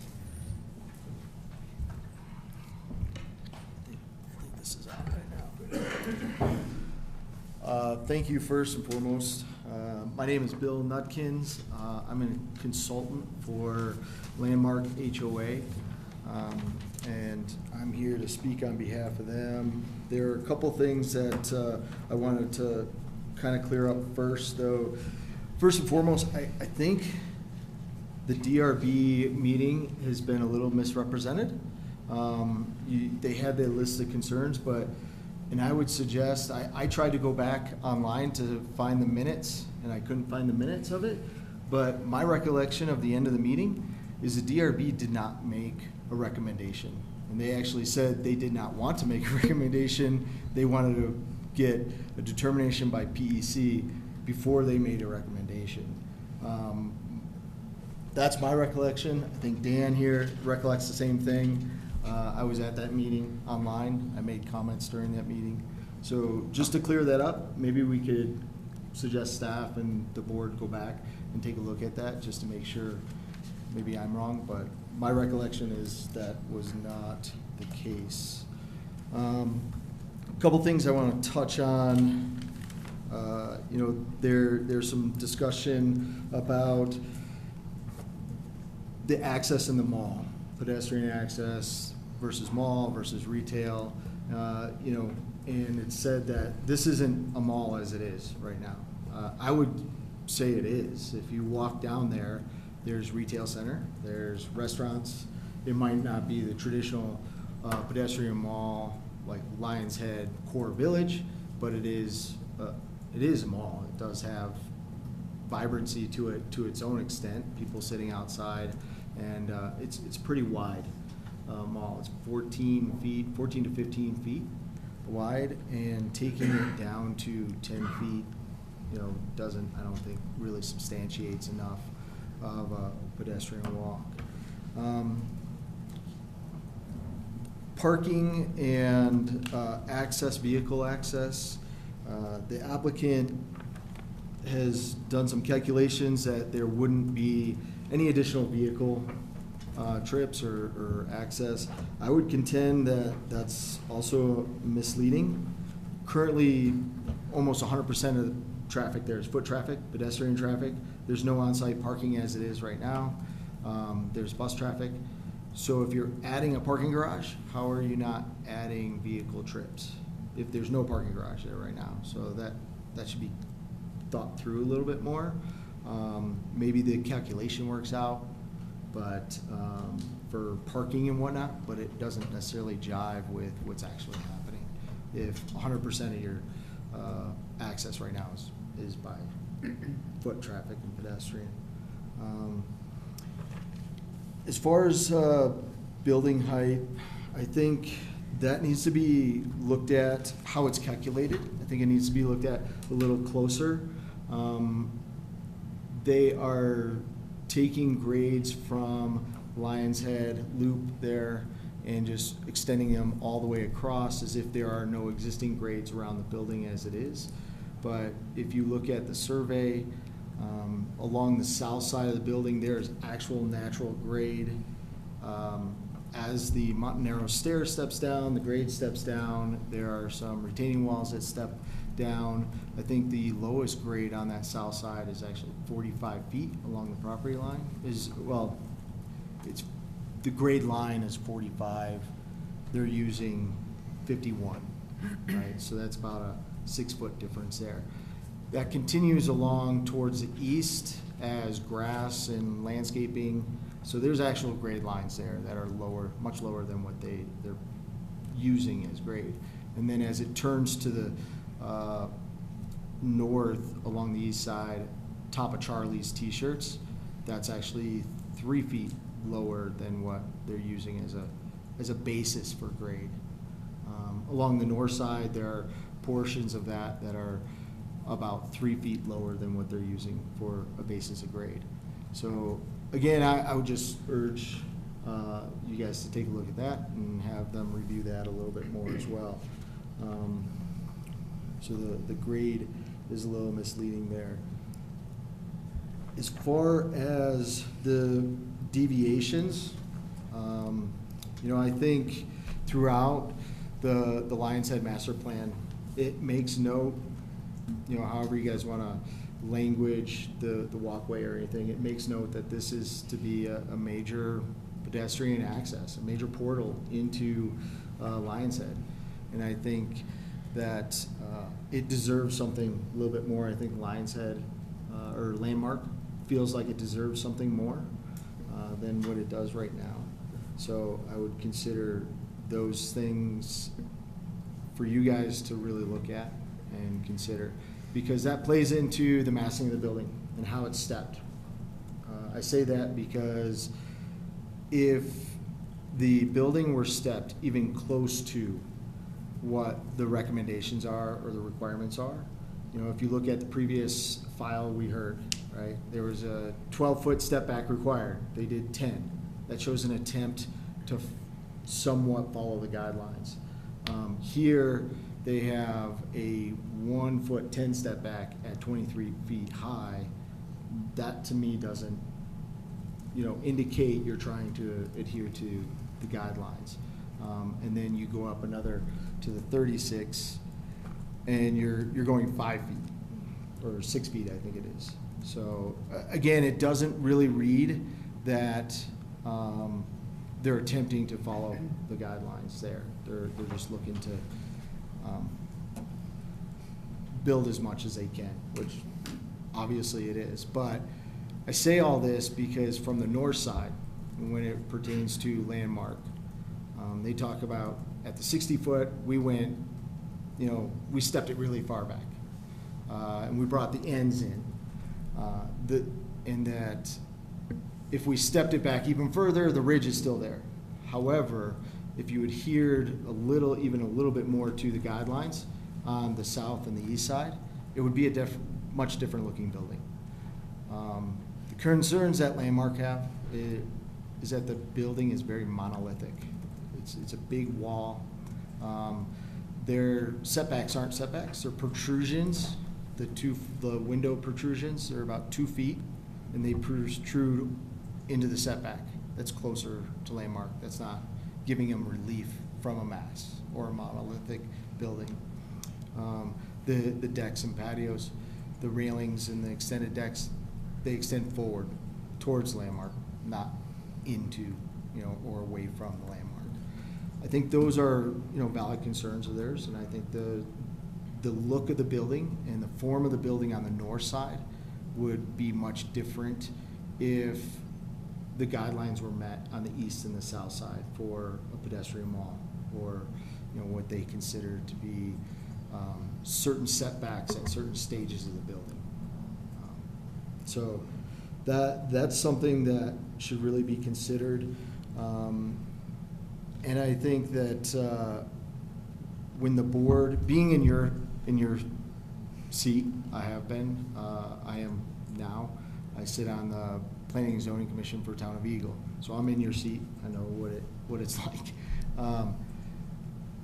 There's certain criteria that variances have to adhere to, and we just feel that they haven't found a public benefit in their write-up and their submittal They just clearly say, this development is a public benefit. And that was it, is 2 sentences. You know, there's no real meat to it.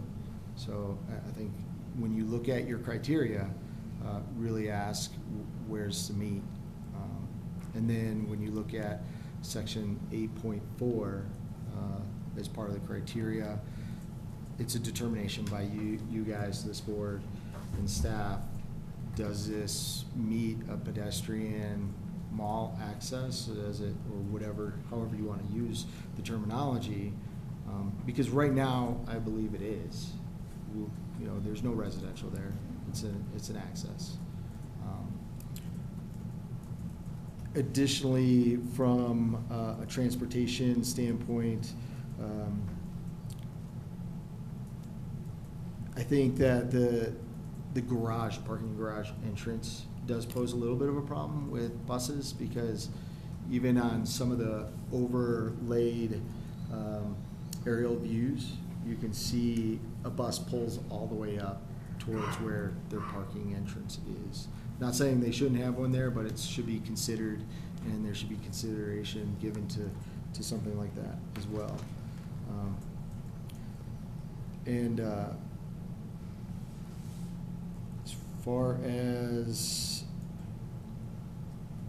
As far as the rest of it, I think there are other members of Landmark that I would like to speak to. So, thank you.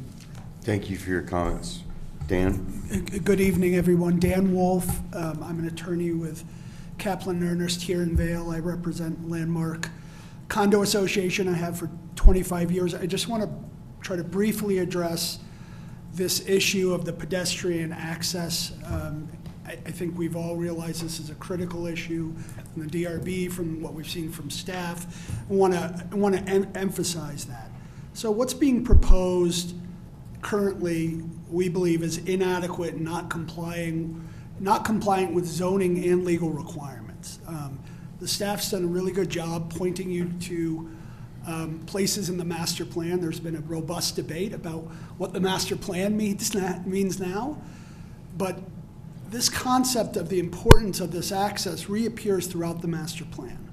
So it's relevant, it's never been amended. I just want to take a minute, I'll just quote one of the sections, which is most on point.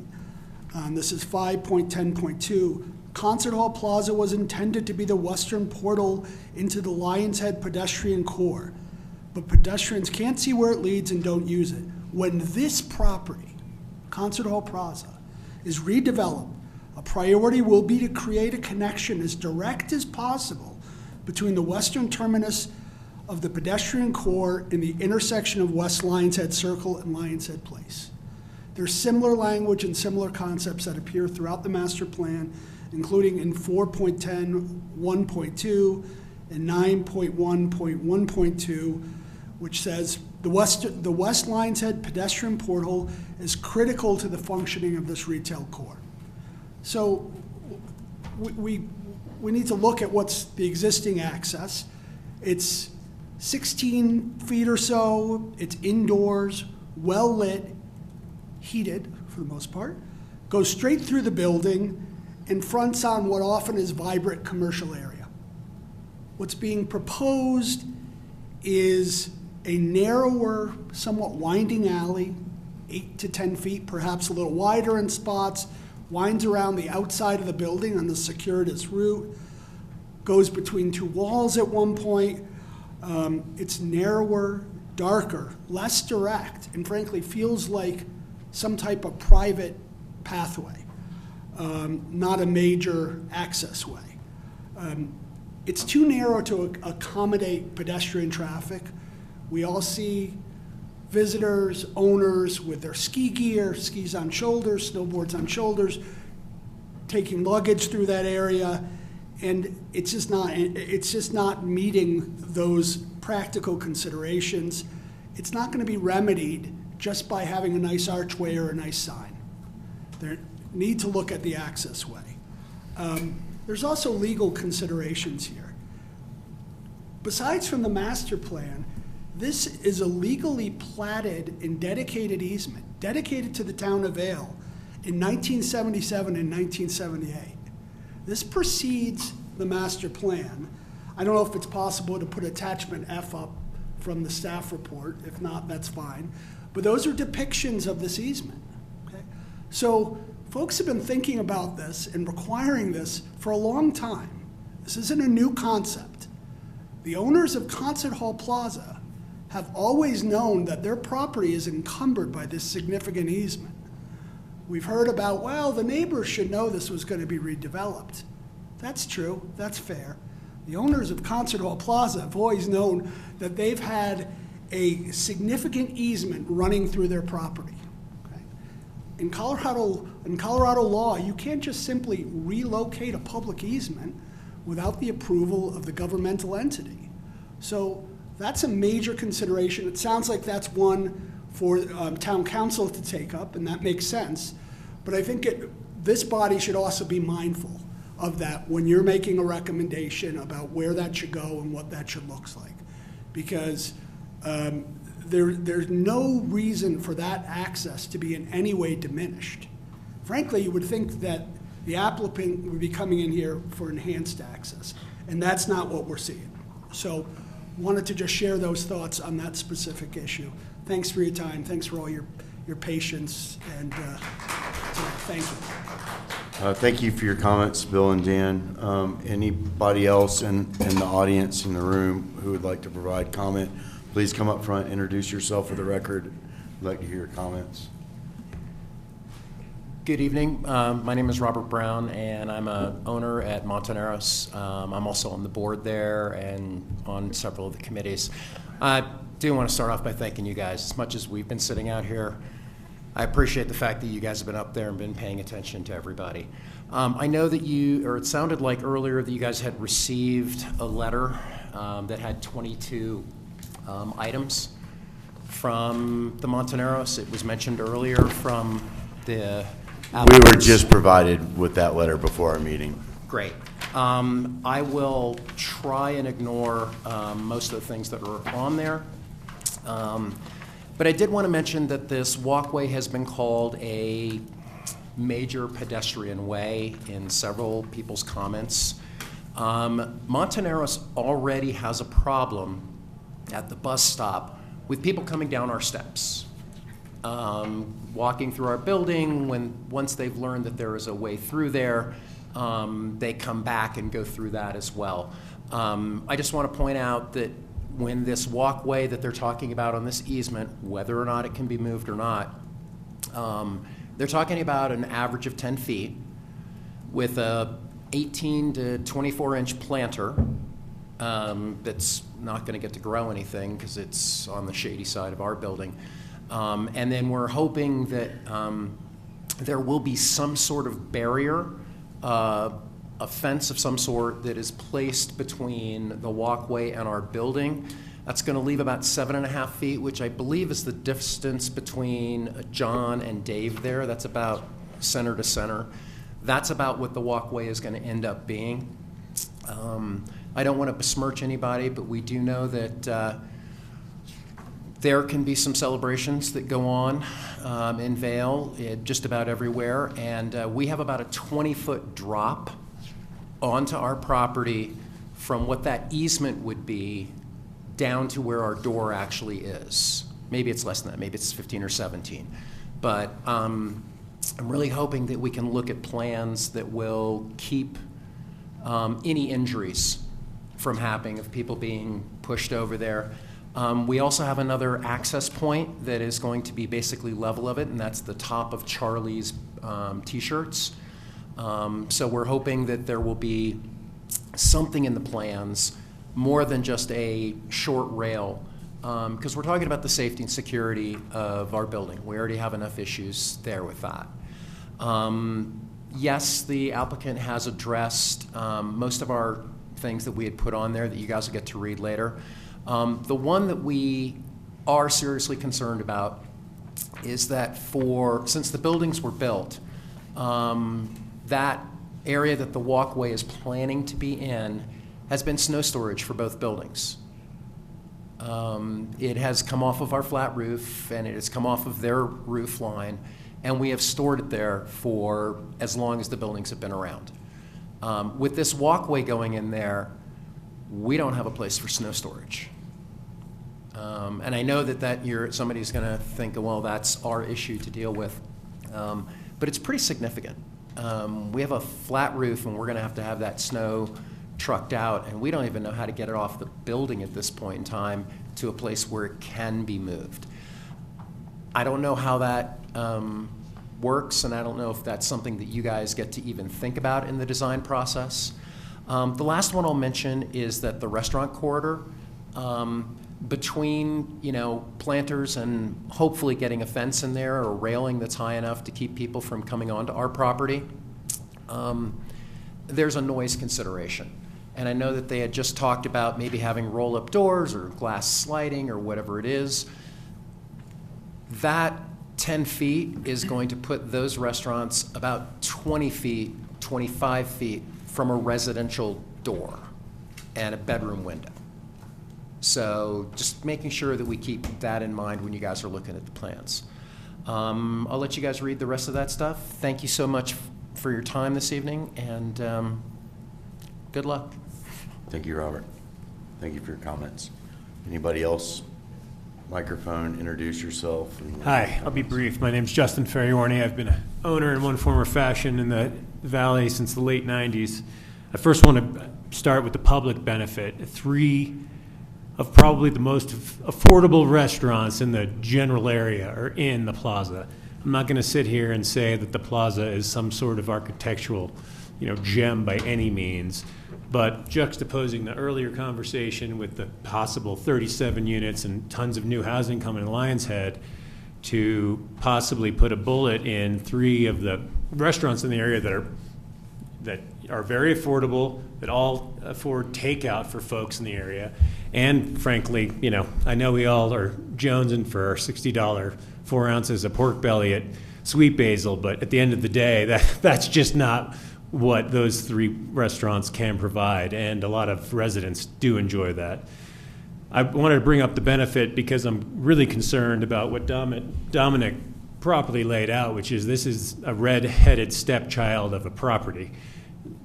With no offense to redheads or stepchildren. At the end of the day, you've got a very small project with possibly 9 units, a huge amount of engineering, and we don't know how many engineering overages that are ultimately going to have to transpire between the mechanical garage and sharing foundational walls with the Landmark and Monteneros and whatever is going to happen with Charlie's T-shirts.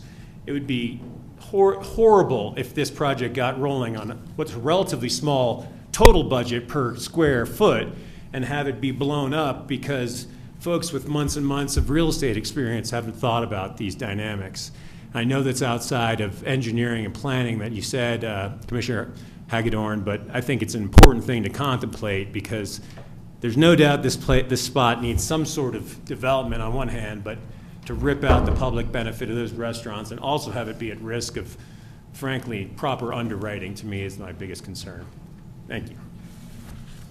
Thank you. Thank you, Jeff.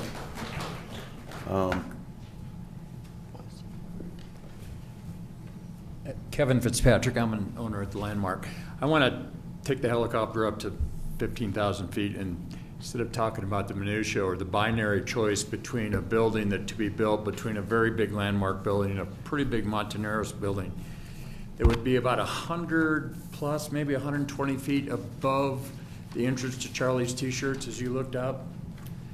Let's talk about what if. What if we used the transfer tax and made this a really great entrance to Lions Head? What if we made it something like the covered bridge over in the town of Vail, the Vail Village? I think that's something that not only this board, but the eventual town council board that's going to hear this needs to think about, because this bus stop takes a lot of use. It's going to get more with Evervale or Westvale, and the master plan does cause for this to be a pedestrian thoroughfare or portal, and it can still be done through the use of some of the tools at the city's disposal. So think about other alternatives than just this, and living up to the intent of that master plan. Thank you. Thank you, Kevin. Anybody else in the room that would like to provide public comment, please? This is the time. Got 2 microphones up here. I'm more than happy to hear your comments. There will also be time at the next hearing as well. Please come to the microphones and you need to introduce yourself for the record. Okay. My name is Nick Knauer, and I'm at Charlie's T-Shirts. Something has to be done with that building, and I kind of like the look of it. You know, I know it's supposed to be a master porthole.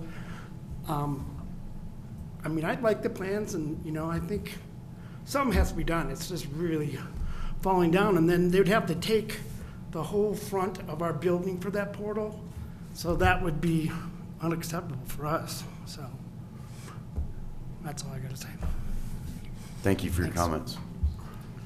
Is there anybody else in the room, before we turn to people online, is there anybody else in the room that would like to provide comments? I'll come back, and if someone changes their mind, I'll give you another opportunity.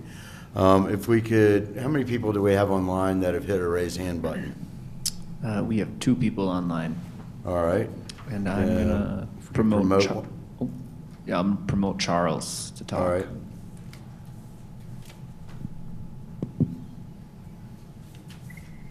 Hi, everyone. Hi, my name is Charlie Price. I represent the Landmark Commercial Ownership. I want to thank everyone for their time today. I support the idea of redeveloping Concert Hall Plaza, as I think most of us do, but I do not support this project as proposed. It conflicts with the Lions Head Master Plan and risks further isolating surrounding businesses. The master plan, which was updated in 2017, is unambiguous. Concert Hall Plaza is intended to be the western pedestrian portal into Lions Head. It calls the lack of this connection the most important missing link in the retail mall and a critical public interest. Today's passage is described as seriously deficient as a pedestrian and retail environment. The applicant argues this vision is flawed or infeasible and dependent on relocating the town's drop-off area or on joint redevelopment with Montaneros and Landmark, but that is not correct. Section 9.1.1.3 is clear. The West Lions Head pedestrian portal is critical to the functioning of the retail core, but it is dependent on the redevelopment of at least Concert Hall Plaza. Section 9.1.2.4 goes further. The redevelopment of Concert Hall Plaza will be a private project, but it also represents a critical public interest, the creation of the West Lions Head pedestrian portal. All reasonable efforts should be made by the town to provide incentives, encourage, and facilitate this project.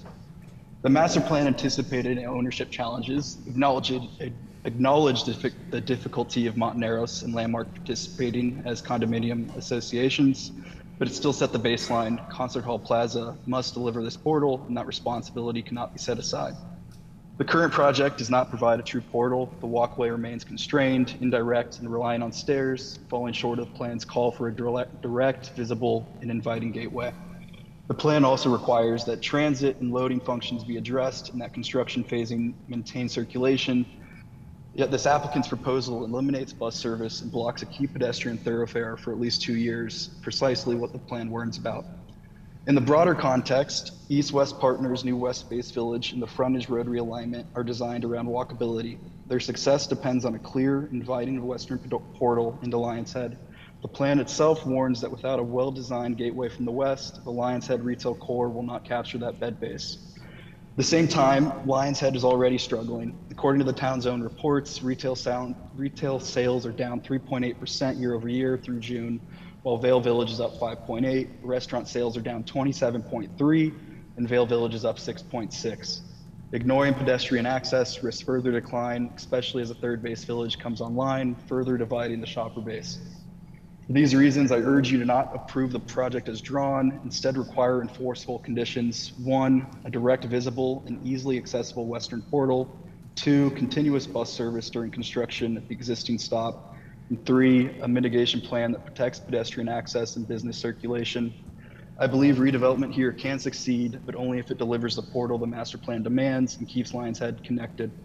I encourage the town to work with the applicant to rework this design and provide incentives that enable a project truly beneficial for all. Long-winded, but I want to thank everyone for their time today. I know it's been a long meeting, but I do believe we should spend more time on really thinking about what this development means for the village of Lions Head, especially as we have a third base village potentially on the way, and what's our place in the future. Thank you. Thank you for your comments, Charlie. We have another individual online that would like to provide comment. We do. I'm going to promote Susan. Hi, I'm Susan Catalano. I've been a full-time resident of Lions Head for 20 years. I've been an owner for more than that. I agree with what the business's concerns are. You're getting rid of 4 restaurants and putting in 2. You have no employee housing for this particular building.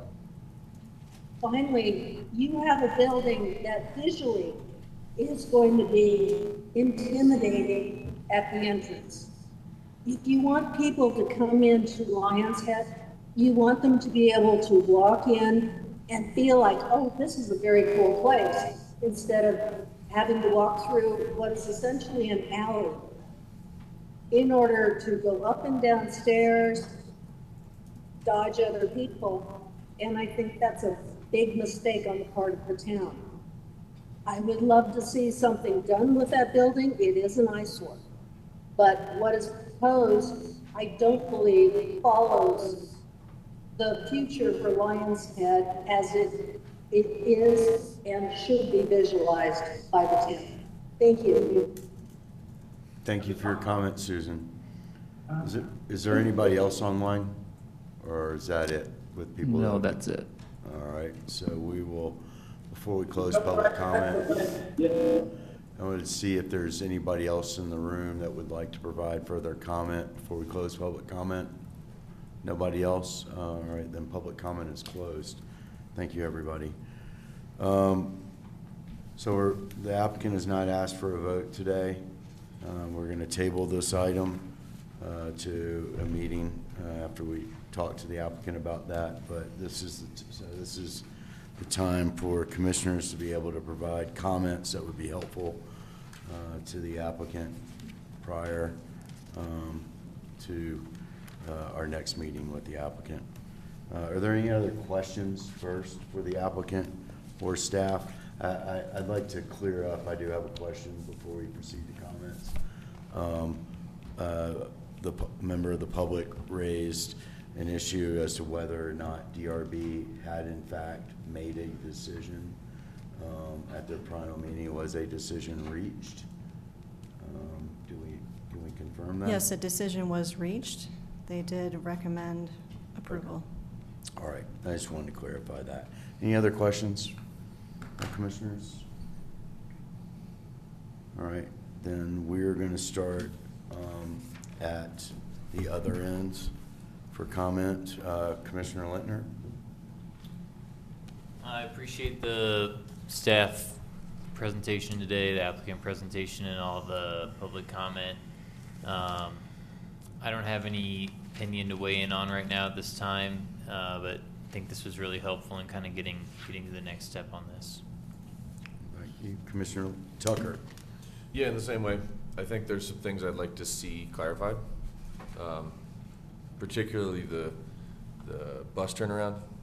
That turnaround has been held up as sort of a great example of bus turnarounds in this town.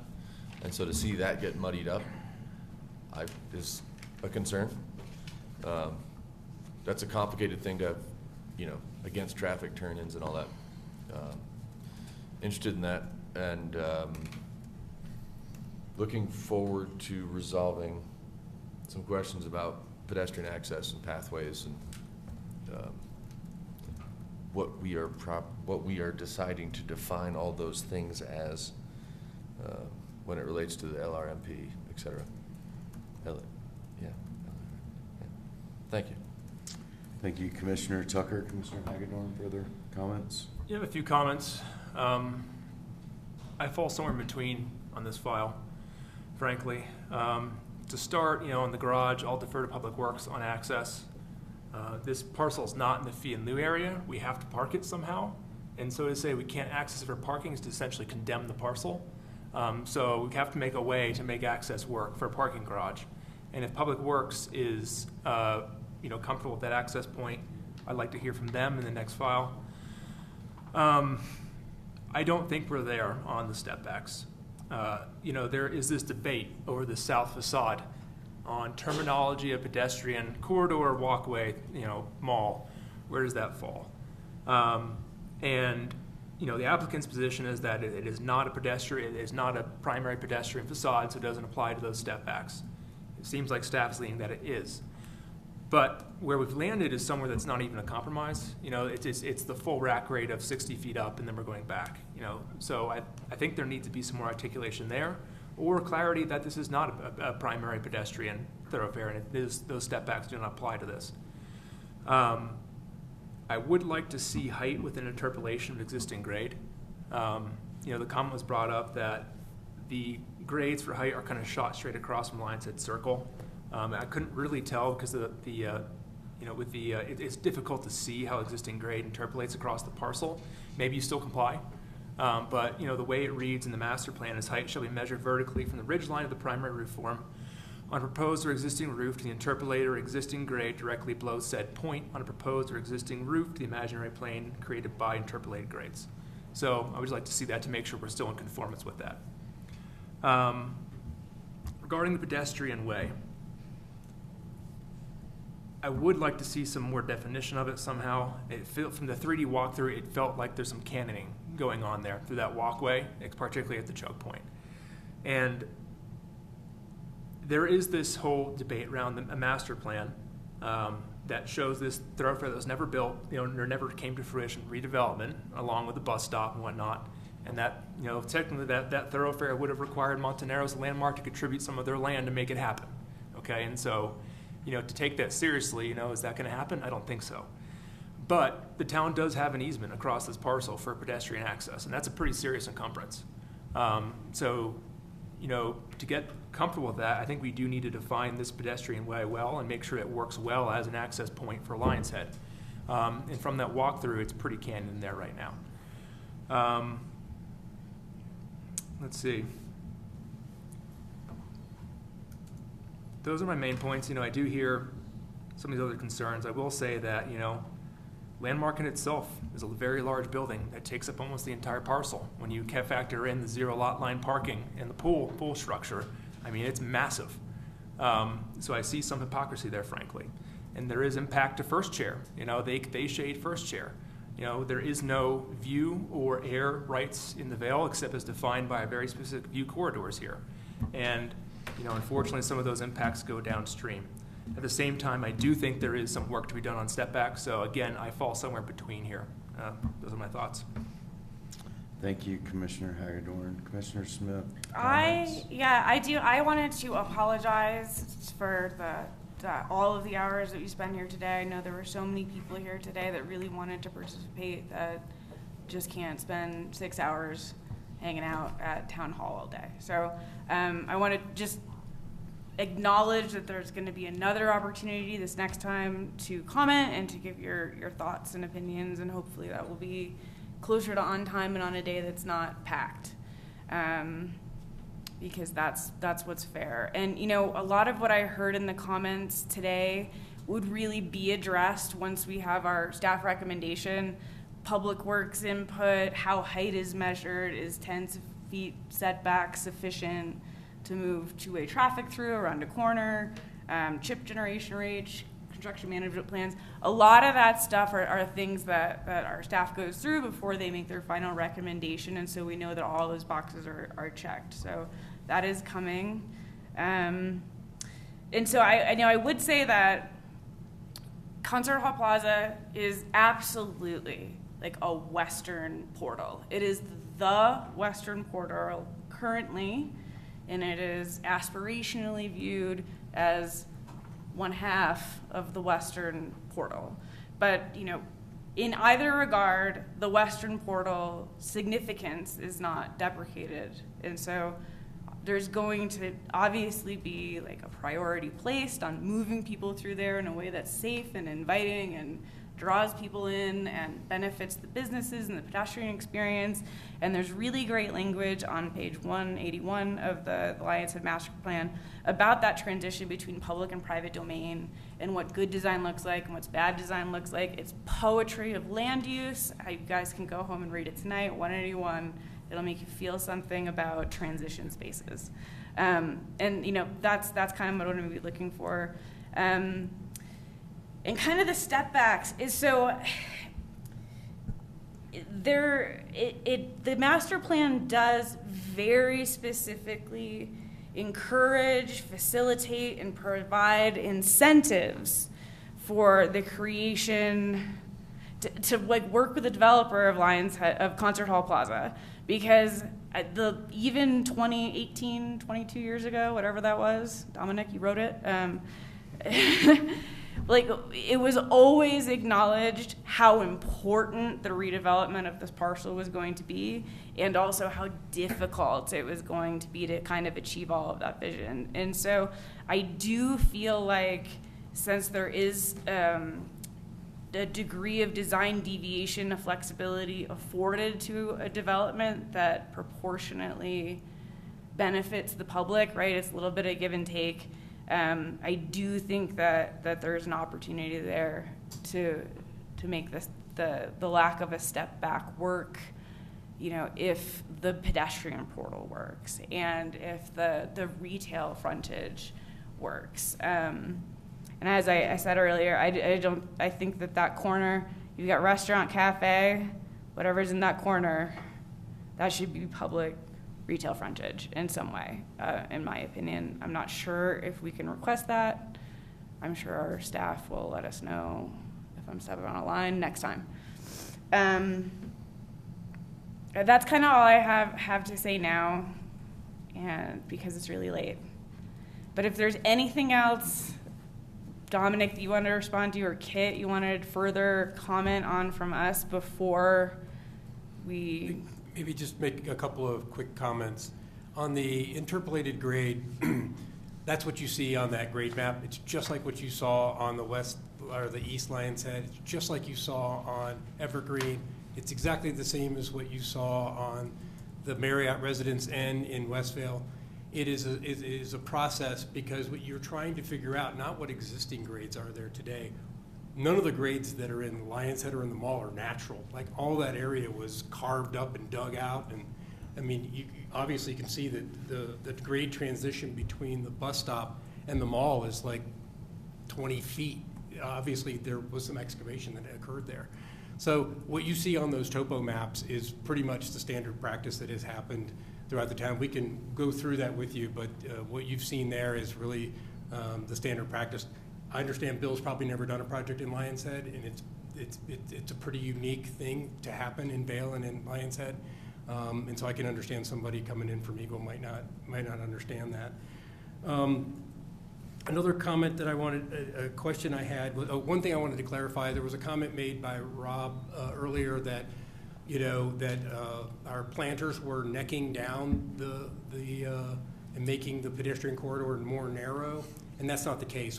Those measurements that we show there on that graphic are outside of anything that's blocking your way to get through the easement. So we never have a condition where that we're proposing right now that was less than 10 feet. So his idea that it necked down is just was a little bit inaccurate. But he might have been referring to a prior plan that we had presented to he and his board. So I just wanted to point that out. One question I have is, okay, there's a lot of people apparently a lot of people love the existing access through the building, correct? You have to walk up those stairs with your skis on, and then you got to walk through and get through all the people hanging out and all the tables, and you got to make your way out the back of the building. That's great. We could potentially look at a scenario where we got rid of the corridor on the south side. We're no longer dealing with pedestrian frontage here. We could put it through the middle of the building. Could you? Possibly. We would explore that if anybody here thought that was a good idea, but I just wanted to throw that out there. If people thought that was a great idea, then that would absolve us from having to even really talk about these step backs on this side of the building. We would entertain that. I would think so. I don't want to. I think it's.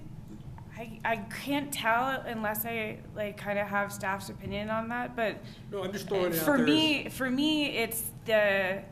If you walk around that corner, you're gonna have hundreds of people just getting tails to the face as they collide, right? Because they can't see each other. That was kind of what I was thinking. But, you know, it could still work. It could still work. Chad, I don't know you yet, but it sounds like you might be in Public Works, and I'd love to get to know you next time. Yeah, I mean, I don't know. I don't know what to propose for your project. I just know that it is an important portal, and it is an important opportunity for a retail experience. And there's all of this all this good language about effective transitions between public and private spaces and domains. And so I think there's a path. Without playing with it, without seeing even something conceptual, it feels more direct. Because right now you kind of walk into this dead end, 90-degree turn, 90-degree turn, 90-degree turn, 90-degree turn, and you're kind of mazing your way through this pedestrian, and it doesn't feel, you know, as if you're looking down there, it kind of dead ends. It's maybe not intuitive to someone who doesn't know this area that this is a public way. And some of this is kind of the origin of a submittal 5 years ago with even, I don't think, completely different planners. And they were kind of directing us to kind of follow the master, keep it on the outside, get it out of the building. Yeah. So that's the origin of the location. That's gone And now.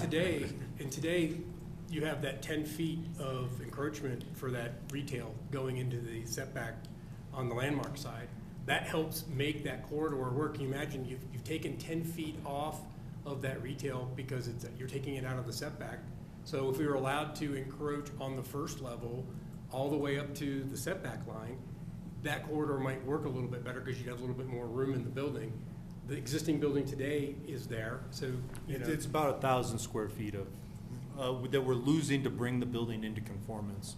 1,000 square feet of retail on that main level, and it's multiple levels, so it's about 2,000 square feet just to bring it into conformance. So. With the setbacks. Yeah, correct. Yeah. Because it's built right to the property line, and so that is a subtlety. That's a correct subtlety that Dominic's identifying. Yeah. I mean, I think that obviously there's two things, right? If you run that corridor through the center of the building, there has to be some commensurate loss of commercial opportunity, right? Because you know, restaurants have backs to them, and you know, so I don't want to advise you on what I'd like to see, except to hope that maybe next, like commercial is important, portal's important, walk-in's important, bus is important, you know, all the things that are important, and you know, effectively bringing those things to fruition and like keeping all the things that we love on the first floor, like that's what makes the rest of it make sense, right? Like the deviations that happen above it. I know every time we go through one of these big projects, it's the residential pays for the commercial, right? And so there's a trade-off in that. So I don't think I'm advising you at this point, but I'm just saying I'm open. Well, I think there's something to be said to making it familiar to what it is now, and so we can look at that, right? You can look at it. It's gonna, like you said, it's square footage. Yeah. There's one more thing I wanted to kind of ask is that and I'm sorry I was hungry earlier, but you said that the building was declared obsolete by the Owners Association in your narrative. No, I don't think so. I think you did. On the Property Owners Association? Oh, maybe they did. I can't remember that point, but Allison probably wrote that, and so she knows better than me.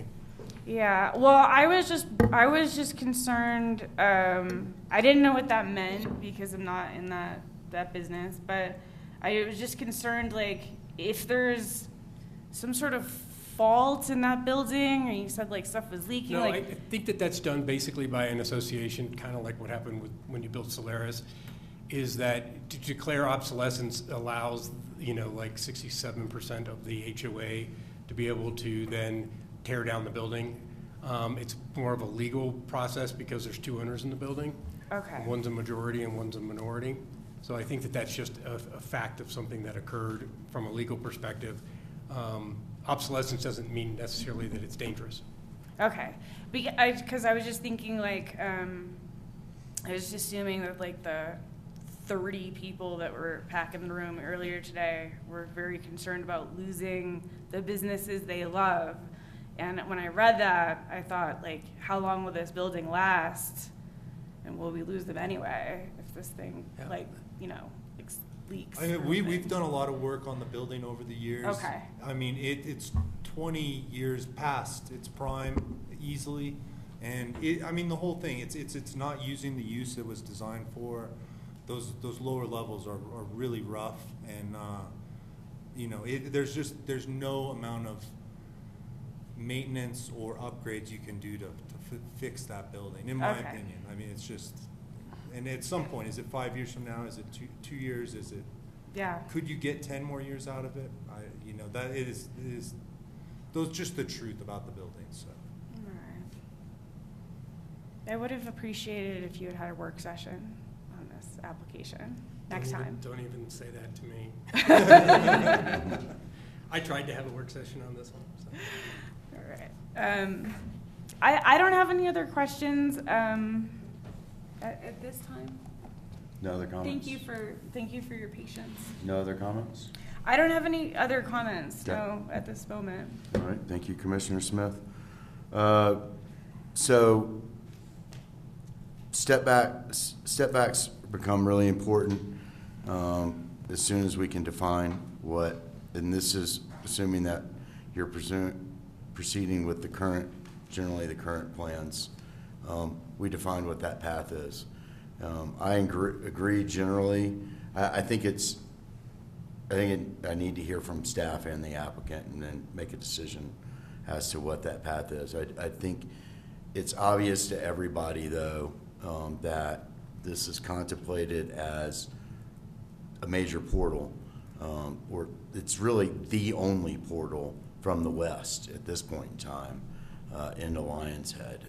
So under the master plan guidance, what we would like to see is that that portal is enhanced. Now, however that occurs, whether it's under the current plan or change plan, there's been discussion. You know, I thought myself, you know, is there a more direct way through a building, the north side potentially, moving the building south in the lot? I don't know. I'm not qualified for planning purposes in that regard, but we all know that this is a major portal. It needs to be enhanced. I think, not to borrow a phrase from public comment, but access shouldn't be diminished. It should be better than it is now. And I'm not convinced that the current iteration of the plans that access is the best.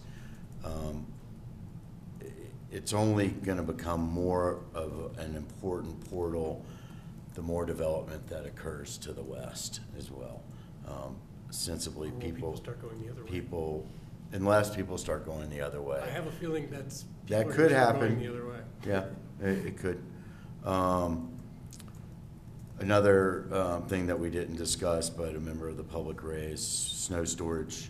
So we could maybe next time have a discussion about snow storage and where that's going to occur on site.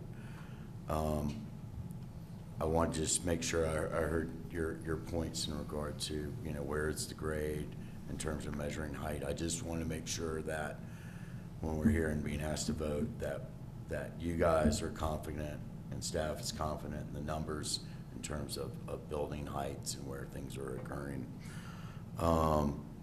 We didn't talk much about mechanical.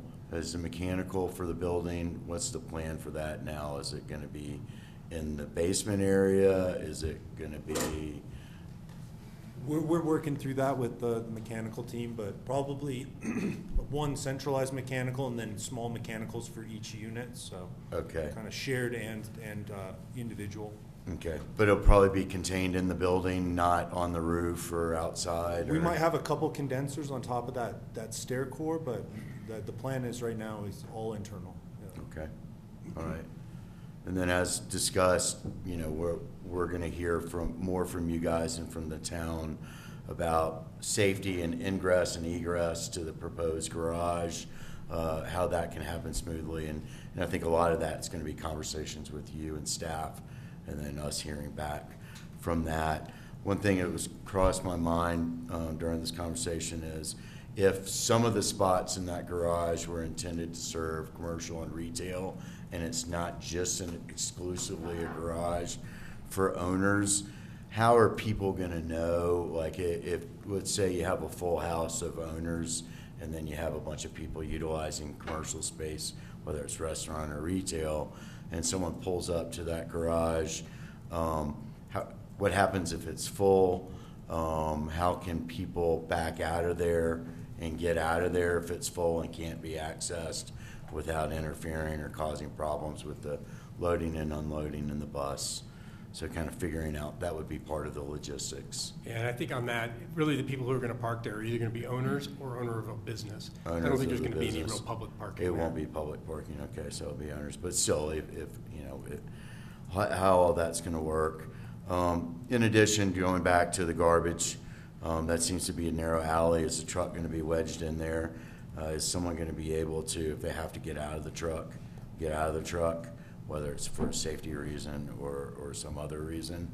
And I want to make sure that, I think y'all have proposed right now 2 dumpsters, that 2 dumpsters with the garage, with the pickup schedule would be sufficient to, you know, they're going to be unloaded. You know, again, worst case scenario, you have all unit owners in-house and 3 operating businesses in there generating trash all at the same time, or you're going to be able to do trash collection effectively.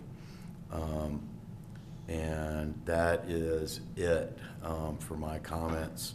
I want to reiterate thanks to the public. As Commissioner Smith said, this is a very long meeting. I'll note for people that if you can't come in here and potentially get stuck in here all afternoon like you did today, you can always sign up and attend online and provide public comment online. It's just as good as providing public comment in the room.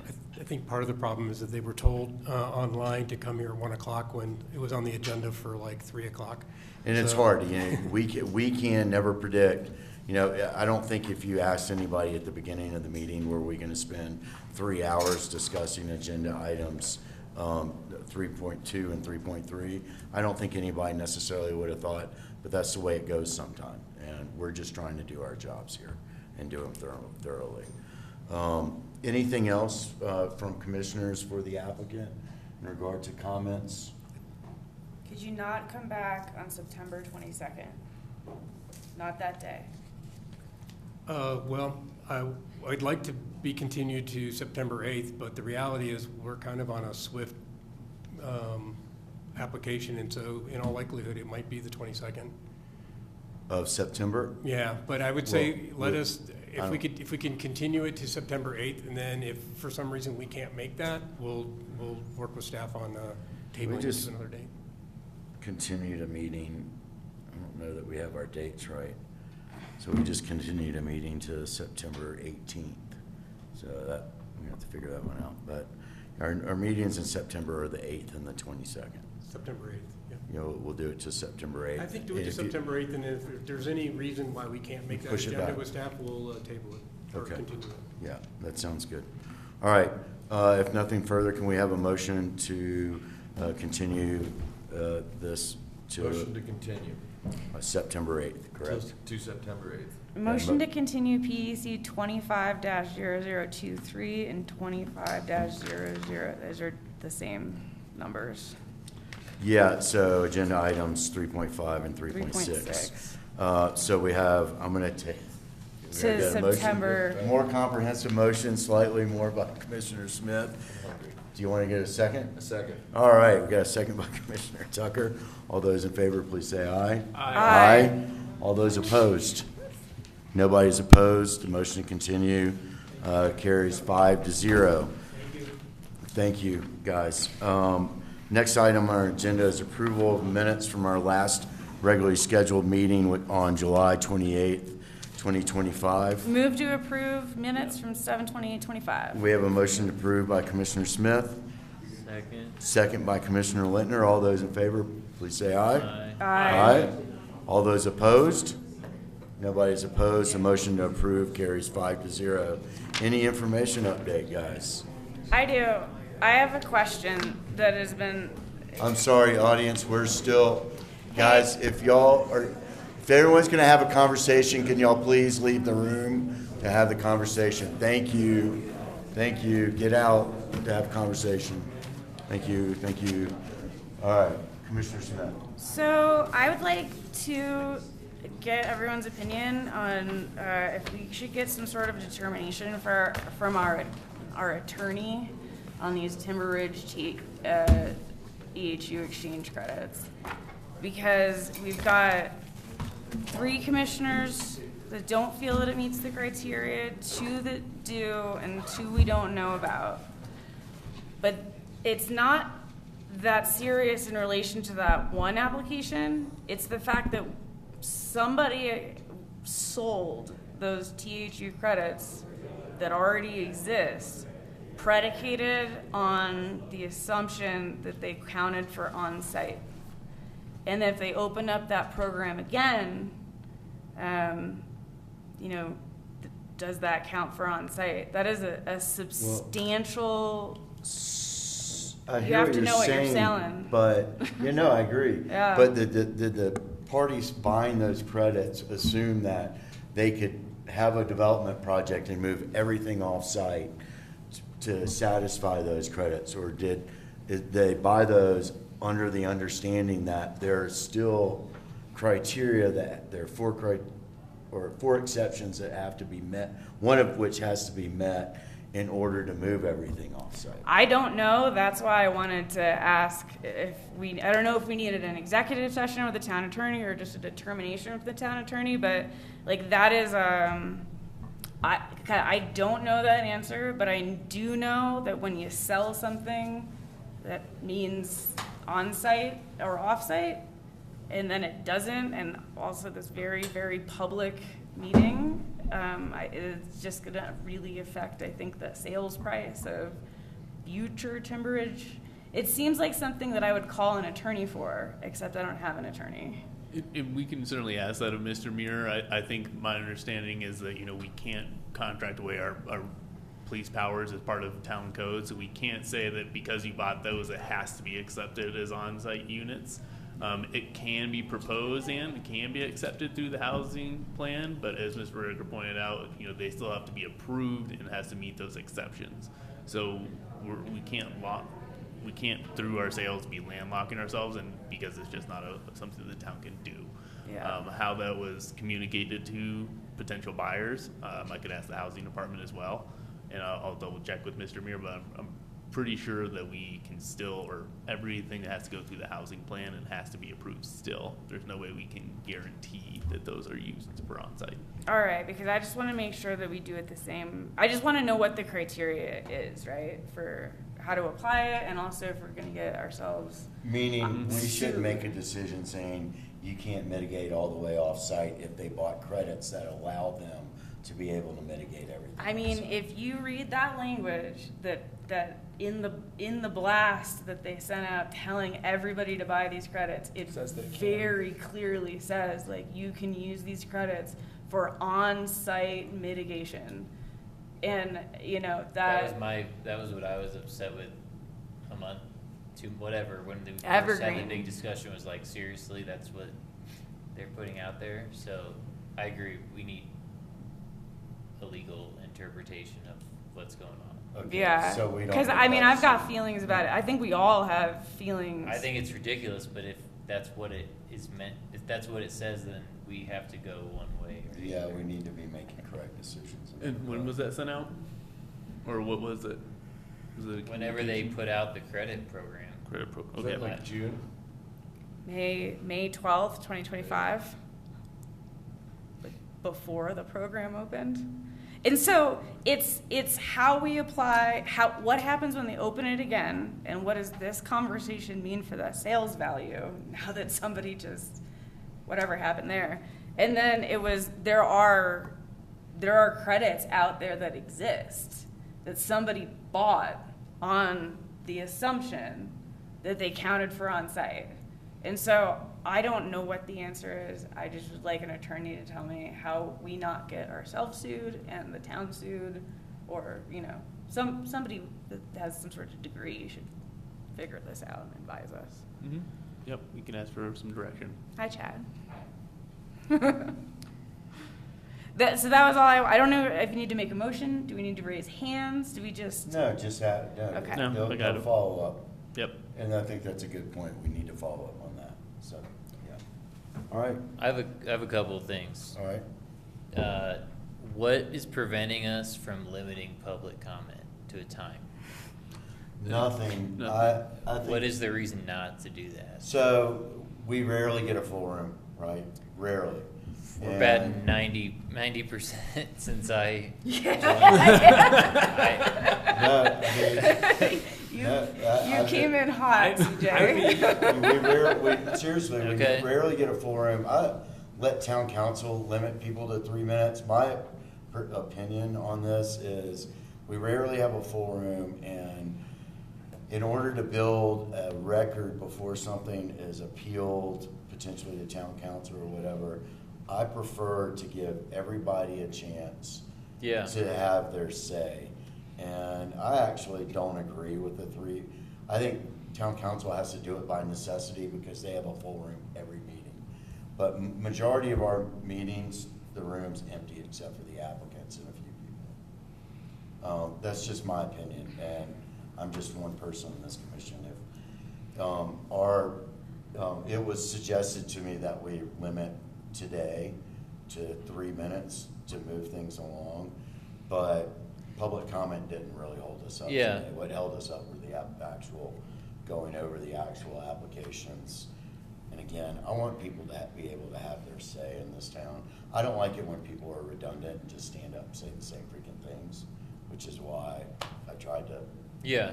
Public comments were that way. And I do agree that wasn't necessarily what was the lengthy part. Yeah. Same question on the presentations. I know we interject a lot because that's how it's been done. But what do you guys think about a time limit on presentations? We don't interject and we ask questions when a presentation's over, because those do seem like they draw out. I'd agree with you, and there's also certain typical presenters that tend to go Make into crazy long minutia. And I think that also, it often is the part that adds a lot too. And sometimes it's helpful to interject while they're going through it, but if it helped kind of make things more efficient, I'd be willing to save questions till the end and go back to them. And also limit presentations. I think a lot of times there's presentation parts that are not, and they're literally going through code line by line sometimes. That's taking like 10 minutes, and it's... I'm not saying like 10, give them 10 minutes. I mean, 30, No. 30 minutes. Like if you can't present your case No, in I'm saying 30 like minutes, they take 10 minutes of time to present something that doesn't need to be gone through line. That's my opinion. But it's just some applications. We could think about this others. later. Let's schedule time at some point in the future that we are not here for all these hours to think about how we might agree to limit time and be more efficient. Okay. 'Cause I think it's worth having the conversation. I don't think it's worth having the conversation right now because I'm hungry. I gotta get home. Is there anything else? I do have one more thing. Hit me. We can talk about it in depth later, but what is the precedent of us voting on things with outstanding civil legal matters? Do we just ignore them and vote? Is that possible to be done? I'm asking because I've dealt with this in my work life where it opens the city up to lawsuits for like approving things that, like I know we had a condition today about the easements, right? But that just made me think, and there's been other situations where like I've seen these, like voting to approve things with big outstanding lawsuits has turned into huge legal issues for cities in the past. Yeah, we've got multiple of those happening right now. Yeah, we just did that. I mean, the whatever it is over there, West Haven. Cornerstone. That would be Cornerstone, another. thank you. That would be another There's great an active thing lawsuit for in that one our lawyer. about Yeah, and anytime we have easement concerns violations. like that, we generally ask the town attorney and get his kind of take on things, and that's kind of been the direction we've been given at this point. Certainly when we have things like Sometimes they say don't take this to PEC. Right. Generally the things that are brought up are outside of our purview, but I haven't seen anything that has stopped us from continuing that application. Not saying it doesn't happen, but maybe it's just a different legal opinion. Another good thing that I can ask Mr. Muir for sure, as far as when does it rise to that level? Okay. Okay. Normally, we process the application. That is our duty. All right. Nothing else? Motion to adjourn? So moved. All right, got a motion by Commissioner Smith, second by Commissioner Tucker. All those in favor, please say aye. Aye. Is there anyone opposed to leaving? Nobody's opposed to adjourning. The motion to adjourn carries 5-0. Thank you, everybody.